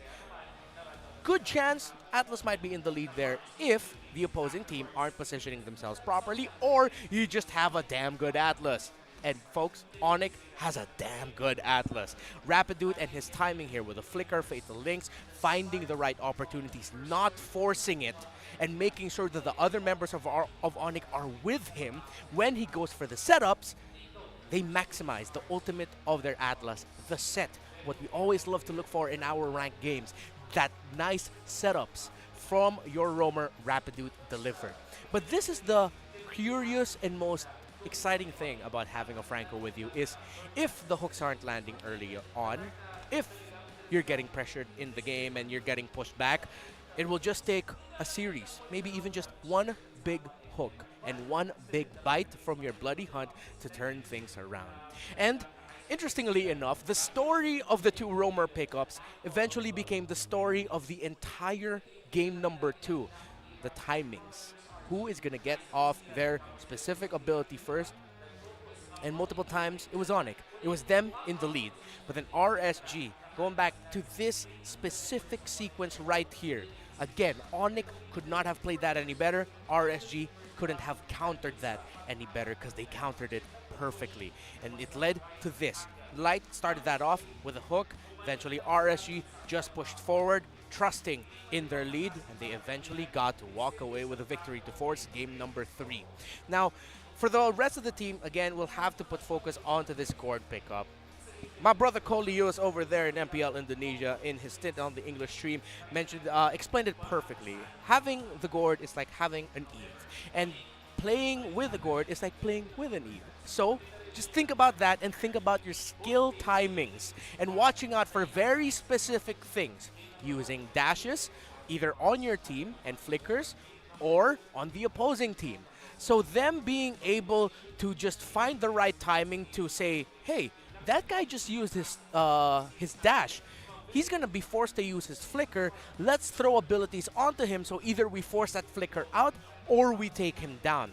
That happened so many times in this game, not only from Aqua, but now let's go on over to ONIC. The timings of, we talked about Rapidude, let's focus more on Cram and Escalera again as one of the main focuses of this new ONIC lineup, again with the importance of your mid and EXP laner relationship here. And their timings of maximizing their crowd control abilities. You have the Terrify coming in from the Valentina, and of course you have the knockups and the throwbacks onto one coming in from the Edith.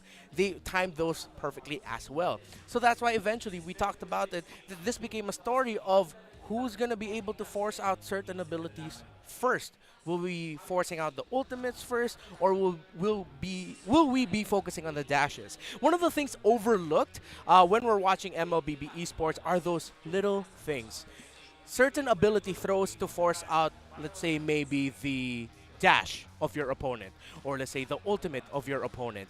And because these two teams respected that, watched that, and RSG, again, what they did, whatever Eman did to survive getting surprised by Escalera and to buy enough time for Light to come in and help him out, turned it around.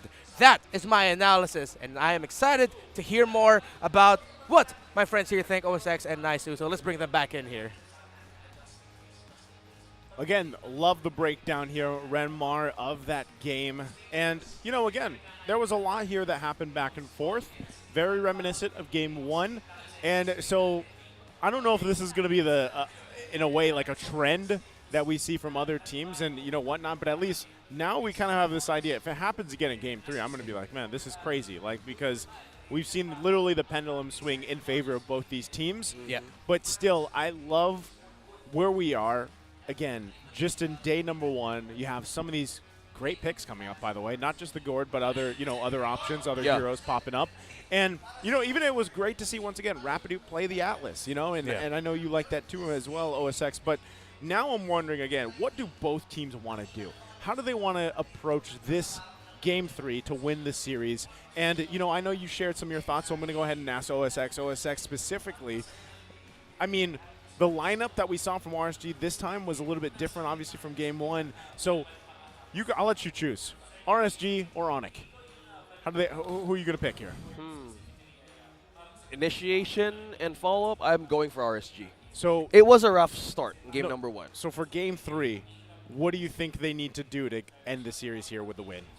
Oh, man. From what they started back in game number 2, I think they could actually stick with that. They went with the Fredrin. They used the Fredrin and used also the Arlet. We've mentioned, like, in game number 2's draft, like, it would be better if they go back to their own comfort, which is the versatility of of a hero that could actually work in their favor, such as the Fredrin. Right now, we like to see the flashy heroes such as Defani, but if you want to be a well-rounded composition and to compare it with RSG's identity, we see seasons back, we call it the Task Force RSG, that would actually work. And with that kind of follow-up with the setup and the burst that we see from RSG's game in game number 2, could actually mean business in game number 3. Yeah. So, you know, for you, Renmar, I'm going to give you ONIC specifically, right, and how they kind of approach this game number 3 ahead of them. Do you think that they've changed really? Because even the first 2 picks weren't anything out of the ordinary, right? So, like, do you see ONIC Philippines going with a similar setup? Or do you think they need to change something to get this series win? Yeah, the thing I'm thinking about is if ONIC are now considering changing up one ban to change the picture of the draft, are they going to still ban the Kaja and Joy and then give the Eve? Will they not ban the Kaja and then just come up with another pick to go up against it? If ever ONIC now wants to go into this and say, hey, I want to change things up, it's going to be them, and it's them changing their bans. Love it. So great insights there. We're going to be throwing it over once again to Manjin to hear from, I believe, our crowd. Let's see what you have to say.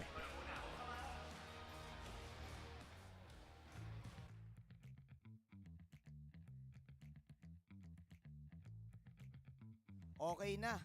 Para maalala ng lahat na hindi pa end ng era. Mukhang goods na. Yung kabila, nasa blacklist. Nasa bootcamp ng blacklist eh.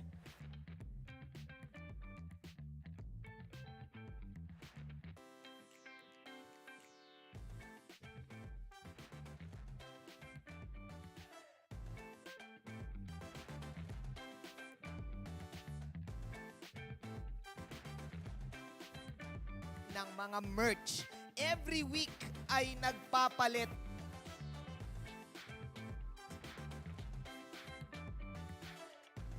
mga community. So para sa week number 1, nandiyan ang M3 World Champions na Blacklist International at M4 World Champions na Echo. Kausapin muna natin ang Echo. Madam!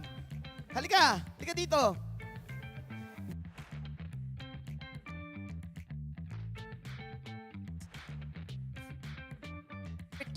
Ng mga merch na tinitinda nyo sa inyong booths. Ayan, ano yan? Ayan. Gusto ko yan. Sige, halika dito. Yan. Meron kayong mga signage, ha? 120 po. 120 pesos! Walang drum roll. Ano pa? Sige. Sige po, ano po yan? Yung sticker pack ng Echo. Bagong sticker pack. Alright. Retrigad, huli ka. Trev and TikTok. Wow. Trev and TikTok. Cute nito ha. Tagaturo ba? Tagaturo Brothers. Click, clack. Alright. How much are the stickers para dito? 160 pesos. Alam mo ang favorite ng mga fans nyo ay yung jacket. Saan yung jacket? Sige.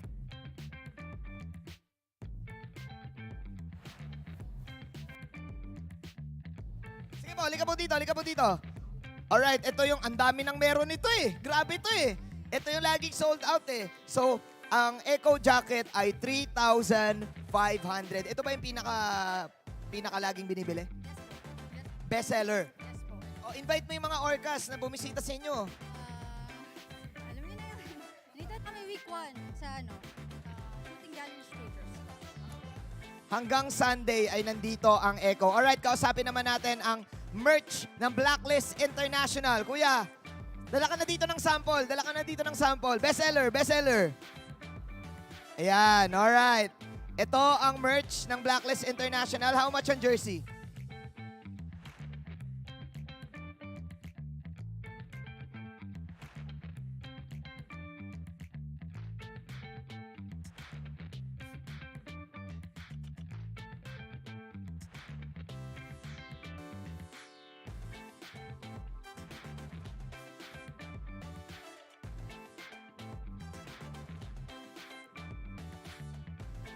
Cap shorts.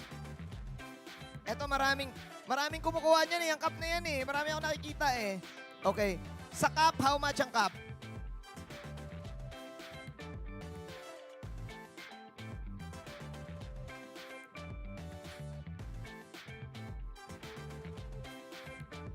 Yung jersey. Itong short, dati siyang 1,399. Ngayon, 700 na lang. Ayan ang maganda. Usong-uso yung short na yan ngayon, di ba? But kumbaga para sa akin, mga teams yung shorts, bihira lang yan. So pwede yan. Napakaganda mula sa Blacklist International. Let's check out other items na meron. Meron kayong mga accessories dyan, tapos meron din kayong mga pang... Halika na rin. Tulungan mo na siya. Kunin mo na yung iba items. Yan. Ano yan? Ito yung isa sa bago naming drop, yung Blacklist Light Stick. How much yan? Cute yan 199. Yung parang ginaganon. Yue! Ganon. Alright. And of course, yung mga keychains. Meron din tayong mga bagong keychain, Blacklist keychain, tapos yung Oh My Venus tsaka Wise na keychain. Alright guys, abangan nyo ang mga boots. Nagbabago-bago yan per week. Pero ngayong week 1, Echo at Blacklist International merch ay nandito mismo sa MPL Arena. Ituloy na natin ang game number 3 between RSG and ONIC. Casters, kayo na muna.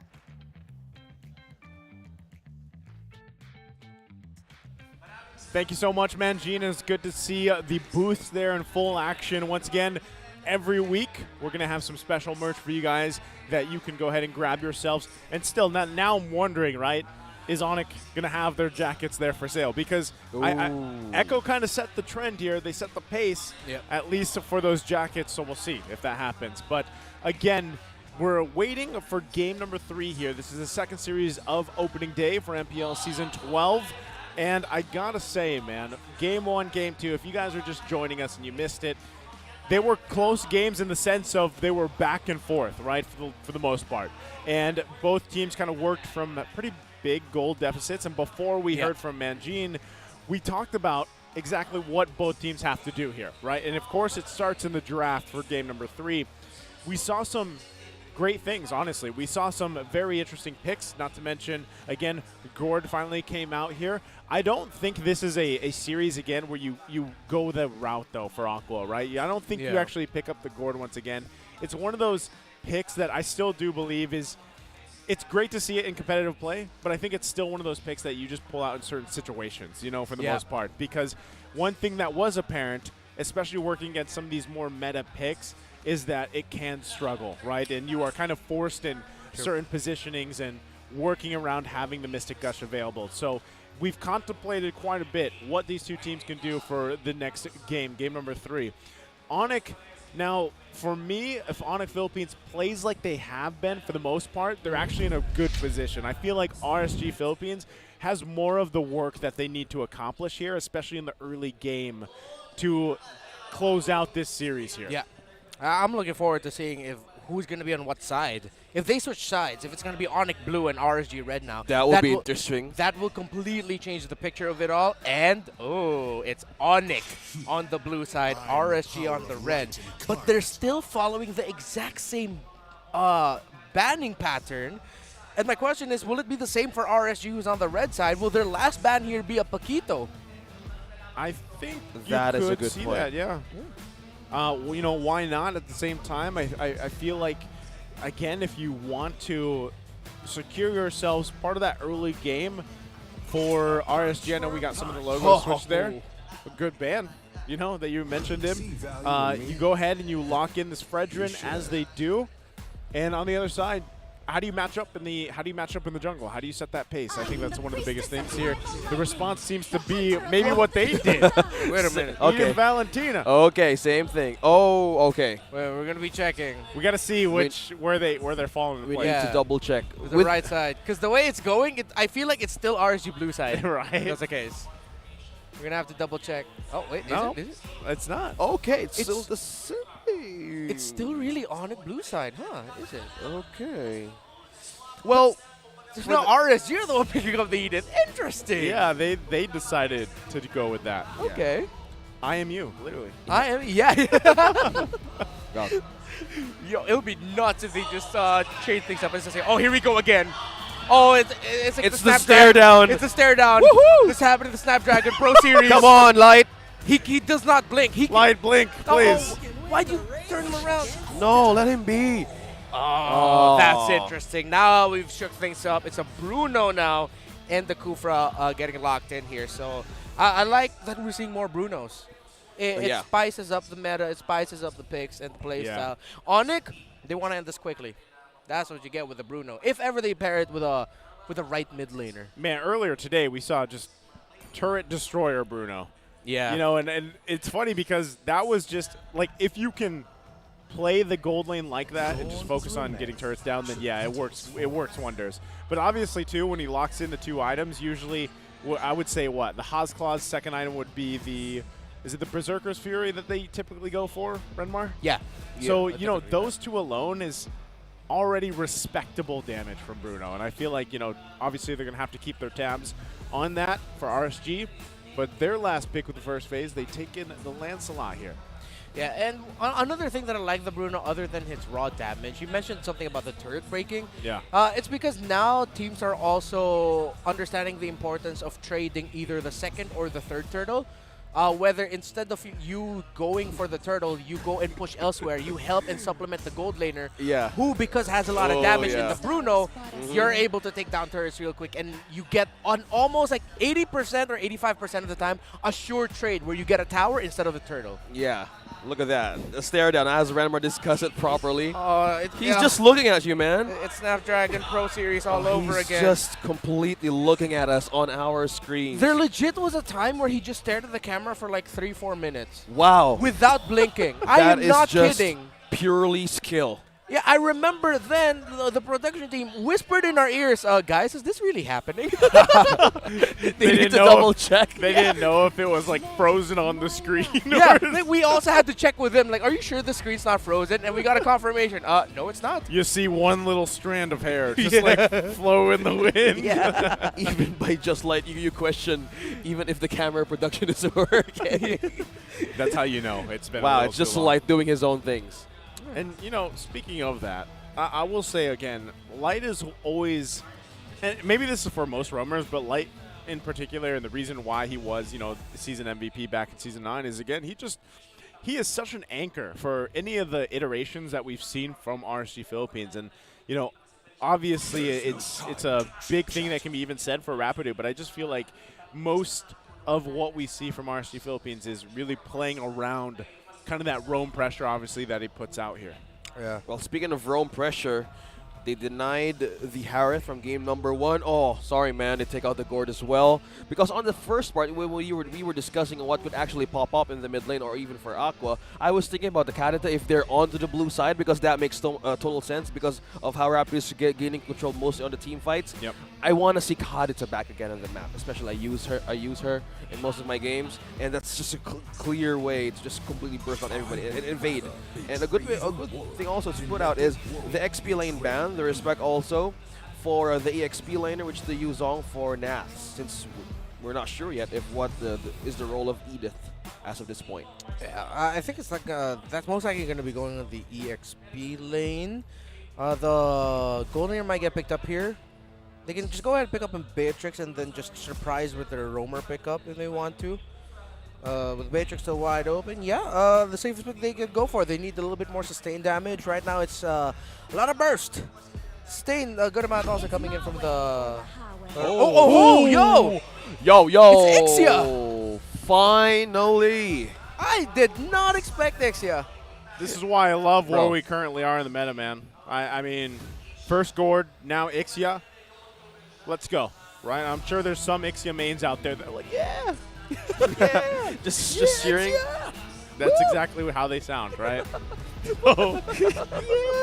That's just what I picture. I mean, it could be someone else. It's just like, yeah. Yeah, that was nice when the Gord pop up. Yeah, no, that's the Gord. Yeah. You would think it was a string on the guitar. No, it was his voice. Yeah. So, Ixia, like, I personally have not seen her in competitive play for the most part, unless she's popped up in another region that I missed that game. Redmar, have you seen her pop up somewhere? In a game, no, but yeah, and that surprised me that they picked an Ixia knowing that something like a Farza is still open. And now they're really just gonna have to maximize being able to provide space for this Ixia. This lineup puts a lot of pressure on the EXP and the Roam, which has to be tanky here. Ooh. So yeah, it's gonna be actually a Roam Edith. Yeah. And an XP lane Terizla. Yeah, I was feeling that. I was feeling at the moment they banned out the Kaditan as well as the Gord. Yeah. So now they need to make sure that they have their timings right to provide space for the Ixia because she's so static in her positioning. She's like an Eve marksman version. Eve marksman version. You know, and it's funny too because she works off like Starlium stacks or something like that. I think it's called like Siphon, Starlium or something like that. So then, you know, we were just talking about the Starlium Scythe She's earlier. responsible. She brought the item here, the Starlium Scythe. She's all about that Starlium. You know? And so, yeah.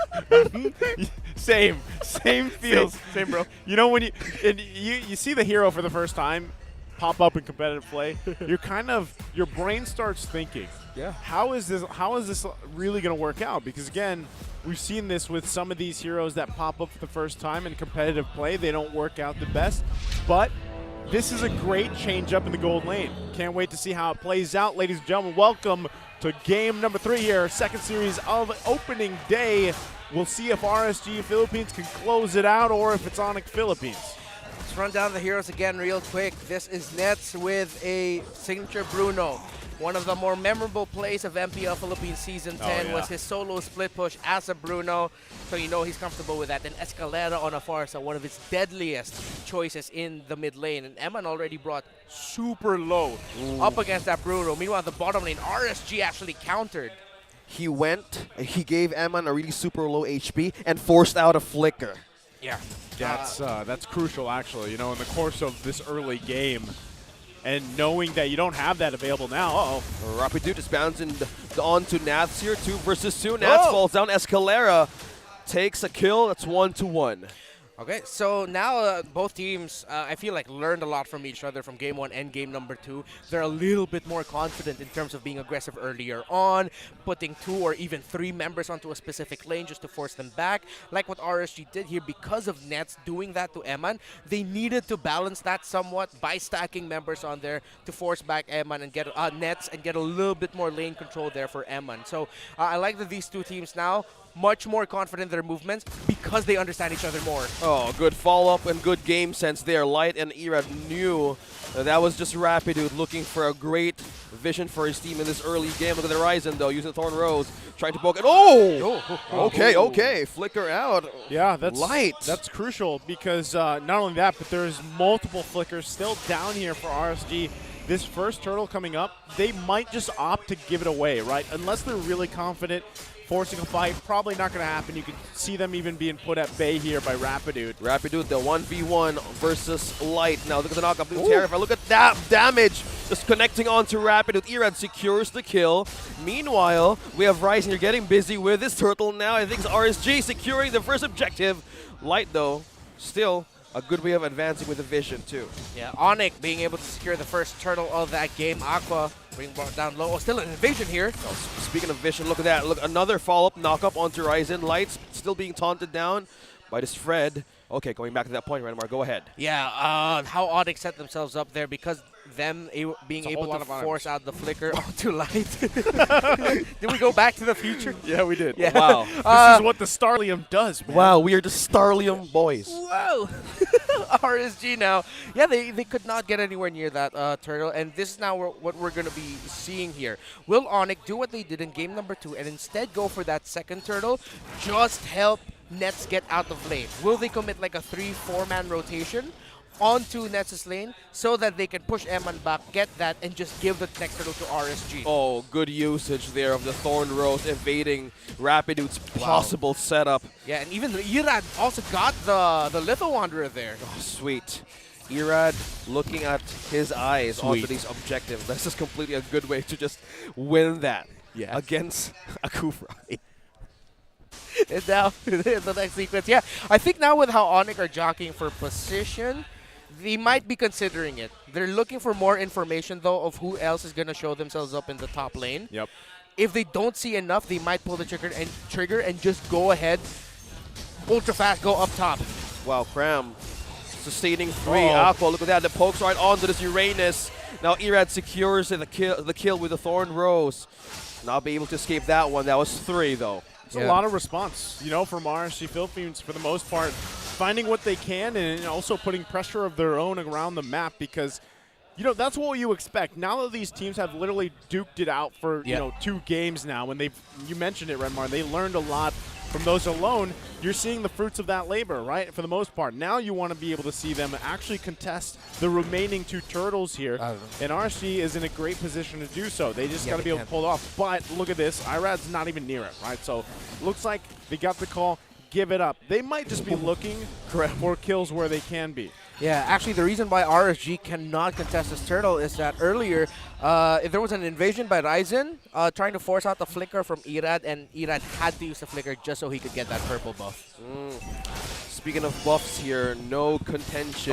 Oh, look at the knock-up, look at the hug. Right onto Irad, now he escapes the Thorn Rose. Puncture away. Okay, maintaining the distance. ONIC on this response, man.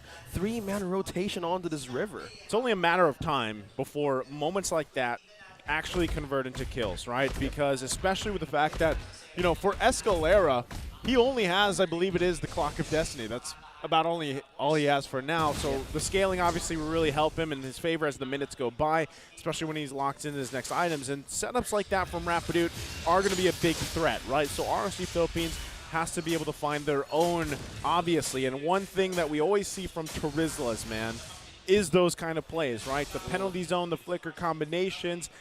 For the most part, you want to see them offensively, not on the defense, right? So hopefully they find that. But now, attention at the top. Eman being bursted down by the feathered airstrike, but he still sustains. Ryzen, though, trying to secure the skill. He's still maintaining it. No. Ryzen secures the point, but ONIC Philippines, though, and another exchange as well. 1-to-1, Rapidude. The other hand fall down in the hands of ONIC. Yeah. Oh, meanwhile, on the mid, Irad versus Ryzen, and also Cram. Just rotating quickly as things go and happen up top. Oh, this is fishy for him. Oh, he's not letting go yet. Okay, Irad. Oh, smooth. Moves and grooves. Moves and grooves there by Irad to get away. And actually there that pick off up top eventually. ONIC just had to throw bodies at that point to take Eman down. Here in the bottom lane, though, and RSG continue to throw bodies towards Cram because they need to get Nats out of lane. Ooh, okay. Thank you for that pokes, Irad and Nats just completely Cram rejoicing and holding on to his lane. Meanwhile, the Escalera using the feather airstrike onto Aqua, trying to peel and lure him out of his own turret. Yeah.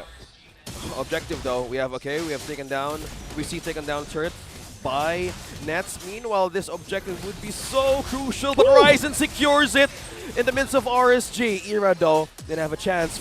Nats flickers out for safety. Meanwhile, that's the hold, that's the slow. Onto 2, onto 1. Nats though, he's not gonna escape that one. Ryzen secures the kill. Tough to get out of that one, right? And still, they're gonna have to deal with some of this pressure. Again, ONIC Philippines clean sweeping those turtles there. So it was RSG Philippines that was like, yeah, I'll just give them up. We don't really want to contest them. We want to find things where we can, but that just hasn't really, come to light right now. And at the same time, Nets is in a similar position when what we've seen from Bruno before, where you just get to go ahead and knock down these turrets, right, and just continue to scale up really well. He's almost on to that second damage item that he needs, has those Hask Claws already. Yeah. So, you know, this is troublesome. Yeah, on the way to the Fury, Berserker's Fury, and the RSG. At this point now, There it it's is. just all about Eman. It's all about Eman. Net's getting his item. And now it's all about the marksman, not just Eman, but both marksmen now. Because the rest of the game just went so well for ONIC. Now it's for the marksman for both teams. For ONIC to finish it, for RSG to make a comeback. Will this be a comeback, though? Look at the force. 2 ultimates used by 2 mid laners here from RSG and ONIC, just gaining coverage. But meanwhile, when that is happening, ONIC is just taking down this turret up top, and Nets completely taken the second turret up top as well. So fast. Just the destroyer, man. Yeah, the of balls turrets. of this Bruno. Yeah. The The ball on that Bruno. The balls on that Bruno, the damage. The damage of Bruno right now completely rising on the meta. Oh man, RSG, they're gonna make a comeback out of this. It'll have to be with how they did it in the past 2 games, making the most out of an ONIC mistake. But we talked about it. These two have learned a lot from each other after the first 2 games, and that's gonna be Cram. There you go. Light secures him. He's not gonna be able to escape that one. Nats taking him down. He was just too deep in between 2 turrets. Cram. Oh, meanwhile, ONIC is here right onto the death bush. That's a setup coming from Rapidude, but then response coming from the burst. Eman using that ultimate, and that is completely full barrage onto the marksman of ONIC. Now that's 1 member left. Rapidude. ONIC Philippines fall down to their own trap. Now you're wondering what happened, Cram. Like, I mean, that started the whole thing, and Ray Renmar, you called this. You're like, now RSG just has to make a, punish a mistake from ONIC Philippines. I would say that was a mistake from ONIC Philippines. Yeah, that was the worst case of caster's curse I've ever seen in my entire life. We just said it. And meanwhile, while you were saying it, they were zoomed in on Cram, literally recalling. Cram was in between 2 turrets, just standing there, like, hey, oh, I'm gone. And for some reason, the rest of ONIC was like, yo, let's help him. Oh, we're gone. And perplexing. Perplexing. I am at a loss for words, scratching my head there. But no, RSG, they can rejoice. They made the right call. They were like, oh, he's done. Oh, let's push it forward. And yeah, we can continue this now. And ONIC have just all their hard work gone in a snap. Oh, that's not looking good. They don't need to blink, but Rapidude has a catch, though. That's the taunt. Where's the follow-up, though? The penalty zone onto 1. Iran is on a killing spree. But meanwhile, at the back, we are seeing Cram, though. Oh, Rapidude fall down. He wanted to have a set, but RSG had a good amount of burst to respond. See, that's where you're seeing kind of the Ixia shine a little bit. I know it's taken some time to get online, but when you're fighting front forward like that, it's tough. Right now, they're focusing. They get the tier 2 down. Emon is just picking up the Malefic Roar, so that's going to help even more. But, so now if you're ONIC Philippines again, when it comes to these defensive fights and you're dealing with this kind of front threat, really. I mean, especially with the way that the starting marks work and everything, it's kind of tough to deal with, right? Especially when you have when Nets is on this Bruno, now it's time where, like, all right, you have to go from being the demolisher to now you have to start getting these kills, right? He does pick up his own Malefic Roar, so that's great. But again, you're working around kind of getting through that front line, really. Yeah, Aqua's having a hell of a game right now. 8 assists, no kills, but no deaths. A very clean Valentina game for him. And ONIC, they need to change their approach now and acknowledge the reality of Eman's full barrage on the Ixia hurts. If they don't get the setup that they want or the start that they want, where it acknowledges the presence and location of the Ixia to give it a hard time to free hit, it's not going to go well for your team. They have the right tools to make it difficult for the Ixia, but now they have to acknowledge as well that RSG, they will just throw bodies at ONIC. They have the Lance, they have a Valentina who is okay. She's willing to just go in, get close, terrify, Nats as well, Light as well, to set things up for Eman. That's a good point. Just keep throwing bodies and just have a great way of burst. Not only that, but just again, the fact that you have to work against having a Terizla that can either peel for you or initiate for you and then still keeping Light where he needs to be. That's what makes it harder, for ONIC Philippines to actually find the Ixia here for getting Emon down.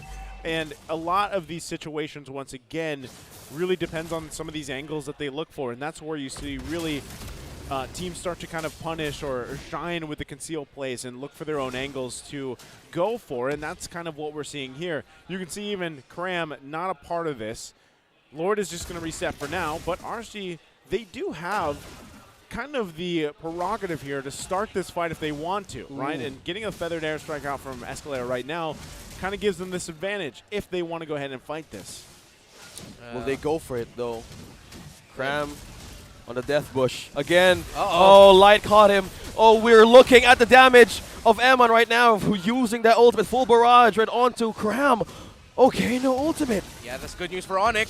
Okay, this now will be a good start. Nats with a 3-man penalty zone. Right on to 4. Now he's still sustaining it, though. Whoa, Erad finally secures the Lord. Cram takes down Light as well. Disengage right away. And they only Light lost was the Light. casualty. Oh, wow. A cautious approach here, and we're heading in for a pause. Ooh, only Light falls, and a hell of a flicker penalty zone coming in from Nats. 3 man, I think, close to 4. That was him. He set that up single-handedly, and RSG said, "Thank you, Nats. We'll take care of the rest." Yeah, there was I love when you break down that fight.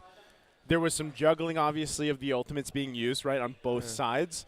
And it was also just the information and the knowledge that they had, okay, at least for right now, Escalera does not have that feathered airstrike, which is probably some of the biggest threat damage-wise that we have to deal with. So they just made the call, man, just use the penalty zone, jump in, get what you can. And, you know, surprisingly, too, even though they were able to secure that Lord, it was only Light that went down. So that fact, at least they hold on to the majority of their members, and then they can kind of recalibrate here as they approach this push, right? Now, I still think that the clear is great for ONIC Philippines. They should be able to handle this actually relatively well, maybe even maintain. Let's say they actually maintain 2 of the 3 base turrets, or if they can maintain all 3 because of the shields as well, right? The damage, especially on Nets, hasn't necessarily been seen 100% yet in a team fight, just because he's had some trouble getting in position. So I think as long as ONIC Philippines finds a way to either go for their own positioning, or maybe it's their time here, Redmar, where it's like, all right, we just wait for RSG Philippines to make a mistake and then we punish them. Yeah, and they have the lineup for it. And you did mention it. The reason why Bruno is having such a hard time is because, again, it's the idea of RSG just throwing bodies. Speaking of throwing bodies, he throw his own ultimate there. Good amount of burst as well. For Escalera, though, I'm pretty sure there's a universe where he got that kill onto Escalera. Yeah, Escalera was just able to get out of the Thorn Rose just in time. Okay. All right. As they get prepped up here, again, this Lord going on the top side.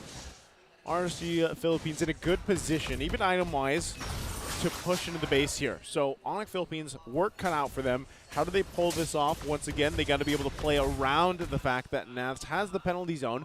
Great thing, though, is he does not have the flicker, so he can't completely surprise them, but Light can, right? We've seen Light do it before, especially with the flicker onward combination. They might just go ahead, you know what? Let's get to our base, deal with this. You can see Cram putting a lot of pressure on the bottom there, trying to keep that under control, leaving the team here to defend in this base as this Lord has to be worked with. They do finally get that turret down. ONIC Philippines still holding on to the 2 that they have because of those waves cut. Also in the bottom, they're going to make quick work of the Lord. And so we find ourselves once again at this situation. RSG Philippines still holding on to a relatively big gold lead right now. Yeah. Still a good wave clear. A good amount of defense against RSG. Yeah. You don't want to miss. Oh, Rabbit was in a small pixel there. Nats probably he spotted him right onto the bush. Yeah, I think also acknowledgement from RSG that Light wasn't able to fully check it, and so I think they sent Nats to like, hey, go ahead, can you check that? Force him back, and they did. Yeah. And yeah, so with ONIC having all the wave clear in the world, now it's going to be a change of pace, and now it's RSG. The question of have they learned from the mishap that they had in game number 1, wherein they were in the lead, they just needed to not do anything too greedy. And now it's just going to be just that. They have everything they need to set things up for Eman to do really well here. They just have to acknowledge that if they're going to dive and enter, if Escalera is able to freely toss out-feathered airstrikes, that's not going to be good news for them.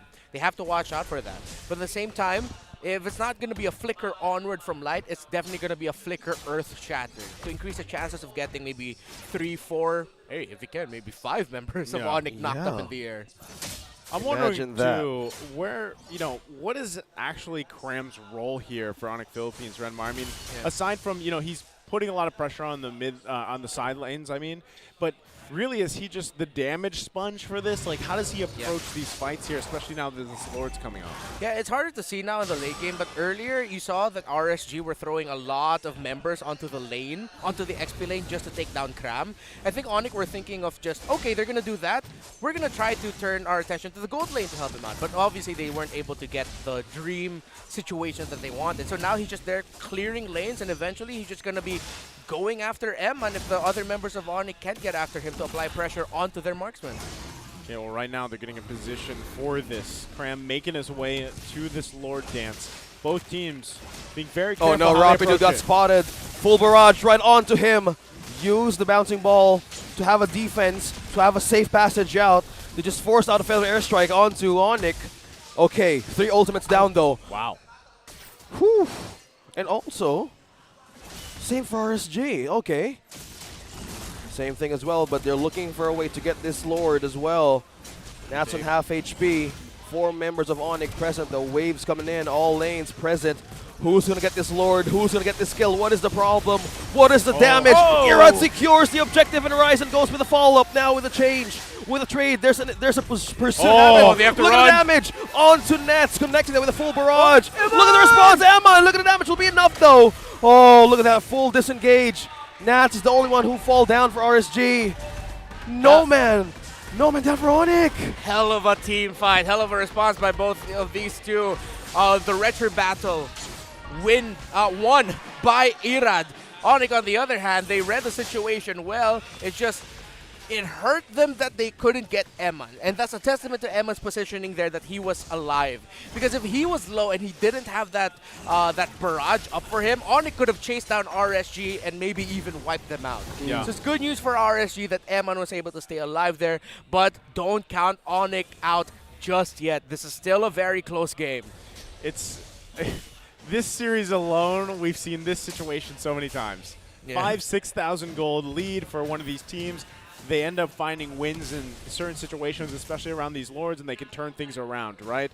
ONIC Philippines, yes, they did have to deal with the Lord, and they made quick work of it, but one thing that was very apparent as this potion has just picked up, Nets damage is scary, right, if you're RSG Philippines. And it seems like it's a little bit, if you're comparing the heroes, Ixia and obviously this Bruno, it's a lot easier for Nets to just kind of pop off and damage, right? And also using the worldwide here. They just kind of also have to wait for that full barrage to really go away. And I just feel like the way that this kind of crit modifier and everything else works with Bruno, it's a lot easier to pump out the damage that you need to, right? So RSG Philippines knows that they have to handle that. I don't know if we see one of these teams really pressing a forced fight here, though, because now that you're nearing this 20-minute mark, these death timers get a lot more serious. They're actually going to do it on Cram, of all people. Oh, look at the jump. A good setup, though, by Rapido. That's Nets taking down Ira, a crucial pickup. Oh, ONIC Philippines finding a way to take out the jungler of RSG. Yeah, I was scared that would happen. The moment I saw Irad was loading up the animation of the Phantom Execution, I was thinking, oh, Irad, you don't want to do that. No. But then it was committed, and Rapidoot and ONIC, quick response, ultra fast with how they decided, hey, let's just go after that jungler, and now it's 5v4. 5v4 indeed. ONIC now broke down the second turret in mid. Blade armor pickup, though, from Light. They would still want to defend this. 1.2k now in the lead, now completely disappearing from RSG. They made quick work of that lead that was gained by RSG, and that's what I'm saying. Like, this has been kind of the trend of just this series alone. So they'll go ahead, clear up the lanes that they need to, which is the top side. That turret is down for for ONIC Philippines. They'll go ahead, clear that. They'll go ahead and now get in position for this Lord. This is going to take a little bit longer, of course. This is the 4th one, much stronger that they have to deal with. But still, so far, if you're looking at it, RSG Philippines has had a great success at locking these in. Oh, success. The set now has made by Rapid Dude. The follow-up now is here for ONIC to do. Oh, and that's still surviving that. Still, using the Appraiser's Wrap to secure a kill, he forced out the immortality out of Nats. That is just completely insurance for RSG.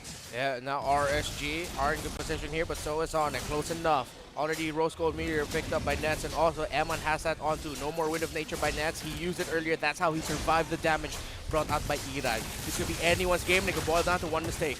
Speaking of mistake, Ram is just looking forward to zone the members out of RSG. Meanwhile, Feathered Airstrike's being committed right now to peel the members of RSG. Who gets it? It's Ryzen! He secures the Lord! Now it's go time for damage for RSG. While the next target, it's Nats! Escalera, Eman as well! Making a double! Taking out Cram! 2 members down for ONIC, and RSG completely looking for a way to trade that objective. 1-2. 1-2, and their marksman is still up. The Edith is back. They can just clear this Lord real quickly, and somehow, can they? Will they actually try?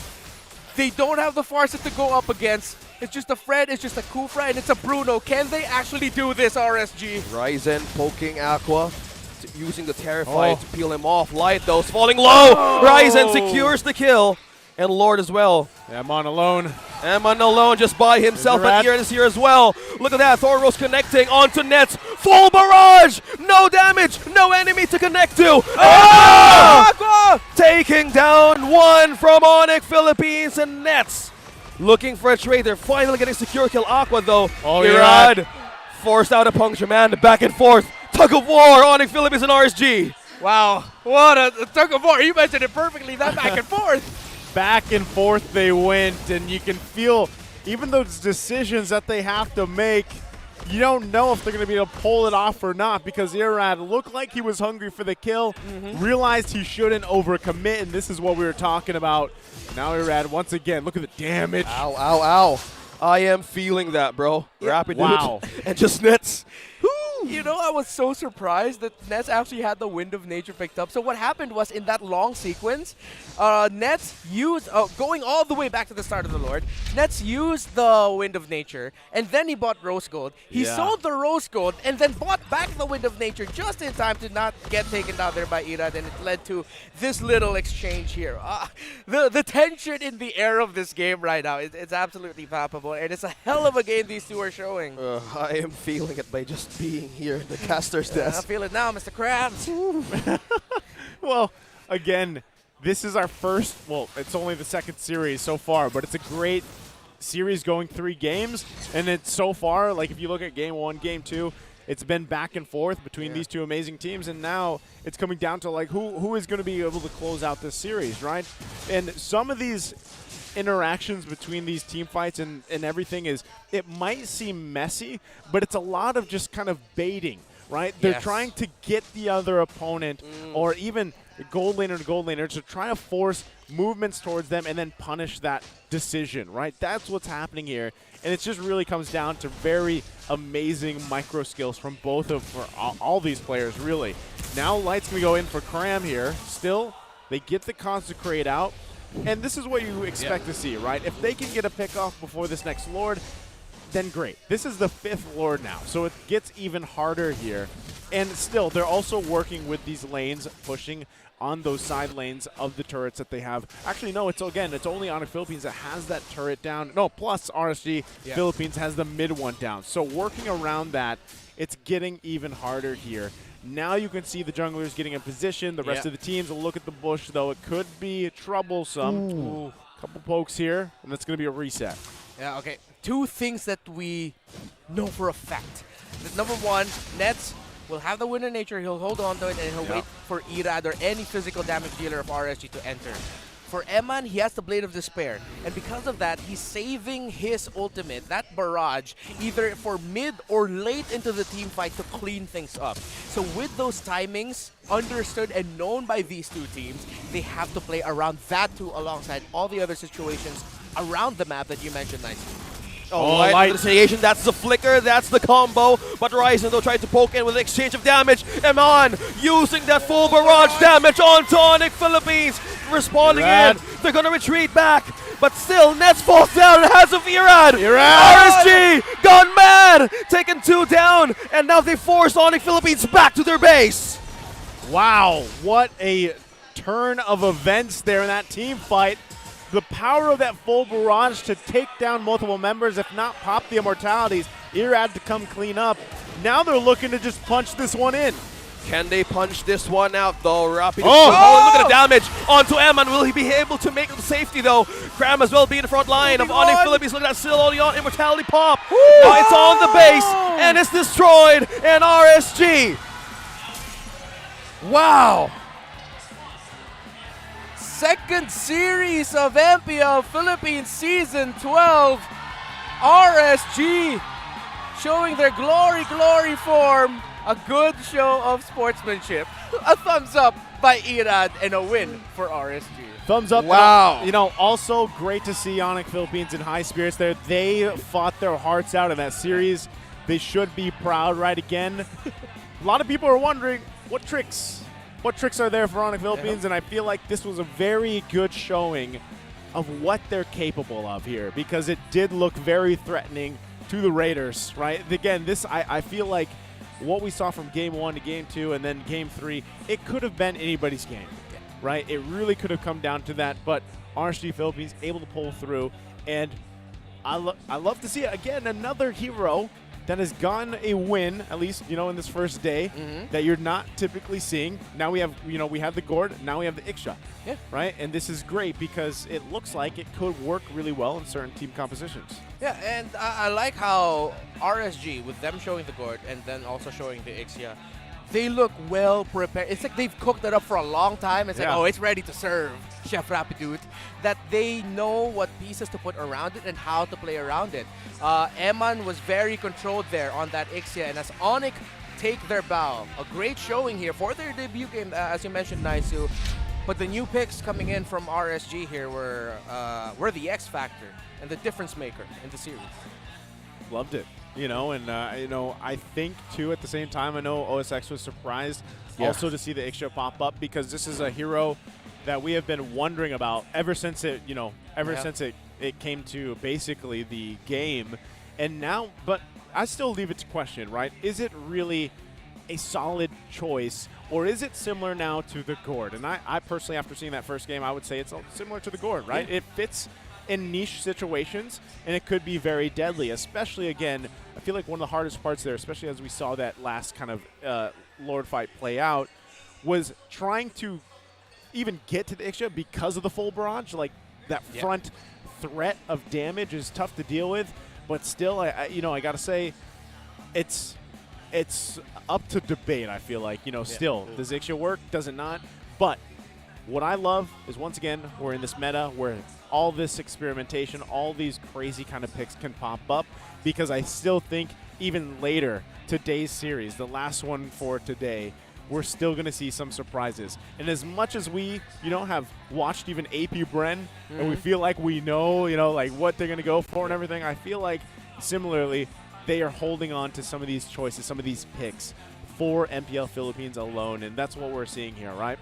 The other thing, too, is just the amount of, I feel like, mastery now. Like, now that we're in Season 12, these Lord dances have gotten even more crucial, right, for the most part. You see teams actually opting, giving 3 turtles away for some matches, right? And then they just go and secure those Lords here. So I think it's working great. That match. That match. I am lost for words there, even in the ending. Yeah. They were completely holding it, but at the same time, they can't actually completely hold everything. Yeah, at that point, RSG just had everything set up for them to just steamroll all over it. Is this part of what we used to call all the time the Panda puzzle? Coach Panda's puzzle?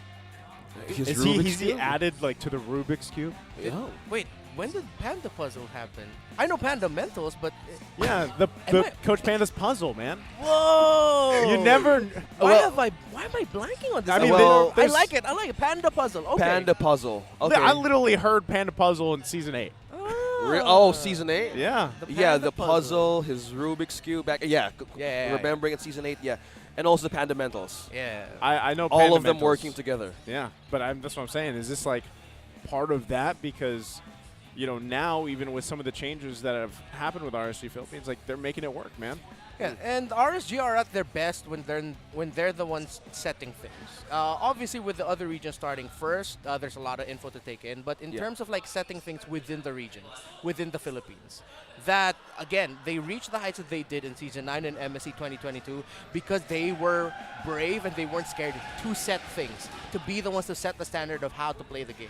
And now with them right out of the gate showing that, hey, earlier we saw Echo show out their Bruno. Okay, we can show our other picks too. We have the Gord, we have the Ixia, and we won't be afraid to show it. Love it. And, you know, I can't wait to see what more they have. So I think we are going to be throwing over to Mara on stage to hear from our winners, RSG Philippines. Thank you, casters. All right, everybody, GG. There you have it. First of all, welcome back, Aqua. Let's give him a round of applause. Sobrang ganda rin ang ginawa mo. Alam mo, hindi ko alam kung napansin nyo, itong seryeng to talagang balagbagan. May mga nagtitipi na kinarma, lalo na nung game number 2. Tapos nakita nyo ba yung nangyari dun sa Lord? At dahil sa ginawa mo with your Gord, by the way, the return of Gord also sa MPL, Naisu will be very proud of you. Naisu kasi ang galing mag-Gord din eh. So let's talk about yung ginawa mo nung game number 2. Not only is it the return of Gord, it's the return of Aqua! Ano po?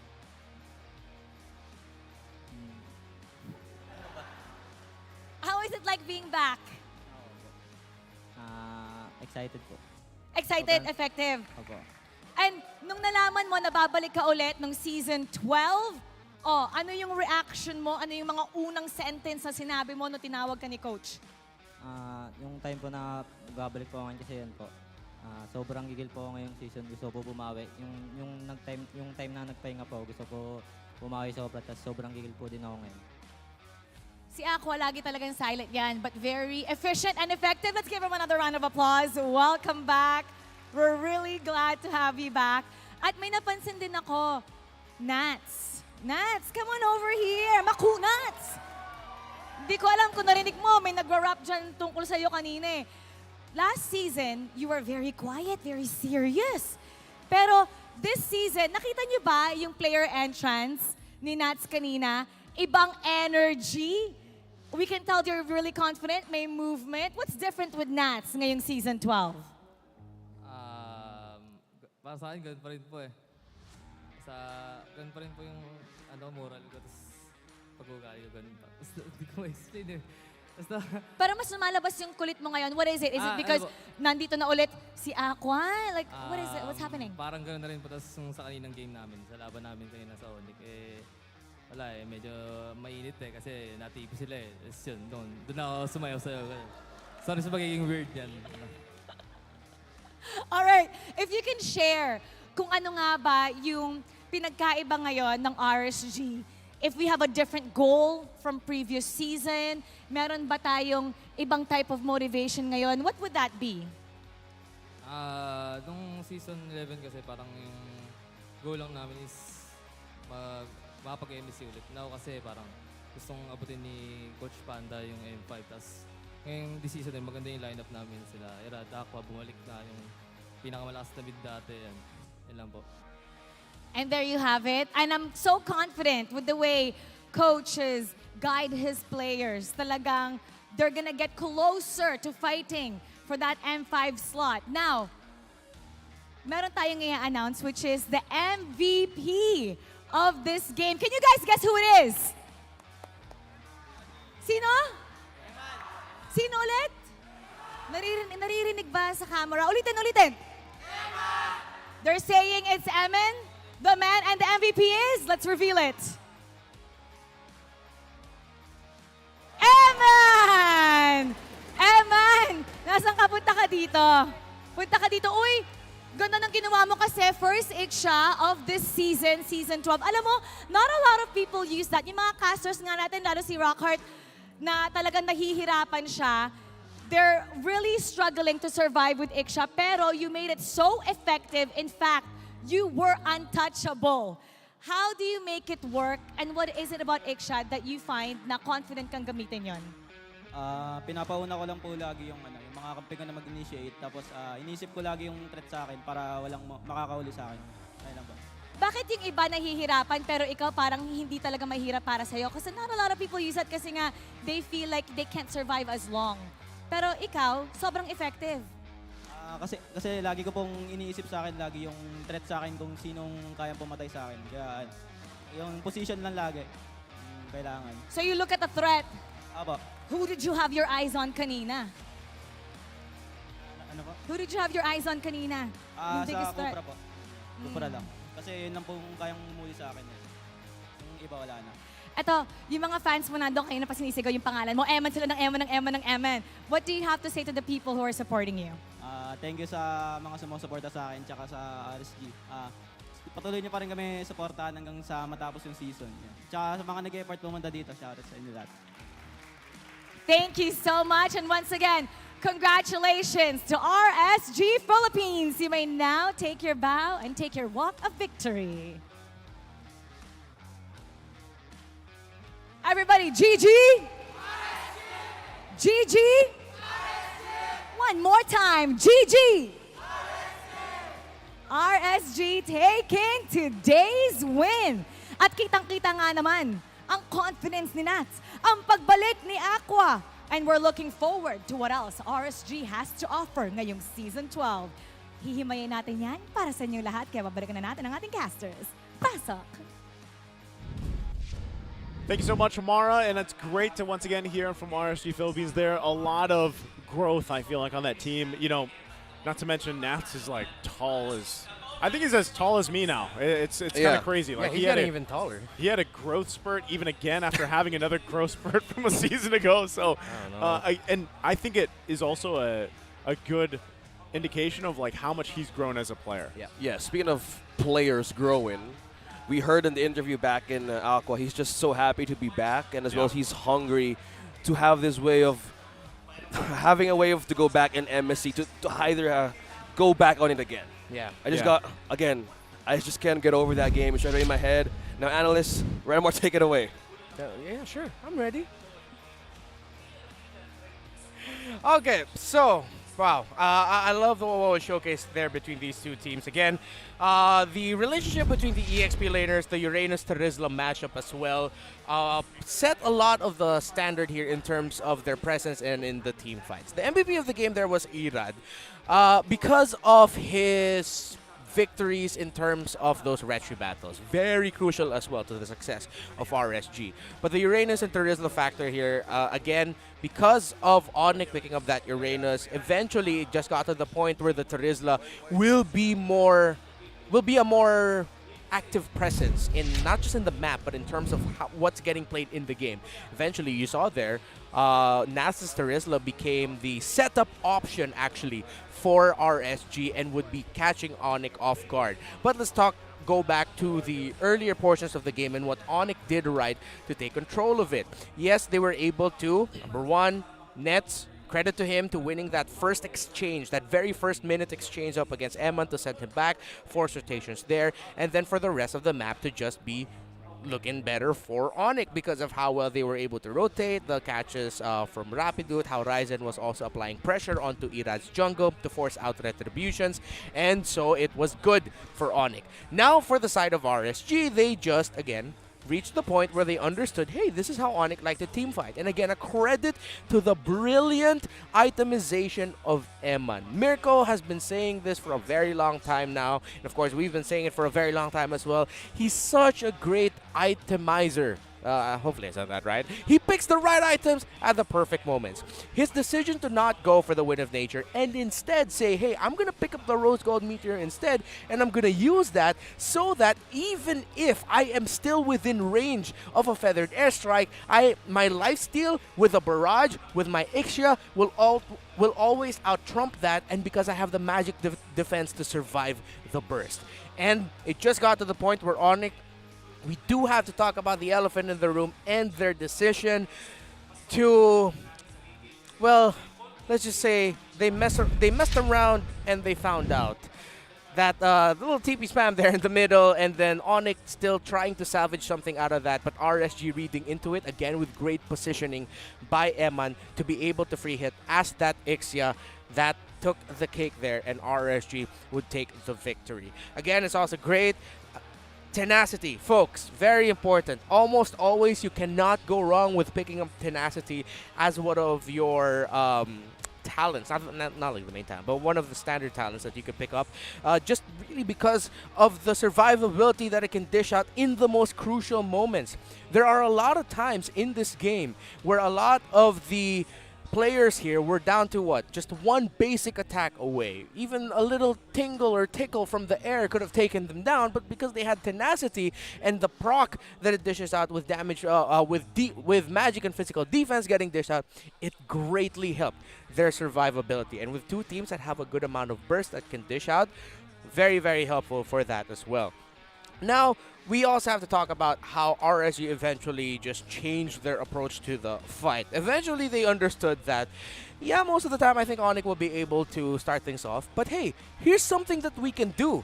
Let's just start throwing bodies at ONIC, because eventually their formation, without the good amount of control abilities coming in from your XP laner. They had a Uranus. They knew, wait a minute, they won't have enough control abilities to stop us when we throw bodies towards them. When Light, Nats, even Aqua, and even Irad goes in to set Eman up for the distance, for the free hits, there's not a lot that ONIC can do. Even if Escalera can dish out feathered airstrikes willy-nilly, even if Rapidude can find a way to interrupt the frontliners diving, there's just so much on the side of RSG that ONIC will struggle, and they handled that incredibly well. So let's bring back OSEX and Naisu here. I've already said my piece from this beautiful game, this beautiful series. Once again, great breakdown there for an Thank amazing you. series. This is a series that going the distance is something that I love to see, where, you know, each game, literally, it's not one-sided.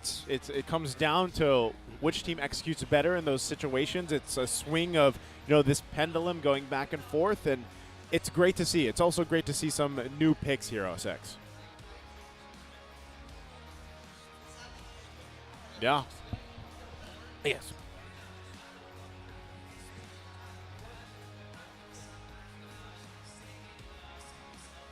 First day, yeah. Yeah. Yeah. I think, again, this is a big statement, you know, for both of these teams. So thank you guys so much. Again, I'm Naisu. This is OSX and Renmar. We'll see you in the next series.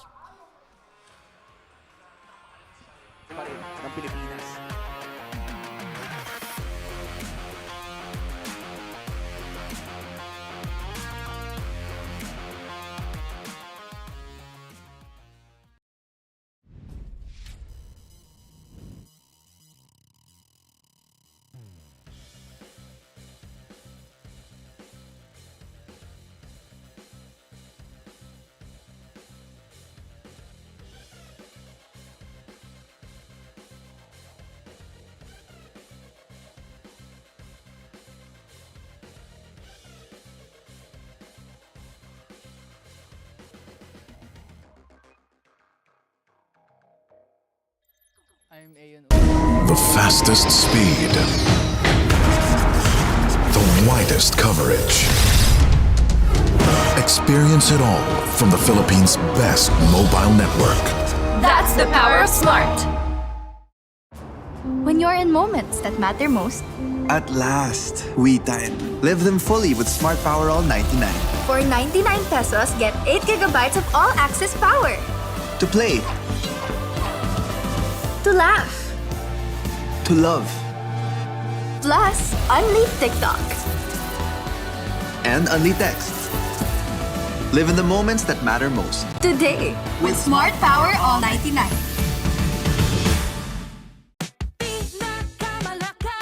Sa Pilipinas, pinakapuso, pinakamalakas. Sa TNT, maaasahan sa iyo.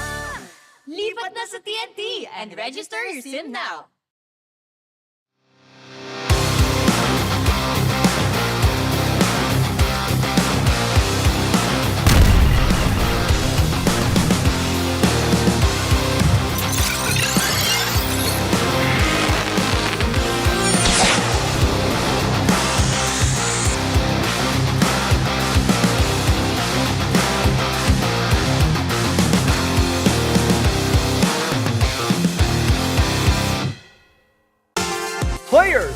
PG to play Pinoy Money Master for a chance to win as much as 100,000 pesos. Better wiser.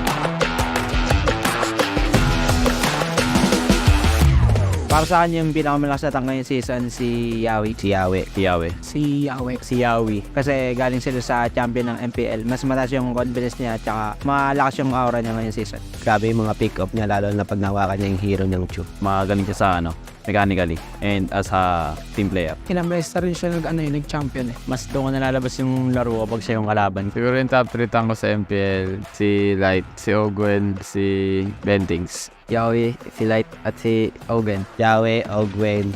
Ako, si Ogwen, si Yawi. Top 3 ko si Chucky. Si Yawe, si Light, saka si Ogwen. Si Yawe, si Light, si Rapido. Si Yawi, si Perks, tapos top 3 ko ako. Si Light yung una ko kasi dami ko natutunan sa kanya kaya masabi ko siya yung inakaw. Si Yawi kasi sabi sa akin ni Light, pantay lang daw sila. Mas sigit pa nga daw si Yawi sabi niya. Si Ogwen yung pinakamalakas para sa akin dahil ang play safe niya maglaro na aggressive, parang ang hirap i-predict ng gagawin niya. Top 2 ko si Yawi kasi last season napipredict ko na yung mga galaw niya. And sa RG, ganoon pa rin. Si Chuck na yung top 3 ko kahit nakakabalik pa lang kasi di mo pa rin mapipredict na kung ano yung gagawin niya. Tingin ko kailangan pa mag-improve this season siguro si Chuck no? Kasi matagal siyang nagpahinga sa MPL so kailangan niya talaga umabot. Tingin ko malakas pa din si Chuck no? Kasi hindi naman nakawalaan kung diyan pa rin yung gutom. Tingin ko kailangan niya pa rin magbata kasi marami nakahabol sa laro. Marami na nakasabay sa kanya ngayon. Tingin ko ang kailangan mag-improve ngayong season si Renny J kasi konti lang hero pool niya. Pagtatapatan ko si Chuck no, siguro yung mga pinractice ko lang din yung mga papakita ko sa kanya. Gusto ko pang makita yung improvement ni Brusco DR kasi sobrang consistent niya maglaro nung nasa amateur pa lang siya. Kaya hindi ko nasama sila sa top 3. Yung top 3 na pili ko is sobrang aggressive. Play safe siya maglaro. Pinakagusto ko makalaban siguro si Ogwen kasi last season hindi kami nanalo sa kanila. Mas exposure lang ako ngayon kaya nasama lang ako sa top 3. Yung mga na-improve ko talaga this coming season yung disiplina talaga. Siguro kaya nila ako nasama sa top 3 kapag yung Franco yung sir. Mahilig tumiktok sa Franco yung first skill player. Hindi lang kasi ako malakas eh. Tingin ko yung lamang ko kay Yawi at kay Perks yung experience ko sa MPL. Si Ogwen hindi ko siya nalagay sa top 3 kasi naglalaban sila sa akin para sa akin si Light kasi Ogwen. Sobrang match silang dalawa. Mas naging impactful lang sa akin si Light dahil alos kapareho siya ng hero pool. Sa tingin ko lamang ako sa mga ibang room this season kasi nung last season kabado ako and ngayon feel ko malalabas ko na yung full potential ko. Magagamit ko rin yung experience ko laban sa kanila kasi nakakalaban ko na rin sila dati and parang alam na rin yung gagawin ng bawat isa sa akin. Yung gusto ko makatapat pa rin si Yawe. Former teammate ko siya tapos hindi ko pa siya nakakalaban sa role ko na room. Mas nilook forward ko pa si Yawi kasi gusto kong ma-check yung laro ko kung kamusta na ba ako, nasang level na ba ako. Para sa akin si Light kasi sarap niya kalaban tsaka katapat na challenge ako lagi pag RSG kalaban.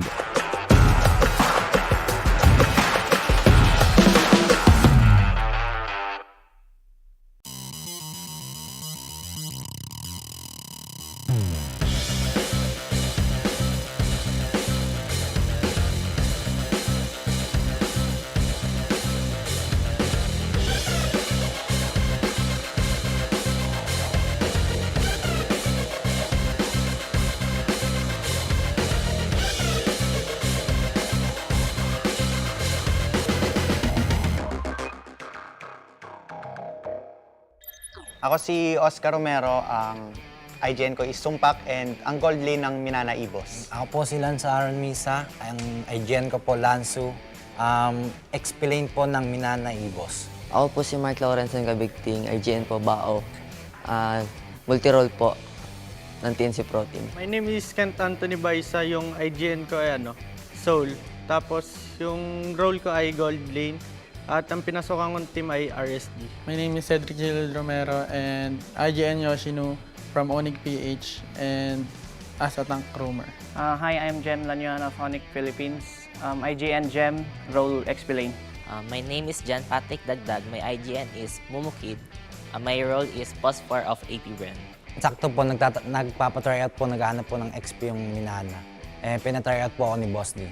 Yun, sabay naging okay naman po yung mga skill namin.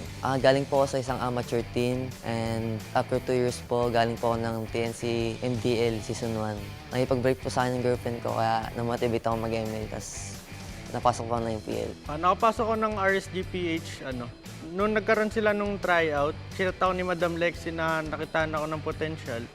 Sabay, pinapunta agad ako ng bootcamp para sa mga practice. Nanggaling po ako ng Euphoria MDL nung Season 1. Bago po ako mapunta sa ONIC, nag-tryout po ako sa kanila and eventually nakapasok naman po. So ayun, nag-start ako sa MDL Season 1 as ONIC Arsenals.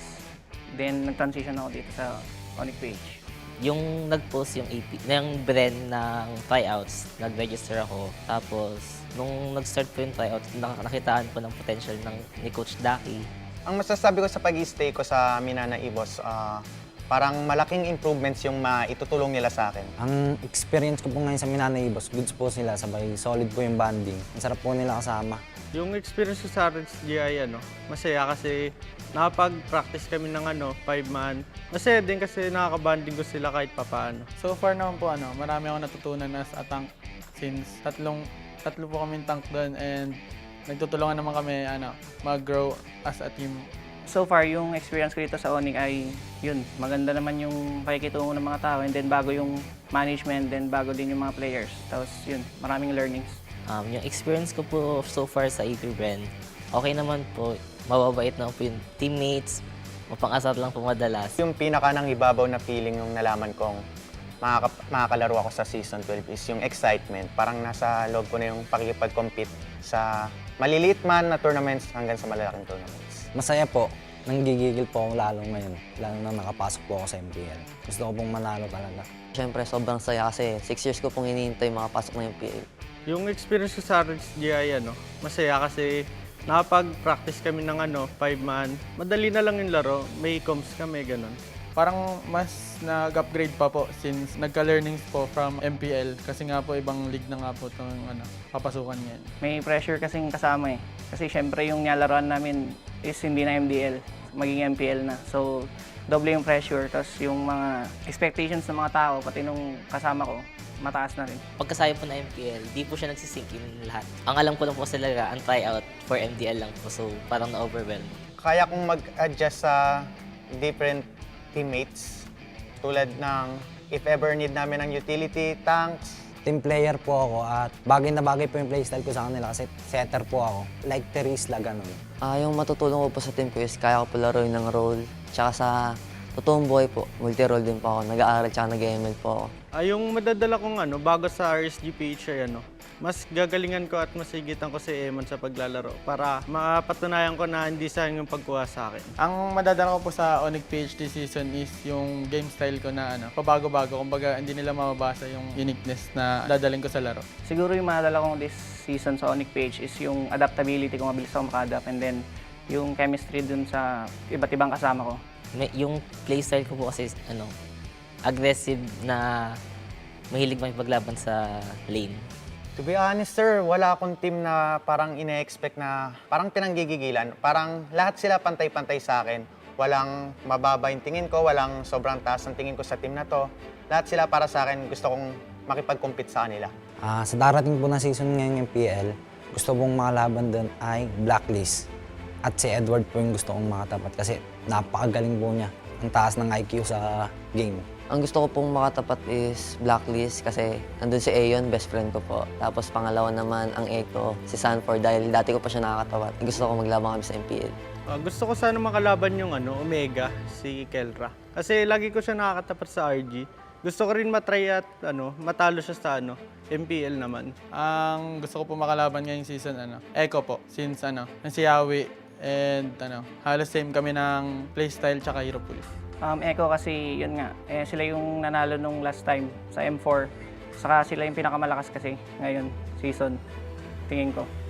Yung team po na gusto ko makalaban this season is yung Echo po. Dahil andun si Sanji, kaya gusto po malaman sino mas malakas sa amin. Supportahan niyo lahat ng teams na gusto nyo, and sa mga supporters naman namin na Ibos, abangan nyo kami and gagawin namin yung best namin this season. Abangan nyo ko sa season 12, guys. Papakitaan ko kayo. Papatunayan ko na kaya ko may pagsabayan kahit nag-aaral ako. Sana suportahan nyo kami sa mga paparating na laban at sana i-welcome nyo ako na member ng RSDPH. Hello, ako si Mumukit. Please support me this upcoming MPL season. Thank you. Abangan niyo po ako sa darating na MPL na mapakita at mapatunayan ko ang sarili ko bilang rookie. Hi, thank you for supporting ONIC PH. Subaybayan niyo po yung mga laro namin ngayong season. Marami po kaming nakahanda.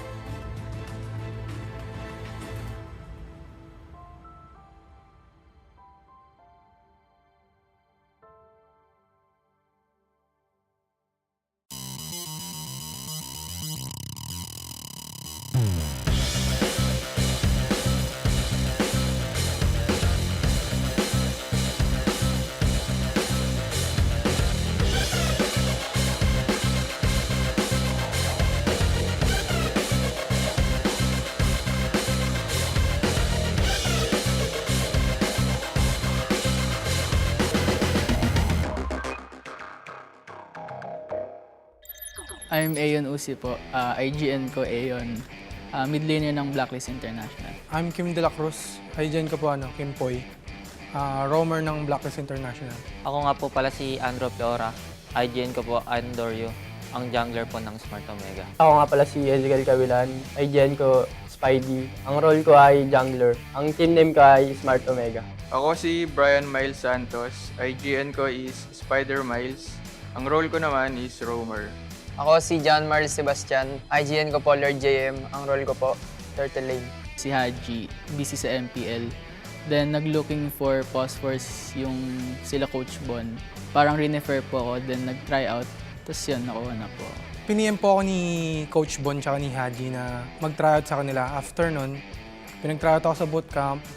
After 1 week, kinuha na po nila ako. Nung una po, kinakontak po nila ako sa dati ko pong team sa amateur. Tapos nung nag-end na po yung contract ko sa dati kong amateur team, nag-tryout po ako ng jungler sa Smart Omega. So, nag-audition po ako sa TikTok. And then, nanalo po ako sa The Greatest Gamer Philippines. Tapos, kinontak po ako ng Smart Omega na makakapag-lab po ng pro scene sa MPL. Galing kaming MDL, tapos nag-champion kami ni Lord JM sa Just ML tournament.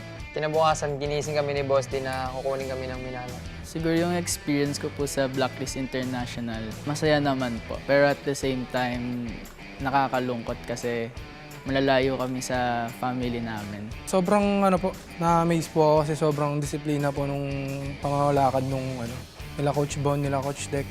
Nung una po, kinakabahan po ako kasi makakasama ko veteran eh. Tapos nung natuloy-tuloy na po yung practice, kumbaga nasasabay ako na.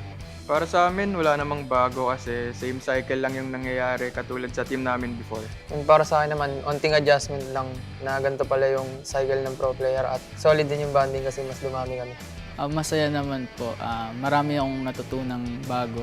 Siguro yung nafe-feel ko lang po ngayon, sobrang excited ako maglaro. Gusto ko ipakita kung yung laro ko talaga. Wala naman po masyadong iba sa amateur team. Kumbaga nasa amateur lang po yung paghihirap pero dito na po ako sa pro para magpakitang gilas pa. Sobrang saya ko po kasi di ko po in-expect na ako dito sa MPL. Siguro yung gameplay ko na makakatulong sa Blacklist is yung pagiging aggressive ko po sa laro. Feeling ko yun yung isa sa malalaking factor para manalo, ganun. Yung pinakamayambag ko, siguro yung pagiging flexible ko. Sobrang dami kong pinractice na hero ngayong season eh. Lahat kaya kong gamitin na hero ngayon. Lahat ng natutunan ko po nun sa amateur scene, maidadala ko po sa Smart Omega dahil nabatak na po ako nung time na yun. Saka po yung mga ginagawa po ng mga MPL veterans sa jungler po, kaya ko din po gawin. Yung madadala ko sa team ko ay consistent, saka team player ako. confidence ako sa laro ko, saka mag-improve pa ako lalo. Playstyle ko kasi is utility and sa tingin ko makatulong yan para ma-reach namin yung top spot. And ang playstyle ko naman is aggressive. Feel ko makakatulong yun kasi baka may chance kami palagi na maka-early. Siguro yung team na excited ako or gusto kong kalaban is Echo. Since sila yung defending champion, gusto kong makatapat si Sanji po since same kami ng role. Echo. Tapos yung player si Yawi. Kasi world champion, so parang gusto ko siya makatapat ngayon. 3 player po yung gusto kong makatapat eh. Si Kyle TC, si Irad, pati si King Kong. Kasi nung amateur ako, sila rin yung pahirap sa akin nun. Papatunayan ko rin na kaya ko sila sabihin kahit nauna sila. Yung pinaka gusto kong makalaban na team ay Blacklist kasi yung pinakamadaming champion sa MPL. Gusto naming makalaban para sa amin APBR eh. Kasi tinalo kami nila last tournament. Tsaka gusto ko ding makalaban si Few kasi idol ko yan eh. Sa akin naman, Echo kasi MPL champion eh. Para sa mga supporter po ng Blacklist, yung Blacklist agents po, thank you po sa pagsuporta sa amin. Tsaka sana patuloy niyo pa po kaming supportan sa mga upcoming matches namin. Sa lahat ngayon ng team sa MPL, ngayong season, good luck lang sa ating lahat at galingan lang natin, enjoyin lang natin lahat ng games natin. Salamat sa mga patuloy na sumusuporta sa Smart Omega sa pagtitiwala. Abangan po nila yung bagong Omega. Sa mga makakalaban namin this season, gagalingan namin lalo. Saka may babaon kaming secret weapon. Para sa mga supporters namin, salamat sa pagsuporta and di namin kayo bibigoyin this season. Yung sa mga makakalaban namin, maghandaan na kayo.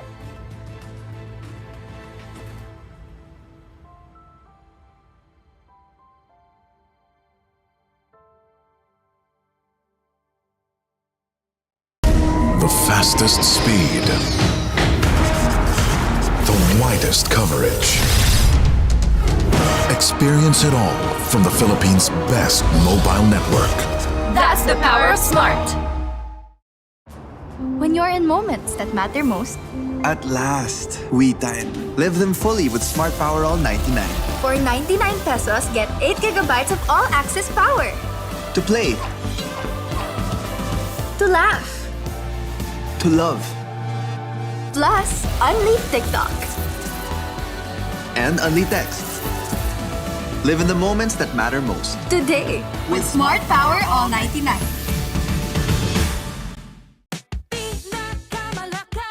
Sa Pilipinas, pinakapuso, pinakamalakas. Sa TNT mo, sarang saya. Lipat na sa TNT and register your SIM now.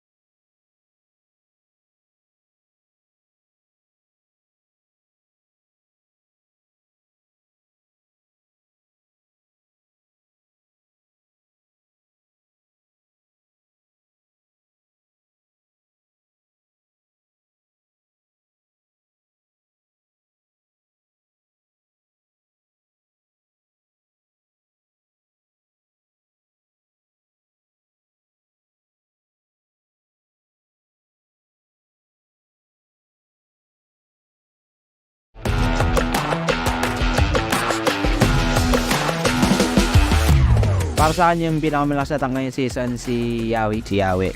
Si Yawi. Kasi galing sila sa champion ng MPL. Mas mataas yung confidence niya at saka malakas yung aura niya ngayong season. Grabe yung mga pick-up niya lalo na pag nawakan niya yung hero niyang Chu. Magaling siya sa mechanically and as a team player. Ilang beses na rin siya nag-champion eh. Mas doon ko nalalabas yung laro kapag siya yung kalaban. Siguro yung top 3 tank ko sa MPL, si Light, si Ogwen, si Bentings. Yawi, si Light at si Ogen. Yawi, Ogwen, ako. Si Ogwen, si Yawi, top 3 ko si Chakmo. Si Yawe, si Light, tsaka si Ogwen. Si Yawi, si Light, si Rapidot. Si Yawi, si Perks, tas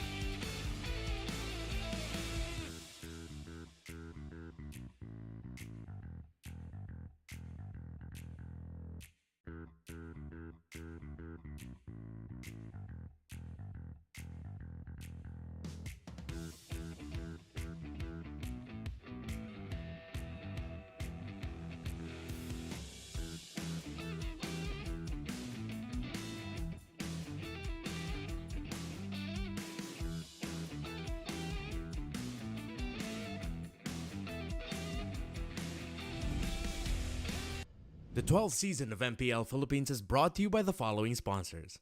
Smart, the official telco partner of MPL Philippines Season 12. Our official sponsor, Infinix. Infinix Note, ultra-fast gameplay. And FWD Life Insurance. In the epic adventure of life, FWD is your expert wingman. Celebrate your victories living with FWD. Our partners in esports, Maya, it's everything, and a bank. Secret Lab, the official gaming chair of MPL Philippines. And Pi Channel.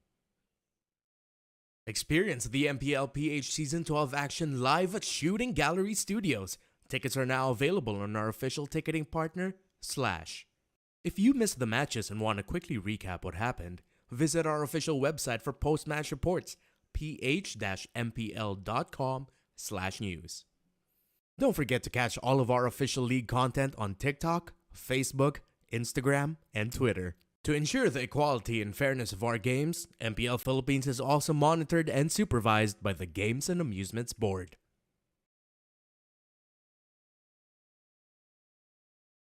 Habang yung blacklist ay kumakapit pa, ayaw pa rin dito na napakalakas pa rin ng Pilipinas.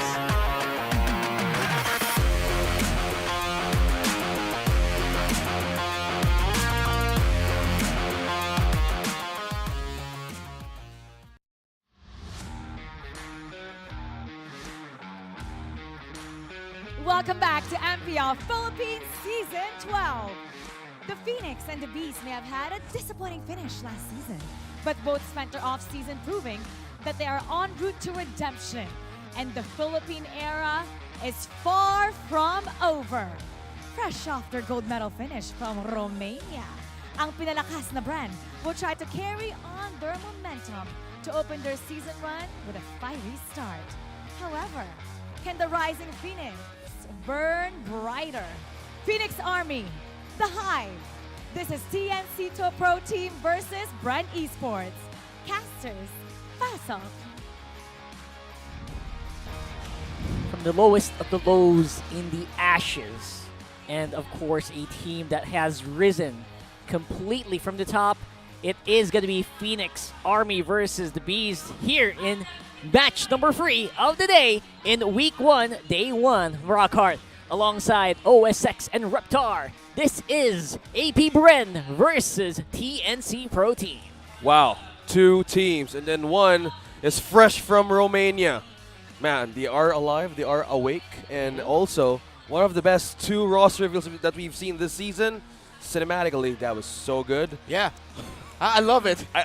These 2 teams arguably probably had some of the best, if not 2 of the best roster reveals in the offseason. By the way, there. Yeah, check it out. All of the roster reveals of the teams in Mpl-Ph S12, fantastic. Yeah, these 2 were like going on like number 1 or number 2 on the reveal. Like, wow. Yeah, amazing. Of course, all of that is going to be, it's going to be very exciting to watch what is going to be coming up between these 2 teams who have essentially the bottom team from last season facing off against a fresh champion from an international event. But before we dig into our upcoming series, let us take a moment to thank our official telco partner, Smart. Smart Gig Arena is open to all Smart and TNT subscribers, or they can join an array of arcade games and esports tournament like MLBB and many more. To get started, you just have to create an account on gigarena.smart using their TNT or TNT mobile numbers. Wow, it's been a season where we're telling everybody to register your SIM cards. Yeah. You know, it's all promos and loads. Yeah, and Thank you, Smart. And great opportunities for young budding esports athletes too. That's exactly what we. I love that. That's what Smart promotes here, of course, and of course that's something that is we are very thankful for. Yeah. And of course, the proof that the PH era is very much far from over. That is definitely APBR, who has shown the world that, you know, the headlines might be a little misleading where you are from, right? Yeah, 3-time gold medalist champion, fresh from Yash, and most of the teams right here on our stage has this hunger, has a way of getting their own championship title once again. But representing the Philippines and different parts of the country, that's APBR Esports. That's a new name. Yeah. I like it. And also we are looking at TNC. Is also rising from the dead, literally. Yeah, and it's great. A lot of people see AP brand and of course the glory they brought to Team Philippines as Team Cebol with that top 1 gold medal finish in the IESF World Championship. But TNC found success of their own with a championship win in a major tournament outside of the MPL. That's the Juicy Legends tournament. There you go. There you go. Yeah. Right there on your screens. TNC also not a one to take a beating at all. They have been showing off as well in major international tournaments all the way to Busan as well, aside from obviously huge local tournaments we have right here in the Philippines. Just imagine before we see Goyo and we see like 3 boys from TNC doing a TikTok. Now they made it over to Busan doing it as well. Yeah. Just imagine how the Khaldad take them and also their Khaldad, how do you do that? How do you do that? It's not seen here, but you do like this. Yeah. There's a specific movement that cannot be seen because it's blocked, but I'm pretty sure y'all know what the I movement know. is. Yeah. You know what I'm talking about. Renmar is an expert on doing that, but yeah, you just bag a medal. You do not expose me like this, okay? He's really talented. Go back and scroll his TikToks. You'll find out in TikTok. And but He's a good meanwhile, dancer. obviously AP Brand on the other side just bagged a huge championship in IESF Romania, which you OSX personally casted right there on ground. Yeah. And their victory led to the Philippines winning the overall medal tally for that huge event, international event attended by about 111 teams from all over the world. I would say no mean feat in itself. Yeah. And again, in the ISF Wii World Esports Championships 2023, they only took 1 loss from the whole tournament, and also they were also the winner of the Asian Oceania qualifiers in Riyadh. Truly a dominating year for Team Cebol. And wow, it's truly a great way to be a Filipino today, even tomorrow, and representing the countries, representing all of the things happening with Cebol. They're really getting good in taking all of these awards in their pocket. Yeah, the year of triumph for the Philippine National Esports Team. Again, for MLBB, for those who aren't familiar with our system here, the Philippine National Team is also one team, and we run through qualifiers. And for us, it was AP Brand, and of course, for all of you, just so that you know, the Indonesia team was also represented by Bigatron Alpha. That's true. Very interesting. Yeah. I have to commend Indonesia, by the way. Huge props to Indonesia right there. Mic check daw, sabi ng team na fresh from Romania, ang ating ISF 2023 champions! Walang iba kundi ang AP Brand. Of course, kakarating lang nila galing Romania. Ating kumustahin ang kanilang team captain, the legendary Few. Lika Few. Of course. On mo muna. Inoon yan. Yan. Hello. Mag-hello ka. Hello. Okay na. Okay, Few, balita ko ay kakaland nyo lang daw kagabi. So, ang tanong, may jet lag ba ang AP Brand? Makaka-apekto ba to sa laro nyo against TNC Pro Team? Hindi ko alam pero ang sabi kasi ni Plap, siya na bahala sa amin Si Plap ang bahala. Ano ba? Eto, may status dito ang inyong coach. Tulog pa mga player ko, paano to send help. Anong oras ba kayo nagising? Ako maaga ako nagising kasi pumunta pa ang bootcamp. Pumunta so, mga pa 5 hours na tulog, palag na. 5 hours na tulog. Bigyan mo naman kami ng onting kwento. Ano ba nangyari sa flight? Bakit pa kakaland nyo lang? Dapat talaga Wednesday pa kami dito sa Pinas. Kaso nagka-delay ng malala So kagabi lang kami dumating ng madaling araw. Yun. Ilang oras kayo na delay? Bali mga isang buong araw din yung delay ng flight namin. So 24 hours. 24 hours nagstay ang AP Brand sa aeroplano. At saktong-sakto, maraming salamat Pew. Kausapin natin yung sinabi niyang player dito na si Flap TZ. Aba, Flap, kumusta naman ang Romania? Anong pinaka nagustuhan mong parte ng Romania? Yung mga tao, ang babait. Yung mababalita ko may ibang mode kayo ng transportation sa Romania. Yung scooter. Scooter gang. Ayan, pakita natin. Yan. Ano kwento mo naman? Bakit yan yung naging preferred transportation nyo? Scooter gang. Nakakatamad maglakad, sobrang layo Kaya yun, parang naging bisyo na yung pag-scooter namin Nagre-rent kayo ng scooter. Nagre-rent kami. So part kayo ng scooter gang, yun ang pinaka na-enjoy nyo. Flap, mukhang okay pa din, mukhang goods pa rin ang vibe ng AP Bren. Flap, balita ko, gusto mo daw laging tulungan ang mga audience. Gusto mo daw ituro kung saan ang CR. Flap, nasan ba ang CR? Guys, kung gusto nyo mag-CR, nandun lang oh. Okay. Okay. Okay, Flap. Ipatungo natin. Okay. Hindi ko kinakaya. Pati ako na-jet lag. Pati ako. Flap, ikaw na bahala. Ituro mo na din ang mga shoutcasters. Guys, yung mga shoutcasters, nandun. Alright. Shoutcasters, take it away. Thank you so much, Flap TZ, for pointing to our direction. Yeah. Where Wow. I'm not sure anyone in here was ready for that, but yeah. That's something new. Showing off, low key right there. Yeah, a gun show from Flap Daisy in the shooting gallery. Renmar. Perfect. How fitting. Yeah, yeah. Where is the talent toilet anyway? Can you point it to us? I don't know. Ask Flap to do it. I got nothing to show. Ask Flap to do it, man. Yeah, don't ask me as well. So right now we did see that AP Bren, like as they said, 24 hours stuck in a plane, just landed a few hours ago here in the Philippines. That's got to be something, but they seem confident. They seem to be in high spirits. And I'm expecting a lot from them. Yeah, and moving forward, the time difference is like 5 hours negative. So right now, it looks like all of the spirits are up, and we see the coaches. We see Coach Ducky and Coach Ven as well. Man, this is exciting. This is the first game of the season, and they're more hungry to get back on the championship title as well. A lot of teams' actions right now is eyeing to get back on their feet, especially that title. Yeah, and I think a lot of people are also looking at this matchup as it's an underdog story based on the more recent results, the more recent performances. But there are a lot of teams going into here who did say they're looking forward to facing TNC Pro Team. Yes. There's something about them that we don't know that makes the other teams excited to go up against them. Yes. One of those teams is a world champion themselves, Echo. Just heard it on the grapevine that, you know what, these guys are outputting something very, very interesting that you guys in international audience would definitely be remiss to not watch out for. So watch out for these guys, and maybe they'll show us something interesting here as they go up onto their first match of the season.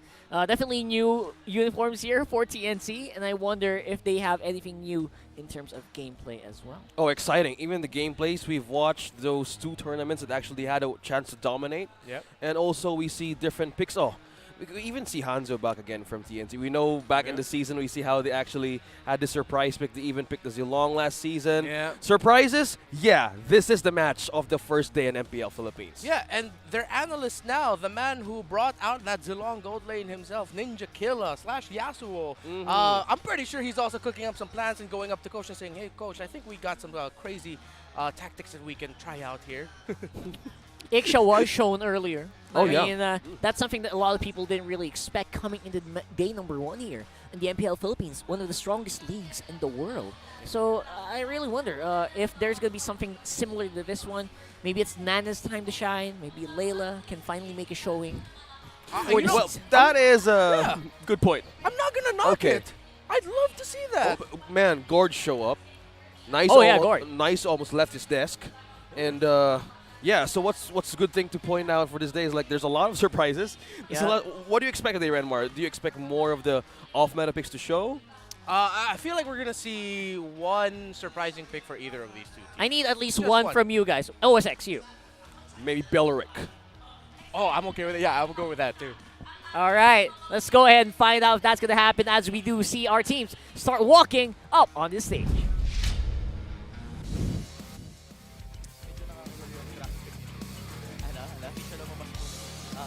Akala ko tuloy draft na. Akala ko nagtatap tayo ng segment. Akala ka rin. Buti ko na lang kunin sa'yo eh. Oo.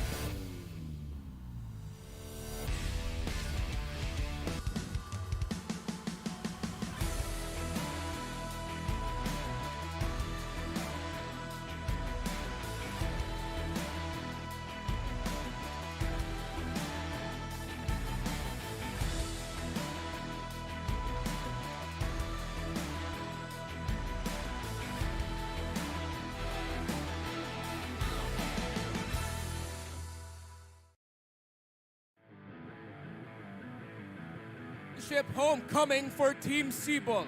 Our national team squad look to continue the gold rush into our 12th season. Minted in black and gold. Scoot, scoot! It's AP Brand!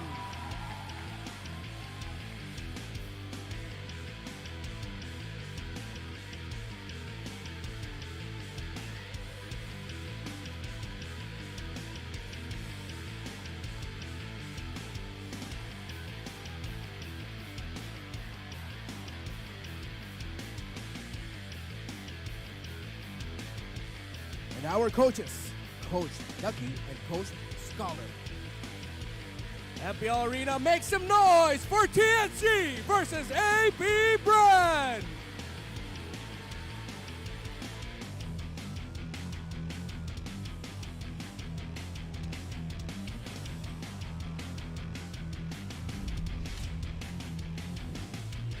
Kitang-kita sa lakad at marcha pa lang ng ating mga players na ready sila na patunayan. Week 1, day 1, just a gift that keeps on giving here, folks. Who would have expected a huge trophy making its way on the stage, as we do see. TNC Pro Team, they've got a mountain to climb here for sure in this matchup. Yeah, and to make climbing mountains easier, TNC Pro Team said we're going to go back to basics. We're going to keep the family tight. Innocent, King Kong, Goyo, Hesu, and Ben Things. It's a much more trimmed down roster for TNC Pro Team. You know Ninja Killa and, well, not Ninja Killa, Escalera and Cram are with ONIC now, and they have kept it to a core 5. We're looking at AP Bren, and that right there, what you saw on stage, that's how you bring home the bacon. Oh, yeah. That is the trophy from the World Esports Championships, and we're looking at the Team Cebol lineup. Super Marco, Kyle, TZ, Fio, Flap, TZ, and Ogwin. Nothing's changed. As Renmar mentioned, this is also a close circle, a family. AP Bren now looking for a way to add more titles to their experience and even for the ecosystem of MPL. Very familiar faces for both teams here, which is a definitely good sign for a lot of teams. Historically, when they return, you know, they really look good. So that's something that we're going to have to look forward to this matchup. Same faces, will it be different gameplay? Oof. Gameplay, we were talking about how the meta is shifting, how a new pick would actually show. I was kind of betting that BLCK would show up. Oh yeah, that's the drums, by the way. And would you agree, or you have something in mind to expect here, Renmar? Okay, the BLCK is just a fever dream wish that I hope. I've been hearing things. I've been hearing rumors that potentially AP Bren might be preparing some stuff they are holding on to. Yeah, we're gonna talk about that more by your segment, the analyst segment. Take it away, Mr. Renmar Santa Cruz. Welcome to our Infinix Keys to Victory. This time it is TNC Pro Team versus AP Bren. Two teams who have kept it similar with their lineups, a much tighter focus in terms of who they're playing. So let's talk about TNC. Turn up your off-season heat. There's something about TNC and how they played in off-season tournaments that played with a lot of confidence. It wasn't the most consistent performances, but it was confidence. And that's something that we felt like lacked from the side of TNC Pro Team during MPL Philippines Season 11. So, Ben thinks he is highly touted amongst MPL Philippines roamers right now as one of the best roamers. Ben thinks need to show up. AP Bren, show more than what you've already shown. These are the rumors we're talking about here, and I feel like everyone's been hearing them too. So, if you got something up your sleeve, AP Bren, are you going to start it off here now? Personally, I'd want to see it. Don't feel forced to, but please do it. I'd want to see it. Now for both teams, just dance the night away. Come on, you're going to be closing out day number 1. Just have fun with it. Take all the inhibitions off and just go wild. Dance with each other and show the rest of the world what we are supposed to expect from your two teams. What will we expect from TNC? What will we expect from AP Bren? Just dance it off away and show us in the game. That's it for the Infinix Keys to Victory. Let's bring it back over to these teams. Oh man, Keys to Victory, man. They're really giving me the vibes. Yeah. 100%. Will you? Yeah. Dance the Reptar away. That's all right. I'm fine. I'll do it. Yeah. Keys to Victory number 3. Dance the night away. One more time, Reptar. Come on. Dance the night away. Dance the night away. Dance the night away. Reptar. Yeah. Oh, I'm gonna keep doing it. Yeah, just keep doing it. All right. That's exactly why. Take it away from me. It's okay. I don't mind. I'm gonna just start raising up the count. That's good. All right. I think we. Do I like it's it? fine. I think we can talk about the game while it's still focused on me. What's up? Yep. Yeah.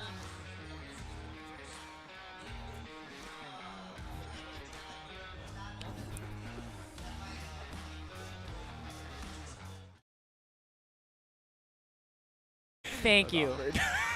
I wish I was back too. You know, I really wish that I could dance as well. Yeah. Can I dance? Yeah, can I dance? I really think I can dance. The night Don't away. let it just be me. Yeah. Maybe. Yeah. What about you, OSX? You can talk about this more. This matchup.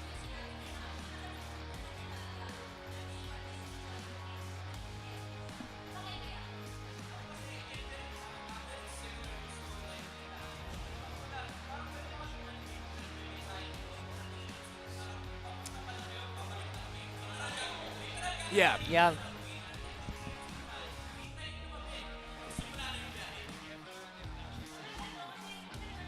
Be fixed. Yeah. AP Brand had a hell of a road to go through to get the victory for Team Philippines and C-Ball in the IESF World Championship. Snapdragon Pro Series, they finished third, even though they look sort of amazing for the majority of the tournament, for the majority of the run. But then, of course, Bigatron and Alpha was able to solve them, and that's why they're called the Terminators now, by the way. But yeah, it's been a hell of a road, and I'm just excited to see what these two have learned and how they're going to show it. All right, here we go with the draft, ladies and gents. Fingers crossed for Renmar Santa Cruz and OSX for their miracle picks to come through. Personally, Uranus Jungle. Someone has to try this. Really? Bro. Have you guys seen it? It's gonna blow your mind. I swear. I But Barrett's obviously still very fun. These are the things that I'm hoping that AP Brand or at least TNC will come out with. Yeah. So you've mentioned that one big, I don't know, pocket pick could actually show up. Barrett's, you've mentioned also, what is that? You also mentioned one thing, Uranus that mostly has the EXP. It's funny, but yeah.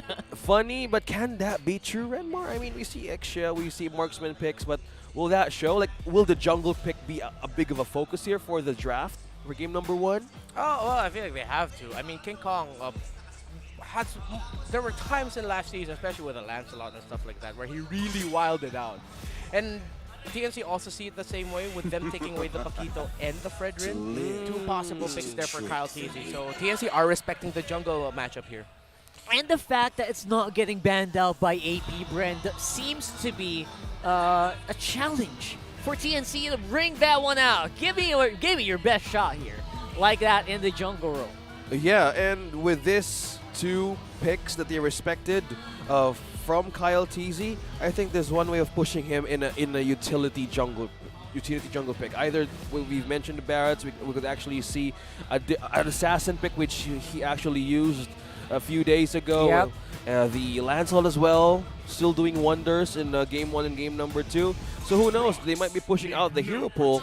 But yeah, no utility. Respect as well for the Baksha, who actually is connecting to the sustained composition line of AP Brand Esports that we've seen weeks ago.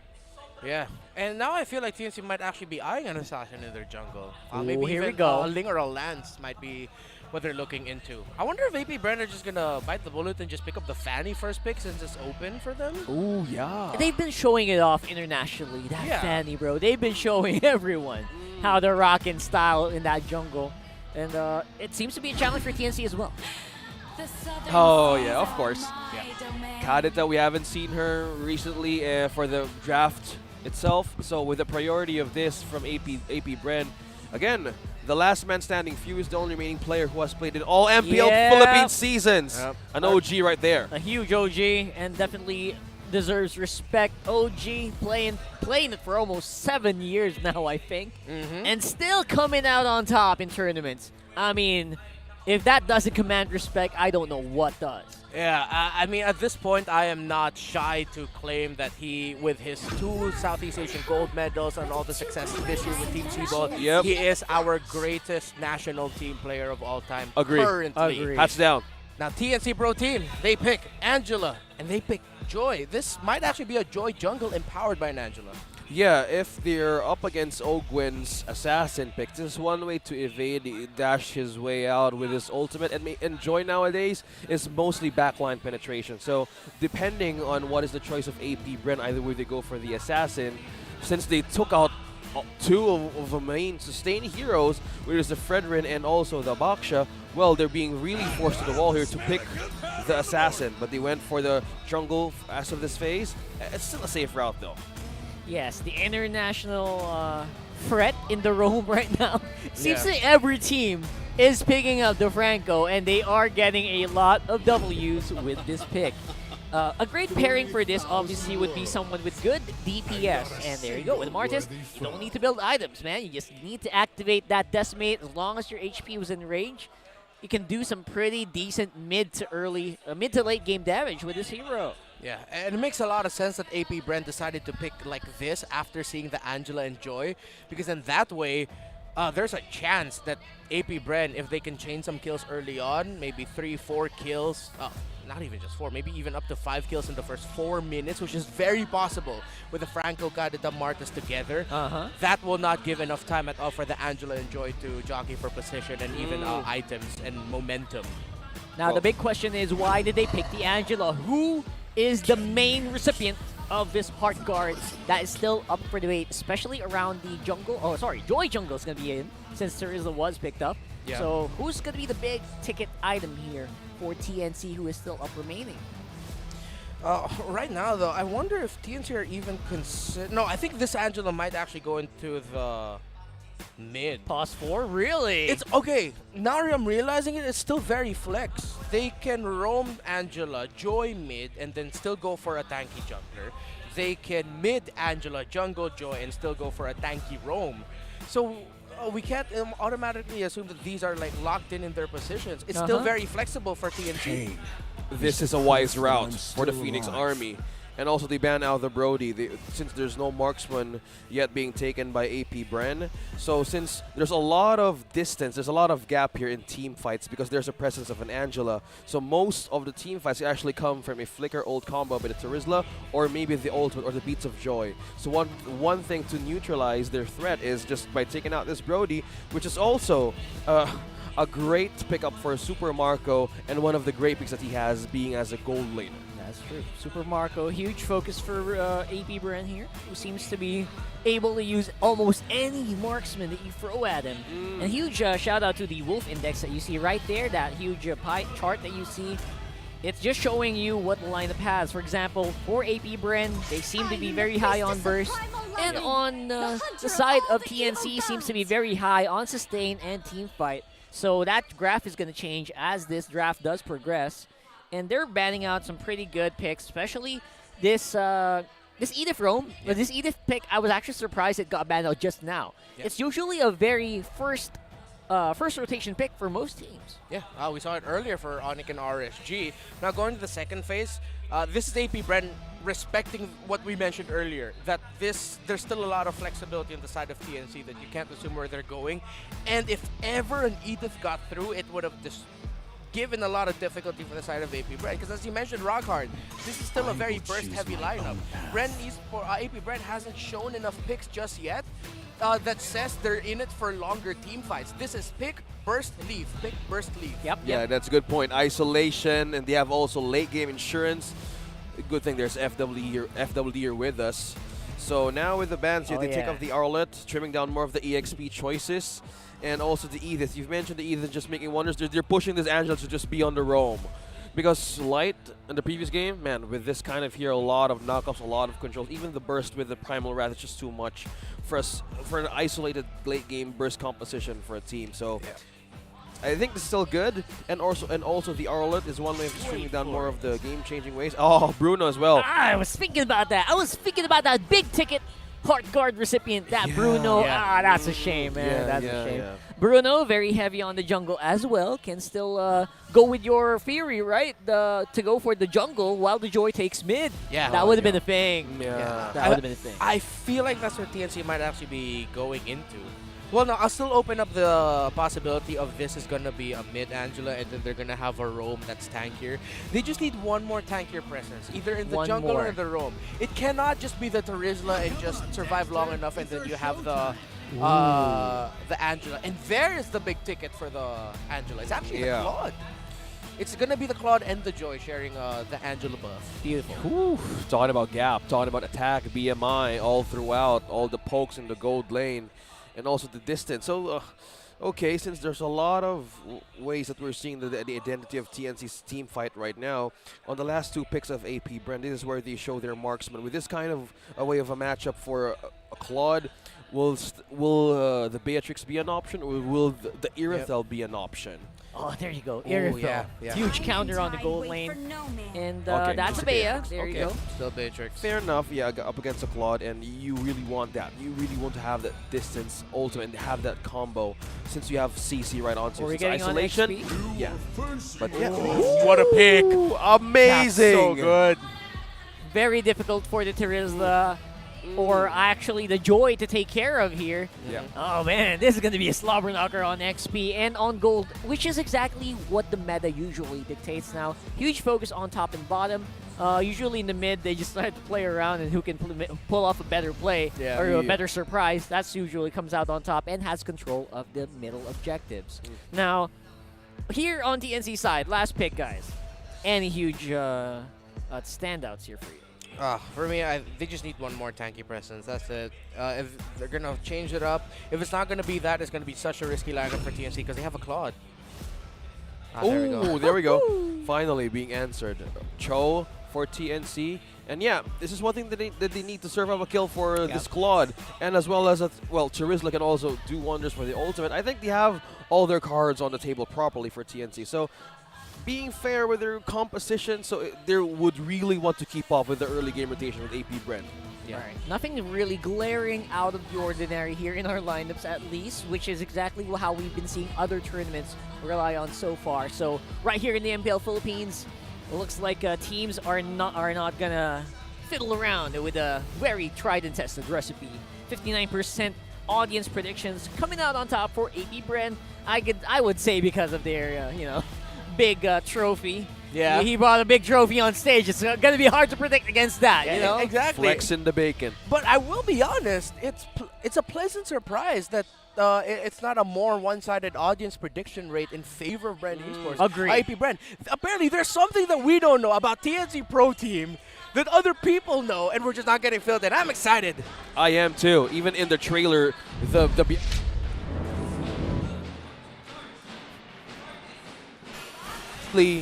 having the Hellcurt ultimate before our draft here. Let's see how this goes for AP Brand and TNC Pro Team. That's a very good view on what happens on the background here. And we are loading up onto the stage for game number 1 between AP Brand and TNC Pro Team.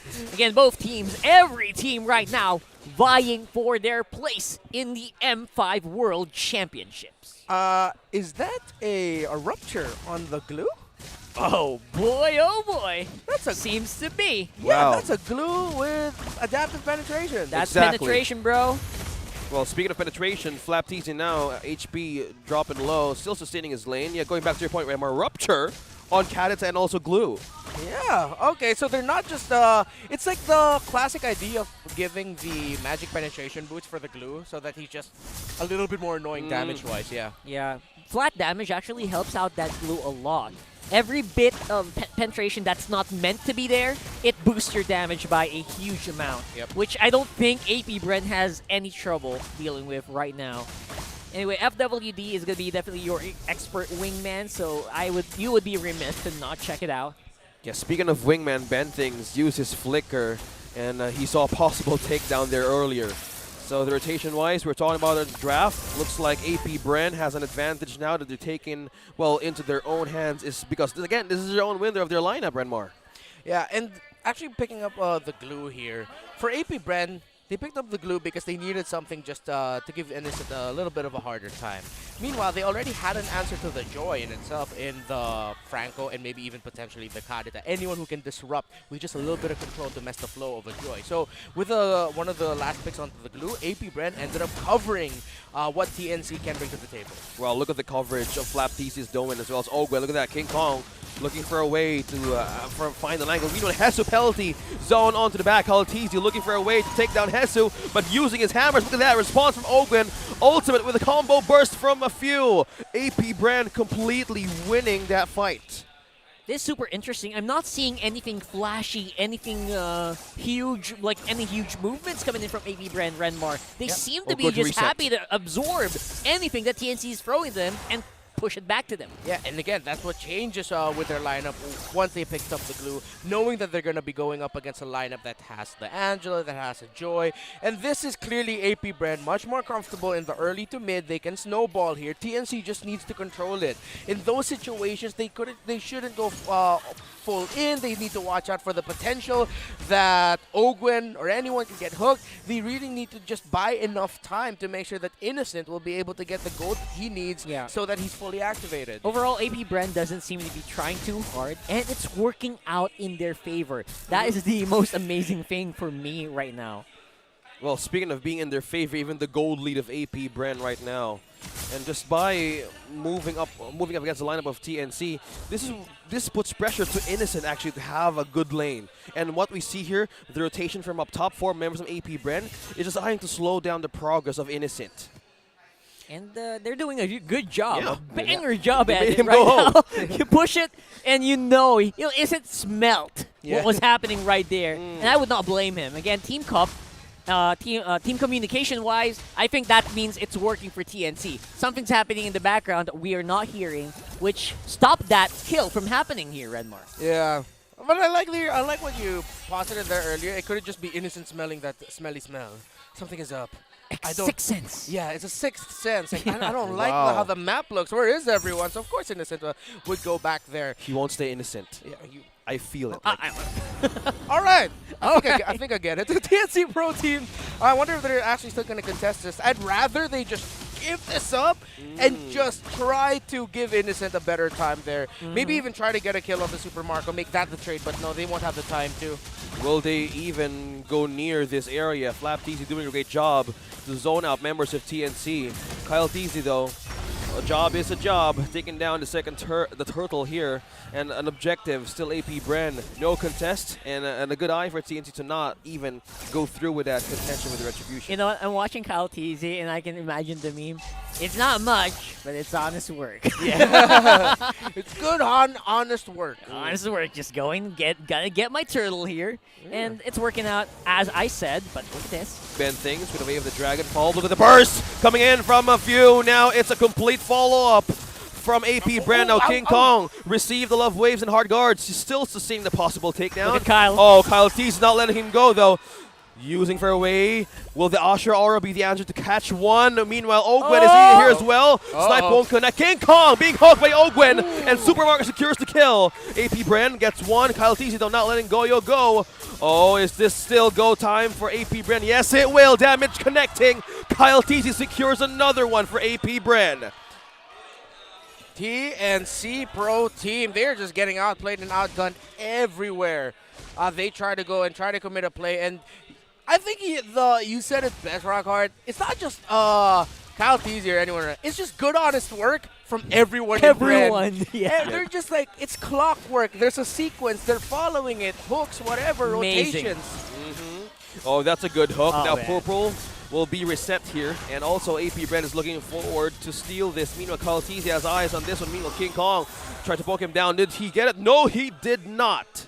Yeah, they're Kyle denying Teasy everything. denied. Stolen by AP Brand. You get your buff when I say you can get your buff. I like that. That was scary. Yeah. Shaking my boots here, Oh, brother. man. Huge shout out to Mr. White there. Yeah. I think at this point, we're not even mentioning Super Marco yet. That's the scary thing for me. Because he has been having the time of his life just cashing in all the checks on that bottom lane. Yeah, when we saw that little exchange they had up top when Ben Things kicked back Ogwen, but then he was bursted down by the Kadita. When we saw King Kong had the hard guard on him and he tried to move forward, but then AP Bren were able to avoid his dash in just the right time so that King Kong wouldn't be able to get closer. The damage coming in from just like one full clip from the Beatrix, that hurt already. So that's already a sign that at this point TNC will literally just be turtling by not even contesting for the Turtles because they just have to play defensive. Yeah, speaking of defensive, 2 dominance ISOs already. Oh, yeah. for Flap TZ and also Ogwen. It's all about denying, healing, and even attack damage. Yeah. Good luck for Hesu and King Kong's regeneration and spell vamp there. Not going to be happening anytime soon. You're going to get that bratatat from Super Marco. You can't even sustain against like 3 hits on that one. I'm loving your sound Please effects do not now, Rockhart. quote me on that. Yeah. Oh, look at, speaking of burst, Super Marco gets one. Few with that rough waves, completing that takedown. Mina with a flicker, with a bloody hunt, connecting on to Hesu. Will he able to escape? No, he won't. Flap TZ secures the kill. Innocent though, using the BMI to evade the possible bite from AP Bren. With the lead right now, taking down Hesu and Ben Things. Clearly, AP Bren still dominating this mid-game entry. Yeah, and it's no surprise that it has gotten to this point. We did acknowledge beforehand that this is an early to mid lineup, potential fast snowball versus a lineup that will need to take a lot of time. And AP Bren just play their cards right, stopping any potential rotations, any potential picks. TNC taking the wrong fights early on, and yeah, just coming back to bite them. At this point, they really just have to wait, somehow find resources, and somehow find a way to turn it around. Yeah. It's going to be hard to turn it around when you see Flap TZ and the split form recalling. I mean, he's just not, he doesn't even care about the cooldowns on that skill right now. He just keeps hammering away on everyone who goes in this path. Well, meanwhile, down bottom, Innocent was trying to push the turret of Super Marco. With the snipe being activated, he peeled him off right back to his base. And now completely looking at the lanes right now, it's still quiet. Response for TNC. I'm actually super amazed that Innocent can actually go that far across the river. Yeah. At this point, he's actually blessed that he's still able to do that with the amount of goal lead that AP Bren has right now. Yeah, at this point, I would be scared for my life if I'd be going past the river, than going anywhere near opposing towers. Here's a play. Okay, no follow from Ben Things. No ultimate, though, for this show. King Kong and Hesu now going to be backing away. Meanwhile, he forced a flicker out of Ben Things. Purple Early is up flicker. again. Oh, okay. AP Bren is now eyeing to take this one again for AP Bren. Feel bad for King Kong right now. Yeah, man, he's not going to get anything. He's trying so hard to get near that buff in retribution range. Just not happening right now. Yeah, it's like when you're in a Filipino party and all you want is the lumpia. The but lumpia, man. everyone keeps getting the lumpia. Yeah. Even though the spring roll. Yeah, they restock it and then you go back and then it's gone. They restock it and you're still not there enough. It's just a sad day right now for King Kong in the jungle. You try to inch towards it slowly but surely. You know, you're giving everyone the eye, the stink eye. Yeah. They still can't get the message. Nope. They just deny it from you, man. Yeah, and this is dire position right now. It's only just a Golden Staff at this point. Golden Staff is one of the key timers for a Claude, but because of the massive lead of AP Bren, you need one more. You need 2 more. Okay, 1 more now. He just picked up the Corrosion Scythe. Yeah, OSX is suspiciously quiet with that Lumpia exchange. I am guilty of He putting one. seems Putting one in my pocket. in your pocket? It's for late game insurance. My God. Okay. Insurance is definitely something you want. I love Lumpia. I love spring rolls, bro. Oh, Hesu, his HP dropping low. Flap DC as well. Now using a split with a bloody hunt connecting onto one. Now they forced the team fight out of TNC. It's this go time though. King Kong just went on to 5 and he falls down. No extra with a follow-up as well, man. Wow. This is a hungry Ogre that we're seeing serving up a kill for Super Marco and 5-0-1 onto this Beatrix. Devastating. Yeah, doesn't seem to be much that TNC can do. Very nice try from Innocent in making that Blazing Duet into 5 members of AP Bren, but didn't seem to really do the job for them yet. Okay. They can just smile and wave, boys. And not again! A hook! Ogwen still landing all the hooks perfectly, forced out the penalty zone from Hesu. Now Flap DC is running for his life. No. He's still sustaining, but King Kong is not letting him go just yet. A hook again! Ogwen, you monster! taking another one. And Super Mark and everybody in AP Brennan are so happy for that hook. Will he get it again? Better catch. What? Come on! No! Come on! Oh, it's Ogwer, bro! It's Ogwer! No. Wow, that is just too sad to see. 10-1 AP Brand, 10K gold lead, 1 turret left for their base. I remember at international tournament they attended, one of their opponents had 4 straight hooks in one game. He had 4 straight hooks in the last few minutes. The last 2 minutes. Yeah, the turnaround also for Seaball in the game you were mentioning. Mucho Franco Onigo. Oh, man. Onigo, that is Ogwen's last name. Oh, my goodness. Too much, man. Onigo. That's hard to deal with, and that's going to get into the brains of TNC. Of which, well, Ogwen and Few here on to a great position. Okay, they sense it. They sense it, though. Hezu and Benthing sense it. Did not commit to cross that line. And AP Bren, another objective secured. Oh, man. This game is just the game that keeps on giving right now. Seems to be a very uphill battle, but TNC, I gotta say, they're still in this game. Just give him something. Get him, Franco! He's just by himself. TNC now is forced to respond. Benthing's now used to conceal to escape that half HP, though. Still remaining safe. Meanwhile, the base opening up slowly. There's wave down bottom. King Kong's trying to clear this one, though. Super Marco took down the last third of TNC. Yeah. Oh, my goodness. The kick there from Ben Things, he wasn't able to maximize the damage because just at the right time, Super Marco was able to change the trajectory of the kick because he adjusted his positioning, so he got kicked into the wall, which cut the distance that he could have been kicked. That was supposed to be a beautiful setup for the other members of TNC. Look at Ben, look at Ben. Well, speaking for setup, that's the thing that they need right now, but the base is too open. Look at the bite. Onto one. King Kong falls down, and the base is too open, and AP Bren wins in a dominating fashion in game number 1.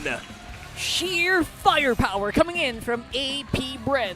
They definitely still got some of that mojo left over from their stint in Romania, and you can really sense the aura, the Super Saiyan mode here of AP Bren.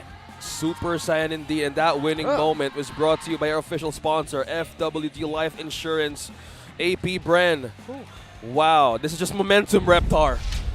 Man, they are. That was nasty. That was nasty. And hey, it's still me again. We're not doing it. It's not just yet. Come on, there we go. Get their reaction. Yeah. Yeah.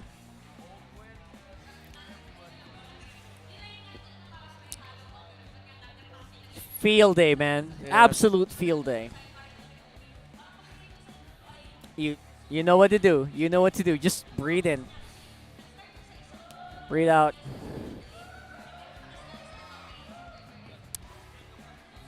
Yep. And with all things being into the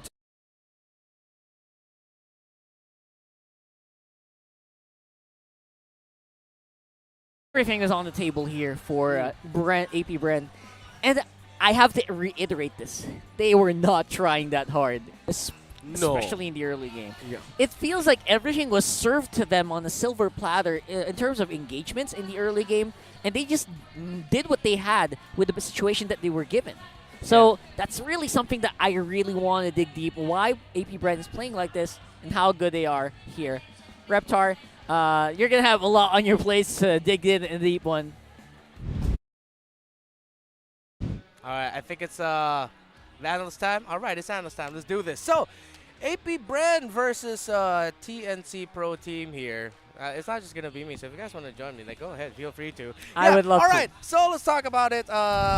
Again, in terms of the picks, Carita, Franco, Martis, Beatrix, and Glue. They got the power picks that they wanted, along with, of course, the surprise last pick there, or one of the last picks in the Glue. Played really well there by AP Bren. Again, they picked the Glue in that scenario because they needed something to answer for the Claude, even though they already had it, just a little bit more to give it a hard time. And then, of course, you already have an answer for the Joy, which is this man, the Franco by Ogwen. Unigo continuing his hot streak with this Franco pick, hook after hook. And what looked like, or what could have been a potential chance for AP Bren to turn things around, eventually became near hopeless for TNC Pro Team, or for TNC Pro Team to turn things around, because Ogwen just kept landing hook after hook, getting those bites. And when you have, when you build a lineup that answers your opponent's lineup very well, you get to take your conditions, which is, in this scenario for AP Brand, all they want to do is take control of the early game, get a few kills, balloon from that by getting turtles, by getting objectives and kills at the right time, pushes into the side lane, pressure onto the opposing gold laner, in this scenario, the Claude. What else can I say then? This was a perfect game by Bren. And Rockhart mentioned it best. It didn't even look like AP Bren were trying too hard, because this is a lineup they're very comfortable with. A lineup that brought them success in the international stage. And they just, time and time again, they knew what they needed to do. And it wasn't just in terms of like themselves individually. Other than slow-mo. Look at that slow-mo, Yeah, we man. kind of need to react with you. Yeah, it's, Sorry. It's totally fine. It's crazy. A TNC Pro Team, there's not much that they can do in that scenario when the opposing team that you're up against is such on a hot streak. It's such on a high of success right now with what they did in the international stage for country. AP Bren, they did not miss a step. They did not skip a beat, even though they've probably lost a lot of sleep and not get enough of it. What they showed up here, it puts me at a loss for words, because we are potentially seeing one of the best teams in the world, if not one of the top 3 teams in the world right now. Sequence after sequence, how they played that, everyone understanding their job in terms of covering their opposing man. Ben things couldn't get into position. Goyo couldn't find the right time. King Kong was always getting his jungle invaded.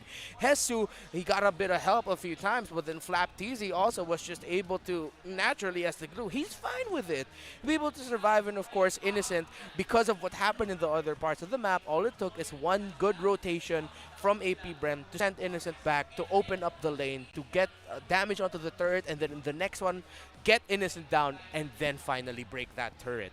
So this was just all the flowers I can give and throw towards AP Brent's way. That's pretty much it, because we did not see enough of TNC Pro Team in this game to comment enough. But the one thing I'd say is this. I know there was a time where the Angela was prioritized 2-3 weeks back. I feel like in this scenario, going up against a team like AP Brand and understanding their drafting patterns, the Angela was shown way too early in this scenario here. That's pretty much it. So, Rockhart, OSX, join me. That is a good point, because if you want to counter that Angela, either you force her to keep using the Heart Guard, even the Love Waves, or have the complete amount of Magic Burst, which few has, and a lot of setups as well. So a lot of things were forced, and Angela was just all over the place. That's a good point. Speaking of setups, welcome back. This is the desk. That was the analyst segment, aka the Ogwen highlight reel. Yeah. And that, That's I believe, is something that will definitely strike fear in the hearts of everyone who will face AP Brand. That Franco pick, just like the Diggy in the old days. Old days, like a few seasons ago. Permaban. Come on, permaban against Bren Esports. Yeah, you're going to have to respect that Franco now for sure. And I feel like one adjustment, though, that TNC Pro Team can do, if ever they're going to be on the red side, don't give the Kadita to AB Brand. Yeah, that's deadly, because we were talking about that in series number 2. If the Kadita would show up, it either is going to end in first pick, even on the blue side. So either you take that down or just have a way to counter. But if you're up against few, knowing that this is one of the major things that he's known for. Look at that. We have a watch party. Oh, speaking of major, in FWD Insurance Office. That's Diggy, by the way. Just imagine Diggy for FWD Insurance, man. You have a way to counter everything. A literal insurance for anything that comes your way, no matter how bad, no matter how rough the world gets. You got your shielding, you got your anti-crowd control, and just like FWD, it's going to give you some peace of mind. Yeah, Estes is even there, bro. Yeah. See? What? Oh, yeah. What that makes a lot of sense. They got all the heroes with all the heals. See? That is just to make so nice sure to that see. you can keep going with your life the way that you want it. You do what you want with the life that you're given, that's exactly what insurance does for you. So, yeah, guys, you know what to do. You know what to do. Yeah, whatever it is you do in your life, just have one thing place in mind: insurance. FWD insurance. That's a cool watch party though. Everything is orange. Amazing. So orange. Yeah. That's something that you kind of learn as you get a little bit older. Excuse me? As you get older, peace of mind is something that's worth a lot. It these is. days. It is. Huge shout out to everyone here. There on the FWD watch party that seems to be happening there. That's amazing. So let's go ahead and check out what's happening on Game Face of the Day here. Are we the smart Game Face? We are the game face of the day, bro. Did we win? Zoom in. Did we? Oh, it's Yeah. not? Oh, we did. Yeah, oh, we did. Did Oh we win? my goodness, we We are. won the Game Face of the Day, guys. This is the game face of the day. Wow, yeah. All of you have cell phones right now. Put up on your screens. Oh, That's there it. you go. It's not no, us. that's- Oh, okay. Alright, I wonder who's going to get it, though. So we got a few things. I wonder who's going to be representing the true grit that, in Filipino terms, gigil. Oh, look at that guy. There you go. Oh! There you go. That's definitely worthy Wow. of the game face of the day. Even the camera is shaking. Yep. Shake it. The cameraman can't handle the energy coming out of the good sir over there. That was scary. Yeah. Oh, Yeah, that's he cool. wins That's some cool. goodies. Yeah, he just won some goodies brought to you by Smart. Again, Team Shooting Gallery Rock. What do they need to do if they go here? I'm shocked. All you need to do is you hold up your phone, That's hashtag Game Face of the Day, and then just put on the game face showing the true power of the Philippines. Yeah. I don't know if that's the way to do it in the English stream. Yeah. Well, put your game face on for the camera and win a redeemable code. And they just won that in spades here. So come on over here in Shooting Gallery Studios if you are in the area here in Makati City, here in the Philippines. We got some good stuff happening all around for our audience. Well, that is just an ecstatic moment to see hook after hook. How do you counter that? I mean, you can't. In that state hard. of the game, it's so hard to counter. But if you have Purifies, yeah, maybe. What's the thing that they need to fix here for TNC? You said they might take a page out of a new book. No, it's again, they have to not give the Kadita to a team like APBR. Yeah. Or be ready to answer it. Because if you're going to give the Kadita and you're not going to take away the Franco, you know the Kadita Franco is going to be coming up. And then you're going to pick up something like an Angela, and then the lineup they had was so scaling that APBR was just like, since we first picked Kadita anyway, we're just going to pick more heroes that can just scale fast. Yeah. So fast scaling is a great way to really amp it up, as they say, stack it up. Yeah. In that scenario, and maybe that's something that your opponent can kind of think about in the draft, isn't it? Yeah, TNC Pro Team, I really think they just showed their aces too early. They showed the main idea around their lineup turn, and they didn't deviate from it. Having a card at the first pick, yes, it empowers you to snowball eventually, but it's enough flexibility that you can build other pieces around it that isn't just for early game. And then APBR were able to balance it. Yeah, balance is going to It's be a the balance, huge thing. yeah. Will you? Yeah, that's the problem because in the first phase of TNC, they were forced to respond since they took up the Baksha. They took up a lot of sustained heroes actually from APBR. So maybe it was an open window for them. But as Reptar mentioned, it was too early. Maybe this time around they could actually have the feel of the room and have a good way of like countering or trimming down the signature picks of APBR. I mean, it's how many seasons already of TNC. I wonder if they can find their own signature picks by this time, right? I've been looking for that flavor for TNC for the longest time, and I'm confident that there's still something cooking in the background there. That's just something that we will definitely have to see if the draft will allow it. Because you have to keep in mind, the analysts and the coaches, they're also thinking about what's going to be available for them in this draft, what the enemy team is willing to give them as well. Yeah, it's just the start of a new season. If they're cooking something up, I wouldn't be surprised if it takes a while for us to see the final dish. Yeah. I'm getting hungry, boys. So that's good. I'm appetized right now to see the draft. Appetized. Well, as the kids say these days, you gotta let them cook. Yeah. And definitely something that's cooking here is, I believe, you know, the assassin picks. We have not really seen any major assassin picks right now. I am looking forward to these. When are we gonna see the Lancelots again? Right? When are we gonna see these Fanny picks again? I mean, we saw some earlier. Yeah, in the second series. Yeah. But it was prioritized in the first game. Yeah, this is our schedule today, by the way. Yeah, there's our schedule today. So yeah, watch out for these, and you'll definitely be rewarded if you stand by long enough. You'll eventually find yourself to be the villain. That's a different movie. Sorry. Yeah, it is. It's all right. You know, you gotta pay like a legend with Maya and Mpl-Ph. You gotta score your own limited edition MLBB merch when you go ahead and open up your Maya app, and that's something brought to you here in MPL Philippines. Watch out for some good stuff in the app. They've got their own MLBB card, by the way, which I am itching to get my hands on. And that is only available exclusively on Maya. So get your Maya app right now, and you will definitely be rewarded as well. I need to get one of those. I believe you can customize it with your own IGN. Yeah. Oh, yeah, I remember that. Yeah. I forgot that detail. Yeah, I would really want to have that right now. Customize, limited edition. Oh, yeah. Yeah, once I saw all of you guys doing that, I got jealous because I realized when I looked back at my email inbox, I missed all the emails from Maya about it. Oh, So man. I didn't get mine, so it's fine, it's fine. Okay, I'm not after this, sad.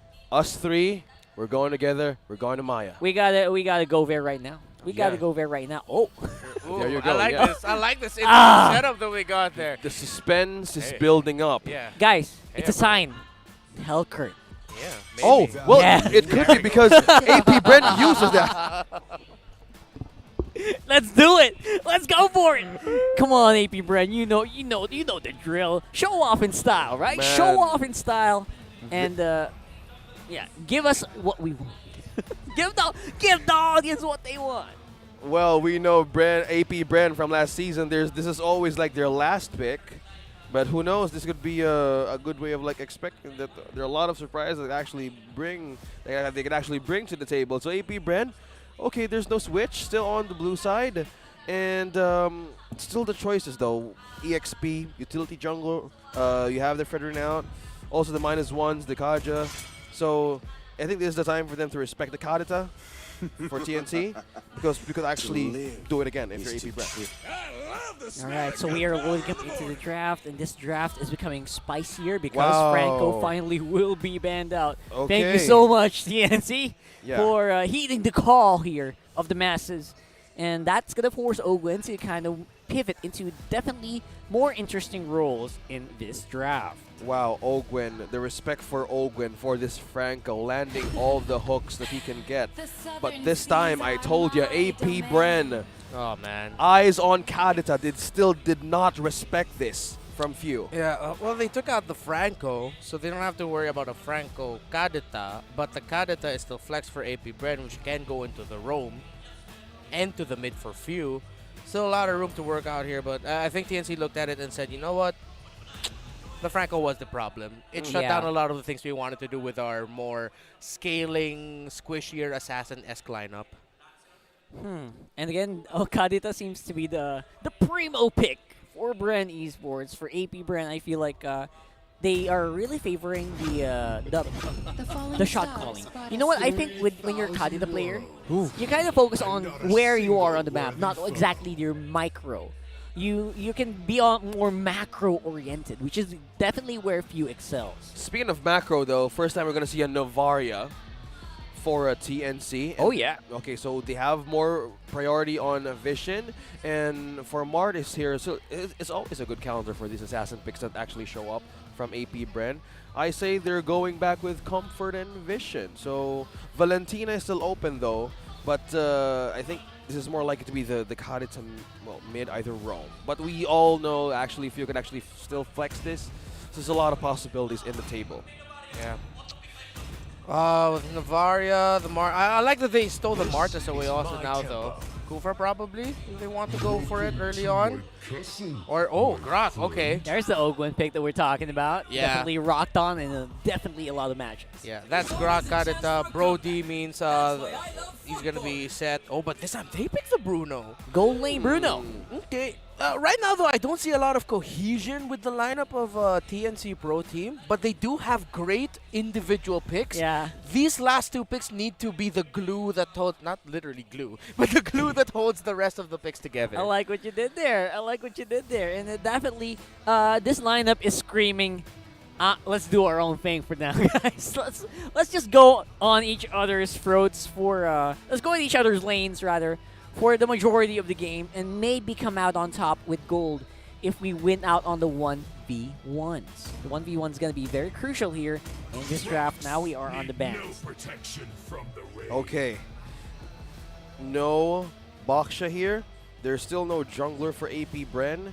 And speaking of sustain, and mostly they're relying on comfort, Baksha is a good way to actually force and poke out of a composition for TNC. Oh, there you go. Yeah, there goes the Flex and also the Navaria. And Vision as well, becoming a bit of an advantage. Oh yeah, thank you for that watch party.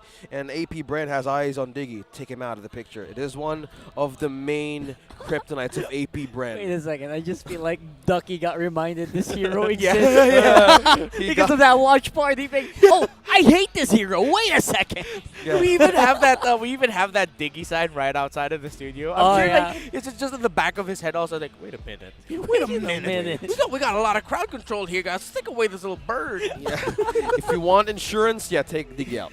Yeah. Again, a very popular trend with Coach Ducky and AP Bren is that they do not like the Diggy pick. They are great with it as well, but they, as much as possible, hate going up against it. It's been a long-standing meme, and of course, definitely it is very much warranted, right? A lot of these Diggy plays can definitely disrupt anything that either Few will do or Ogwen will do with the wild charge flickers. Yeah. That's going to disrupt everything and make their plays basically nullified. So very smart play here from AP Bren. And on the other side, TNC definitely said, I have had enough with Flap TZ just getting free TPs on me, free stickers on my face. Yeah. So I will ban out that glue. Okay. I'm thinking here if they can still flex some pieces. They take away the Terizla. Because I don't...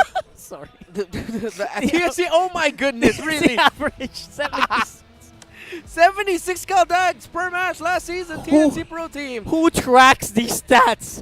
I can't believe my eyes. Our statisticians are fantastic. They are amazing. I tip my hat to you, good sir. You men are men of culture. That is the appropriate response. And that really, that blew my mind. So now, let's go to the picks.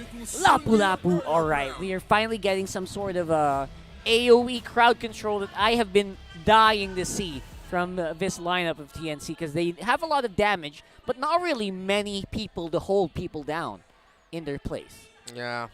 We're looking at the index again. You know what's funny about the lineup of AP Brand? They can still really go crazy with their flex. Put the Grok in the XP, put the Kadita in the mid, get a tanky jungler, then pick up Valir in the roam. Oh, that's a good point. People have not been brought up Valir.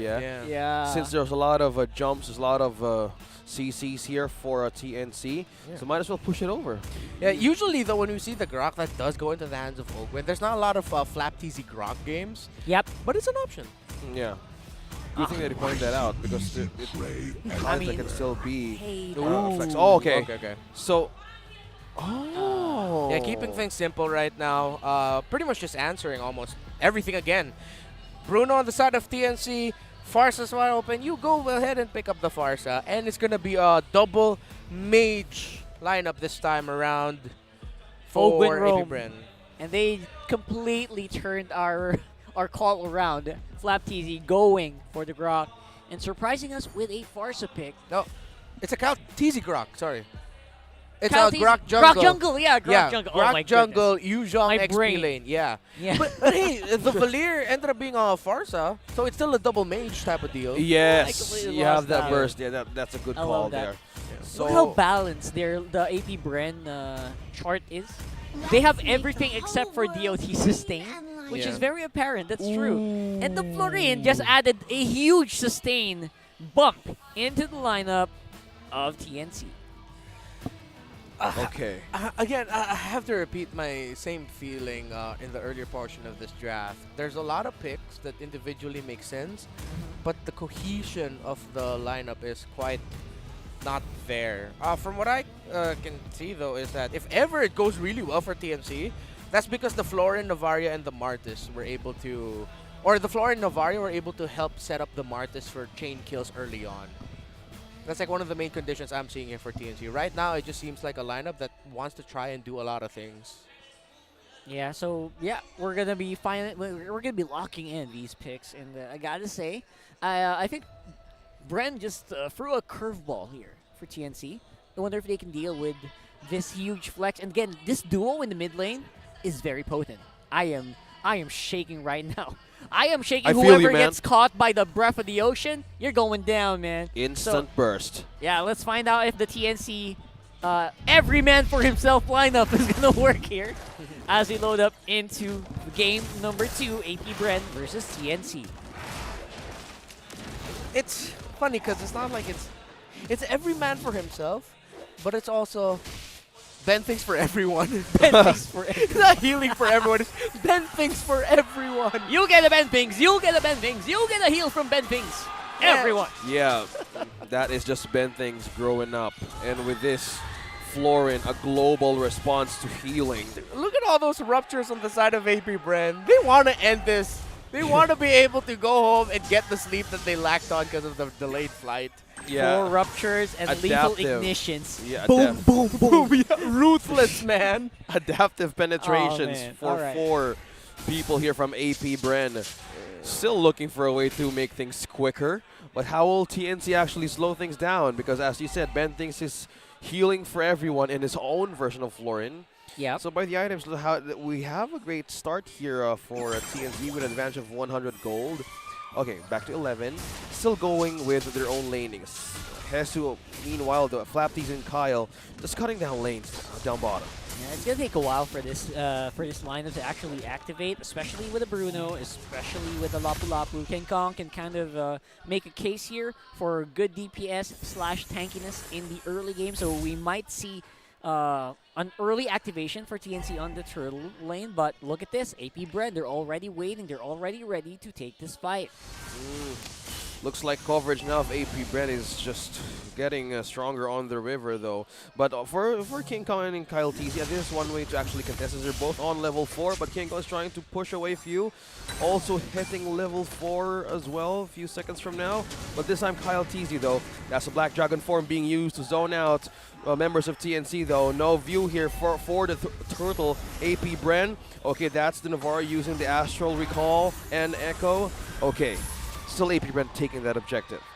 And even though King Kong is a tanky jungler, at that point, when you have a Novaria and Florin as your support for the jungler, yeah, it's going to be easy, a really easy time for Flapteezy to just go in there, Black Dragon form in, and not necessarily kill him, but just delay him so that he wouldn't even get close to the turtles and the major objectives that they're going to contest early on. I completely agree. Florin and Novaria, if you think about it, they love to do their work from a very long distance. Florin doesn't want to front. Novaria doesn't want to front. That adds more pressure into King Kong on this Martis to do all the frontline work basically by himself. Glad you pointed that out because for the CC, King Kong and Hesu could actually be the answer to complement the magic damage. Meanwhile, Ogwen though using a way to force out resources out of TNC.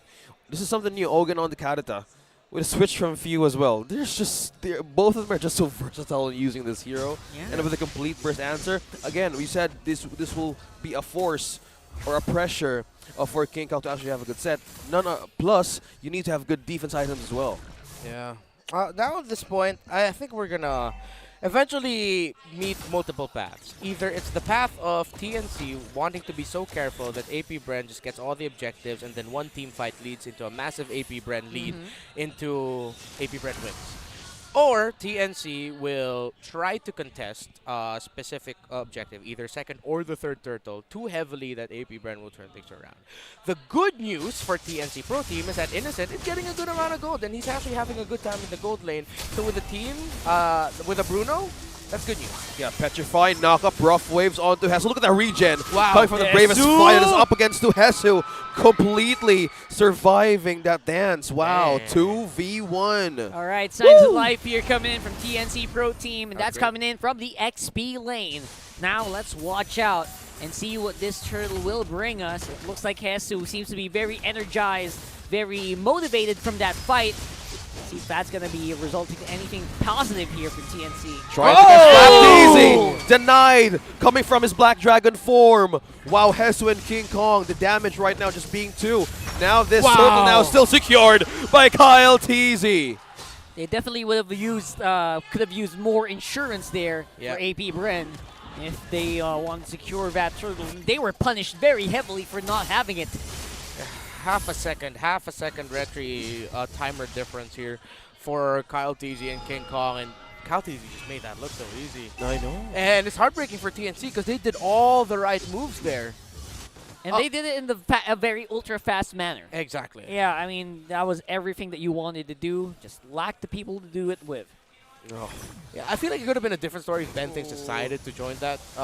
But I also get why TNC just put in 3 men into that turtle. I mean, they had an advantage there, and Bentings just wanted to help Innocent. So I understand. Good call here by TNC, though. Hesu coming from the bravest fight, and he stunned down one. Super Marco, though, still dropping, still on his half HP. Hesu receives the burst, and Super Marco secures the kill. Meanwhile, 4 of TNC's members are present up top.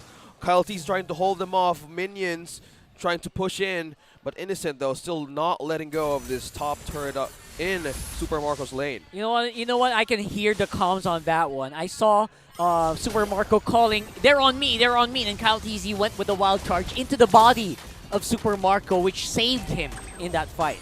Yeah, and just slightly off timing also for TNC Pro Team.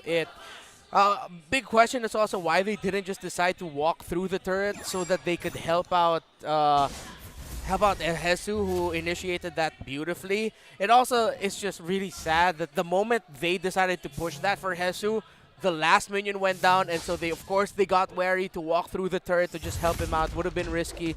So what could have been a great win there for TNC was just unfortunate timing. It really was.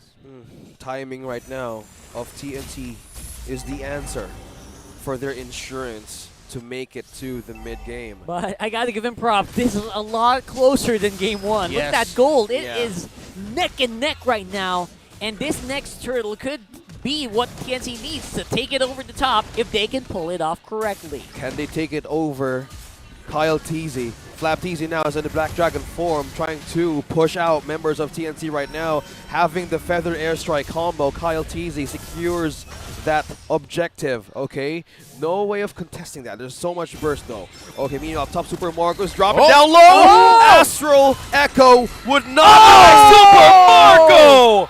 Oh, boy. The micro play! And also a big save from his teammate as well. Ben Fing's tried really hard to give Super Marco, or rather Innocent, an edge there. But the outplay, the additional Curse of Crow proc here from the captain himself, put it on top. Hell of a save by Few.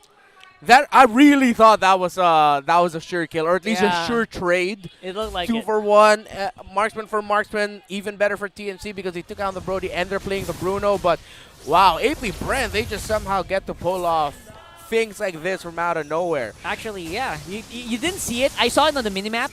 Bruno was going aggressive. He went over the icon of Super Marco, which means he went for the stun. Yeah. He went for the aggressive play, just was not rewarded in time. What a shame. And it's a nice try for TNC, though. Goal lead in favor of Bren Esports, 2.5K ahead. The outplay. Super Marco maintaining a record, having a 0 or 1 death from his own performances as a goal lead for Bren, from AP Bren now. Wow, that is just completely dedication. Again, Super Marco at one point in MPL Philippines Season 10. One of the highest kills and lowest deaths, less than 10, single-digit deaths. across a stretch of like 3 weeks. Was that the carry era? The carry, yeah, the Super Marco carry era, Super that Marco one. carry era. It was wild. And now TNC, again, you mentioned it though, Rockhard, they have kept things close, and they are still within range, but a little bit too greedy here, Innocent. Speaking of range, that's the burst. Flap TZ, and we have wow, Kyle thank TZ targeting Innocent. That's the wall. That's the Astro Recall, but Flap TZ now is dropping low! And he falls! Innocent takes the kill, and Few goes in for the trade. Meanwhile, members of King Kong and also members of TNC are present. Kyle TZ spots one, King Kong. Yeah. Okay, still looking for a catch. Few and Kyle TZ are to hold off minions. Yeah, it was also just really unfortunate. Innocent, right at the tip of the animation, couldn't get through the wall. Yeah. I thought he'd get away from it, but again, unfortunate. Oh, Jesus. Speaking of being unfortunate, Super Marco on a 3-0 KDA. Hesu being in the middle of 4 from AP Bren. AB Bren definitely on point right now with their macro control. Even on team fights, they look like they're about to lose. They just pull something out of the hat, and they surprise their opponents right now, who is TNC, of course, struggling to even get in range of this Lord. Look at the range that Few is doing, and as well as Flap TZ. There's no way that TNC would actually go near the borderline of AP Brent just made. 3.6k gold lead, and they have that Lord with them. TNC Pro Team, it's looking like base defenses here are also going to be tougher than go up against the Farsa. Goyo isn't quite there yet in terms of the painful damage we expect for Novario to dish out. And they have a lot of strong single target damage. A lot of the AoE damage is coming from Goyo and Hesu, who against like a Kadeta, a Farsa, and even the full combo from a Yuzhong, it's doesn't quite match up to speed. Yeah, speaking of up to speed, Kyle TZ, with that wild charge, Ogwen and Flap TZ coming in from the back line of TNC. Now they've taken down the turret, putting TNC to a state to either respond or even defend. Oh boy, Super Marco releasing the Tornapop memory, peeling everybody off from TNC. Yep. Waves pushing in and Lord down bottom. Lord on the bottom is something that TNC has to keep in mind. They must have presence of mind on the map, because AP Bren will definitely take advantage of this, especially now the top and mid are pushing really, really hard. Now, they just have to find a way to hold on here. Already a Divine Glaive picked up there by Few. A lot of damage coming with this Farsa. Oh, but he used it early. Look at that Feather Airstrike, forced out a defense from TNC. Hesu here, on the other hand, is here to defend. Bravest part of being used, now being stunned, now being connected to the damage. There's still more for APBR. Look at that. Dodging one way, one damage to another. Oh, still goes Flap TZ. Catching one, and that's Innocent. That's a wall follow-up from Kyle TZ as well. Okay, back and forth. Tug of War being initiated from this team fight. Still clearing it, though. And meanwhile, down bottom, we're seeing Ogwen, also Few, going back for safety. Man, if that wind chant came off a second later, that would have been a sure dead Super Marco coming from the deadly attacks here of this Bruno, which we're being shown a reason why this guy gets picked. The crits on this guy is just too massive right now. With the changes to the emblem system, the penetration is a little earlier than you think. Yeah. Look at their recalls. Kyle TZ spamming in front of King Kong. Just in front, 2 junglers, meaning exchanging recalls. Yeah, that's the way you do it in the Philippines. That's how you do it. That's how you do it. Well, you know, in our region, maybe not as much as other regions. Yeah. If you guys know who I'm talking about, if you know, the you TP King, all the way from our neighbor. If you know, you know. If you know, you know. What I like from TMC here, though, is like how Hesu's been playing. Yeah, he's 0-2-1, but you really see him absolutely trying everything he can to get those setups. I like the role that TNC has placed on him, the confidence of Hesu to try and still make plays despite being 5k down. That's a good sign. Not only in this game, but for the future of TNC, that when you have been things in a different style of hero that doesn't necessarily initiate, that you have someone like Hesu to be the one to set things up, even from a deficit position. It's good to see. What's interesting for me is it feels like a different TNC from what we saw in Game 1. not just the heroes, but the way that they play. Benfing's on a more passive role. It means that King Kong's given a more room to shine, same as Hesu.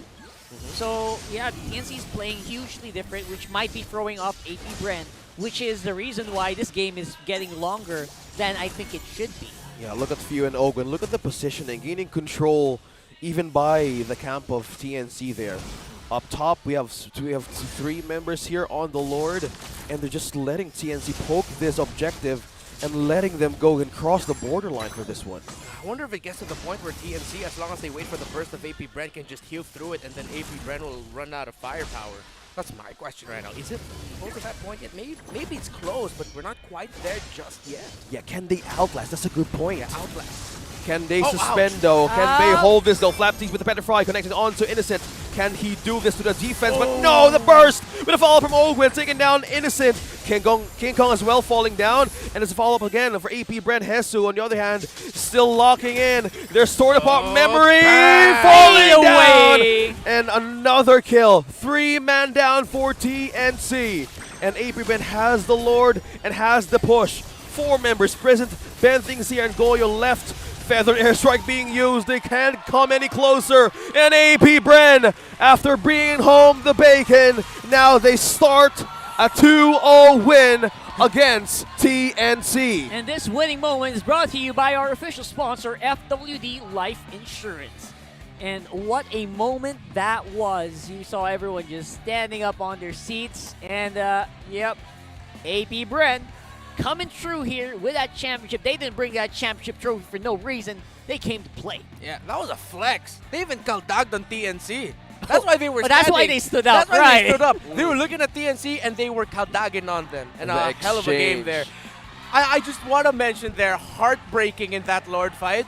I feel like there is a universe where TNC, King Kong won that, but he got knocked up by the Lord.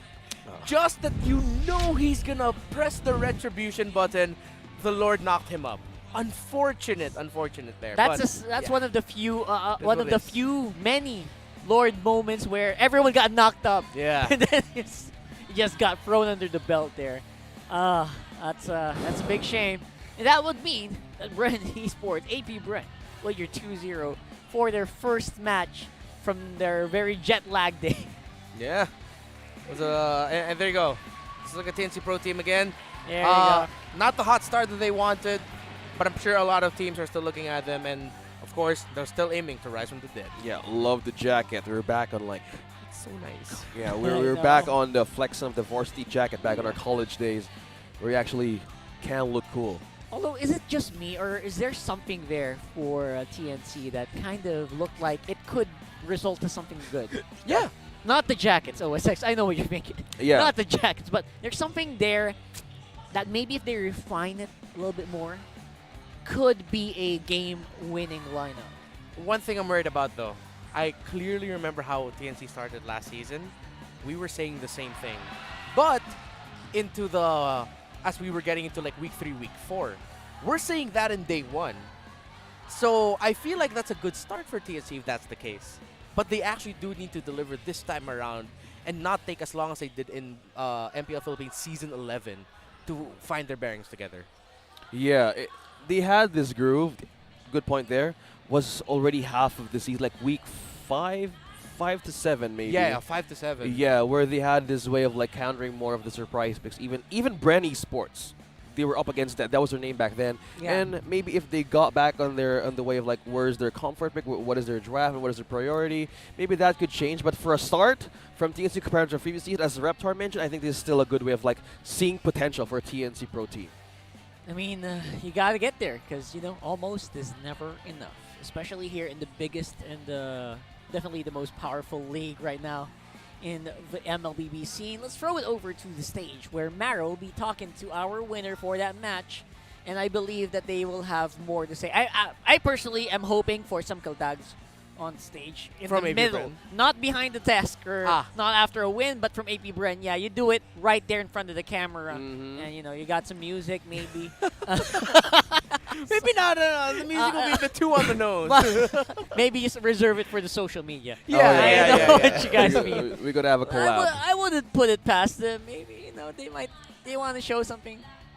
You know, I'm definitely looking forward to APBR, and we are gonna talk to them. I know they're jet lagged, but I hope they can answer some questions from Marroquino on the stage. And there you have it, everybody. Congratulations to APBR. Alam mo, sobrang impressed ako. Alam ko na delay yung flight nyo. Yung iba, walang halos anything to sleep with. So, sabi nga ni Coach Ducky kanina, meron siyang pinost na tulog pa yung mga players ko. Send help. So, paano ba kayo ginising ni Coach Ducky? Kasi parang 100% pa rin kayo ngayon eh. Diba? Phew. Yung dun sa tulog, hinayaan na lang muna sila matulog eh. Kung anong oras na lang talaga sila magigising kasi kailangan talaga yung pahinga. So, you came here with very little sleep. So, how did you guys wake up? Ano yung sikreto? Ano ba? Diner ba kayo? Sinabi ba ni Coach Ducky, babawasan ko yung prize money? Ano ba nangyari? Hindi, kaya rin napuyat ng lalo kasi nung pag-uwi kagabi, gusto pa daw nila maglaro para masanay sa cellphone kasi nagpalit din kami ng device. Huwag mo sabihin ko anong brand. Apo. Okay. Alright. Okay. Oh, by the way, congratulations with the recent win. Okay, curious lang ako, anong plano nyong gawin with the prize money? Yung sa akin, pang dagdag budget sa wedding ko. Woo! Okay, point! Sino ang i-point mo? I-point mo siya. Okay, can you tell everybody what's so amazing about your fiancé? Di ko alam basta lahat maganda sa kanya. Oh, kaya anong gagawin niyo doon sa prize money? Mapapatayo ko na yung resort TZ ko. Oh, resort! Oh, saan? Saan yung resort? Hindi ko pa alam eh. Bahala na. I-point mo kung saang direction. Curious ako. Doon po ato. Oh! Doon. Okay. Anong gagawin niyo? Anong plano niyo with the prize money? Curious lang ako. Sa anak din ni Kyle. Oy! Biglang nagkaroon? Yung yung aso ko po, si Cassie. Yung dog. Okay, kinabahan ako. Ipon lang po, ipon. Okay. Hindi ko... Ay, ipon. Ano lang po, sa mga kapatid. Sa mga kapatid. Guys, it's so nakakatuwa because a lot of people have been saying a lot of things about the Philippines na end na daw ng Philippine era. Sanay sila na tayo ang nagdo-dominate. But 2 international tournament, hindi natin nakuha. But Brand says, no, hold on. Napanalo nila yan at dahil dyan sobrang proud kami. How does it feel na in your face napatunayan nyo, it's not the end of the Philippine era? How does that feel? The way you guys represented us? At anong ibig sabihin nito para sa Pilipinas? Masaya. Tapos, hindi pa dito nagtatapos yung end of PH era kasi yung M5 sa Pinas gaganapin eh. Hometown natin. Yeah. Indo.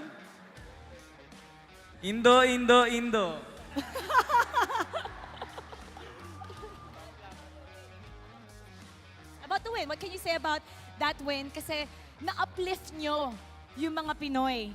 Sobrang nakaka-proud because of what you guys did, it gave us hope again. Amen. Sobrang saya nung pagkapanalo namin dun. Iniisip na lang din namin parang additional na dagdag na lang para makabawi ng trash talk yung mga Pinoy. There you go! Pwede tayong bumawi. Mas Pinas lakas. Eto, sino sa tingin nyo ang match MVP natin ngayon?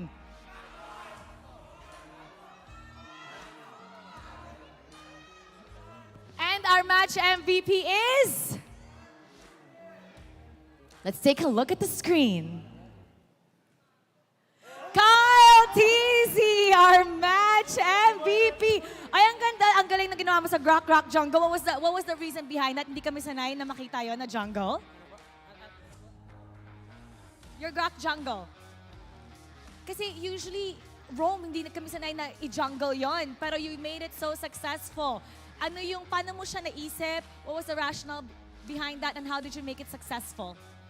Yung rock po kasi ayoko pa talaga mag-rock dun eh. Kasi gustong-gusto ko na po mag-assassin nun. Kaso gusto ng coach namin tsaka ni Odin na mag-rock na lang ako. Kasi para di na kami mahirapan sa early.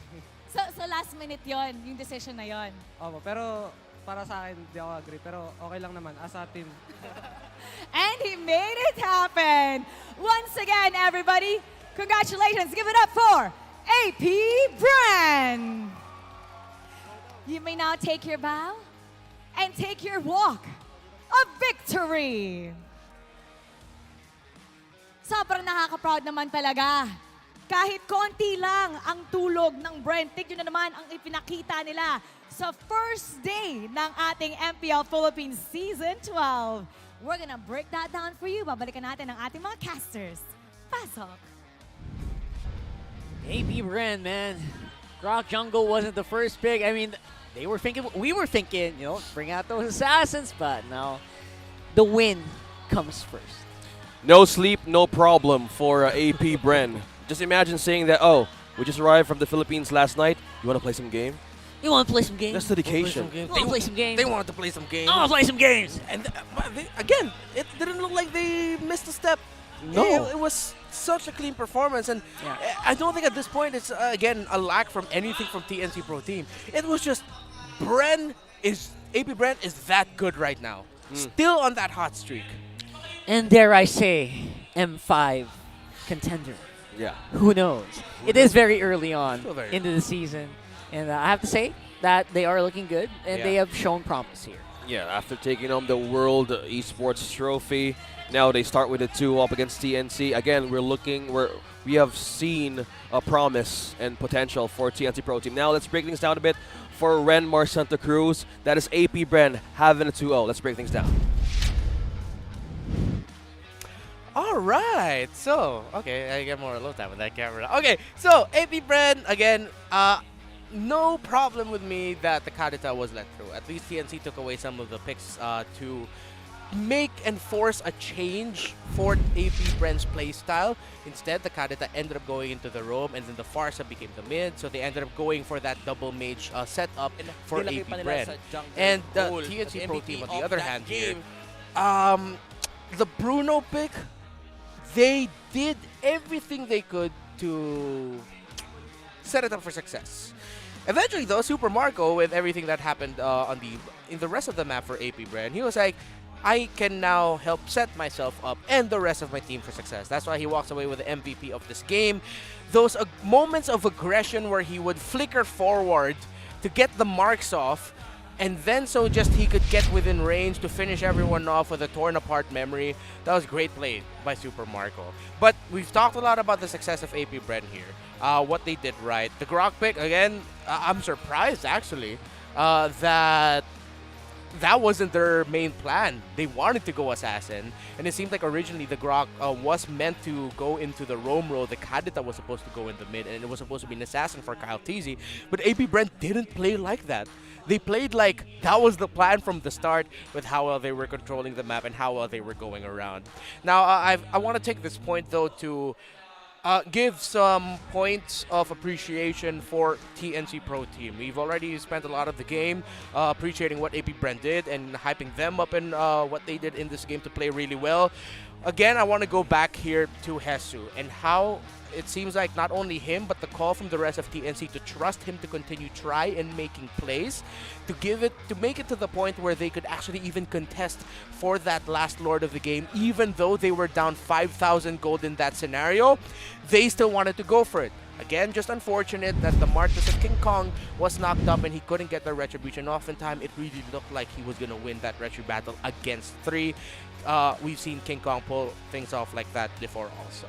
Now, let's go back, though, to some of the things that went wrong there for the TNC approach to this game. One of the things with Novaria that we all know, and I'm pretty sure we're all very familiar with now, that she's also very dependent on being able to land the Astral Recalls. When you can hit those consecutively, that's what gives your opponent difficulty. Not only just being able to hit it when your echo is up, and then when you use the actual meteor with, of course, the ticking AoE damage, but when you can land it consecutively, it just wasn't falling into place for Goyo. And even though he would hit it, fortunately, because it would just be to check, and usually it's a tankier frontliner who's going to be on the receiving end of that Astral Recall. On the side of AP Brendo, again, we already knew what to expect from their lineup going into this, having the Karata, Farsa, Grok, Brody, and then the Yuzhong together.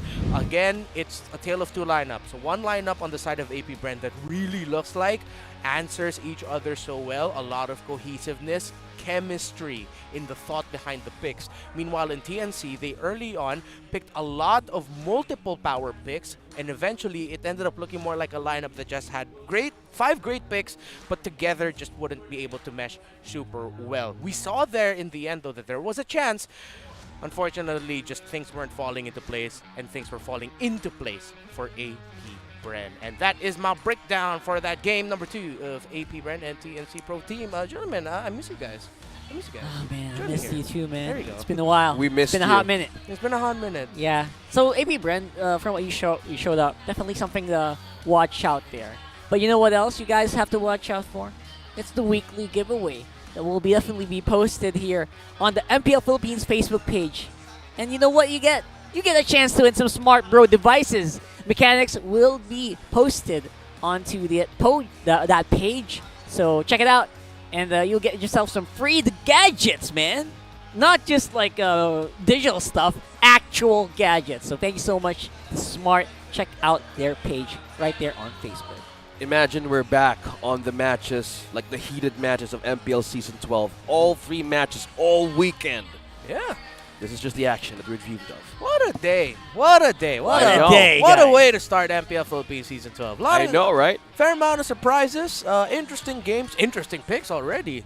Nice. He's still celebrating. I heard he bought a birthday cake to celebrate the gourd because pick. of the gourd pick. Nice Yeah. Sue had fun. Yeah. Yes. So his birthday now adds to his age. He celebrated twice. Oh my god. Is it really his birthday though? It Bro, feels like his birthday. It feels like it. Probably he's Finally got out the there, gourd. just got the cake that he wanted, and after 5 seasons, he got it. Yeah, I completely agree. Thank you so much, everyone. Let's throw it over to Mara for the intro. Out. With a bang! The first day of MPL Philippines Season 12 delivered with intense matches. First up, we got Carl TC Smartest proving to be too much for the MV3 to handle. The Orcas opened their road to N5 bid by sweeping the code breakers. After that, the reinforced Raiders treated us to a clutch reverse sweep against the Sonics thanks to Eman's meta-defining Iksha performance. And finally, Brand Esports rides their momentum from Romania to open the MPL Philippines Season 12 campaign with a sweep versus the Phoenix Army. AP Brand, you're really impressing us. Simula pa lang yan ng marami pang bakbakan, kaya make sure you guys are tuned in again tomorrow. Muli, ako po si Mara Aquino nagpapaalala, ang tahanan ng pinakamalakas na MLBB player sa buong mundo ay mas Pinas lakas. Keep it good vibes, everybody. See you tomorrow.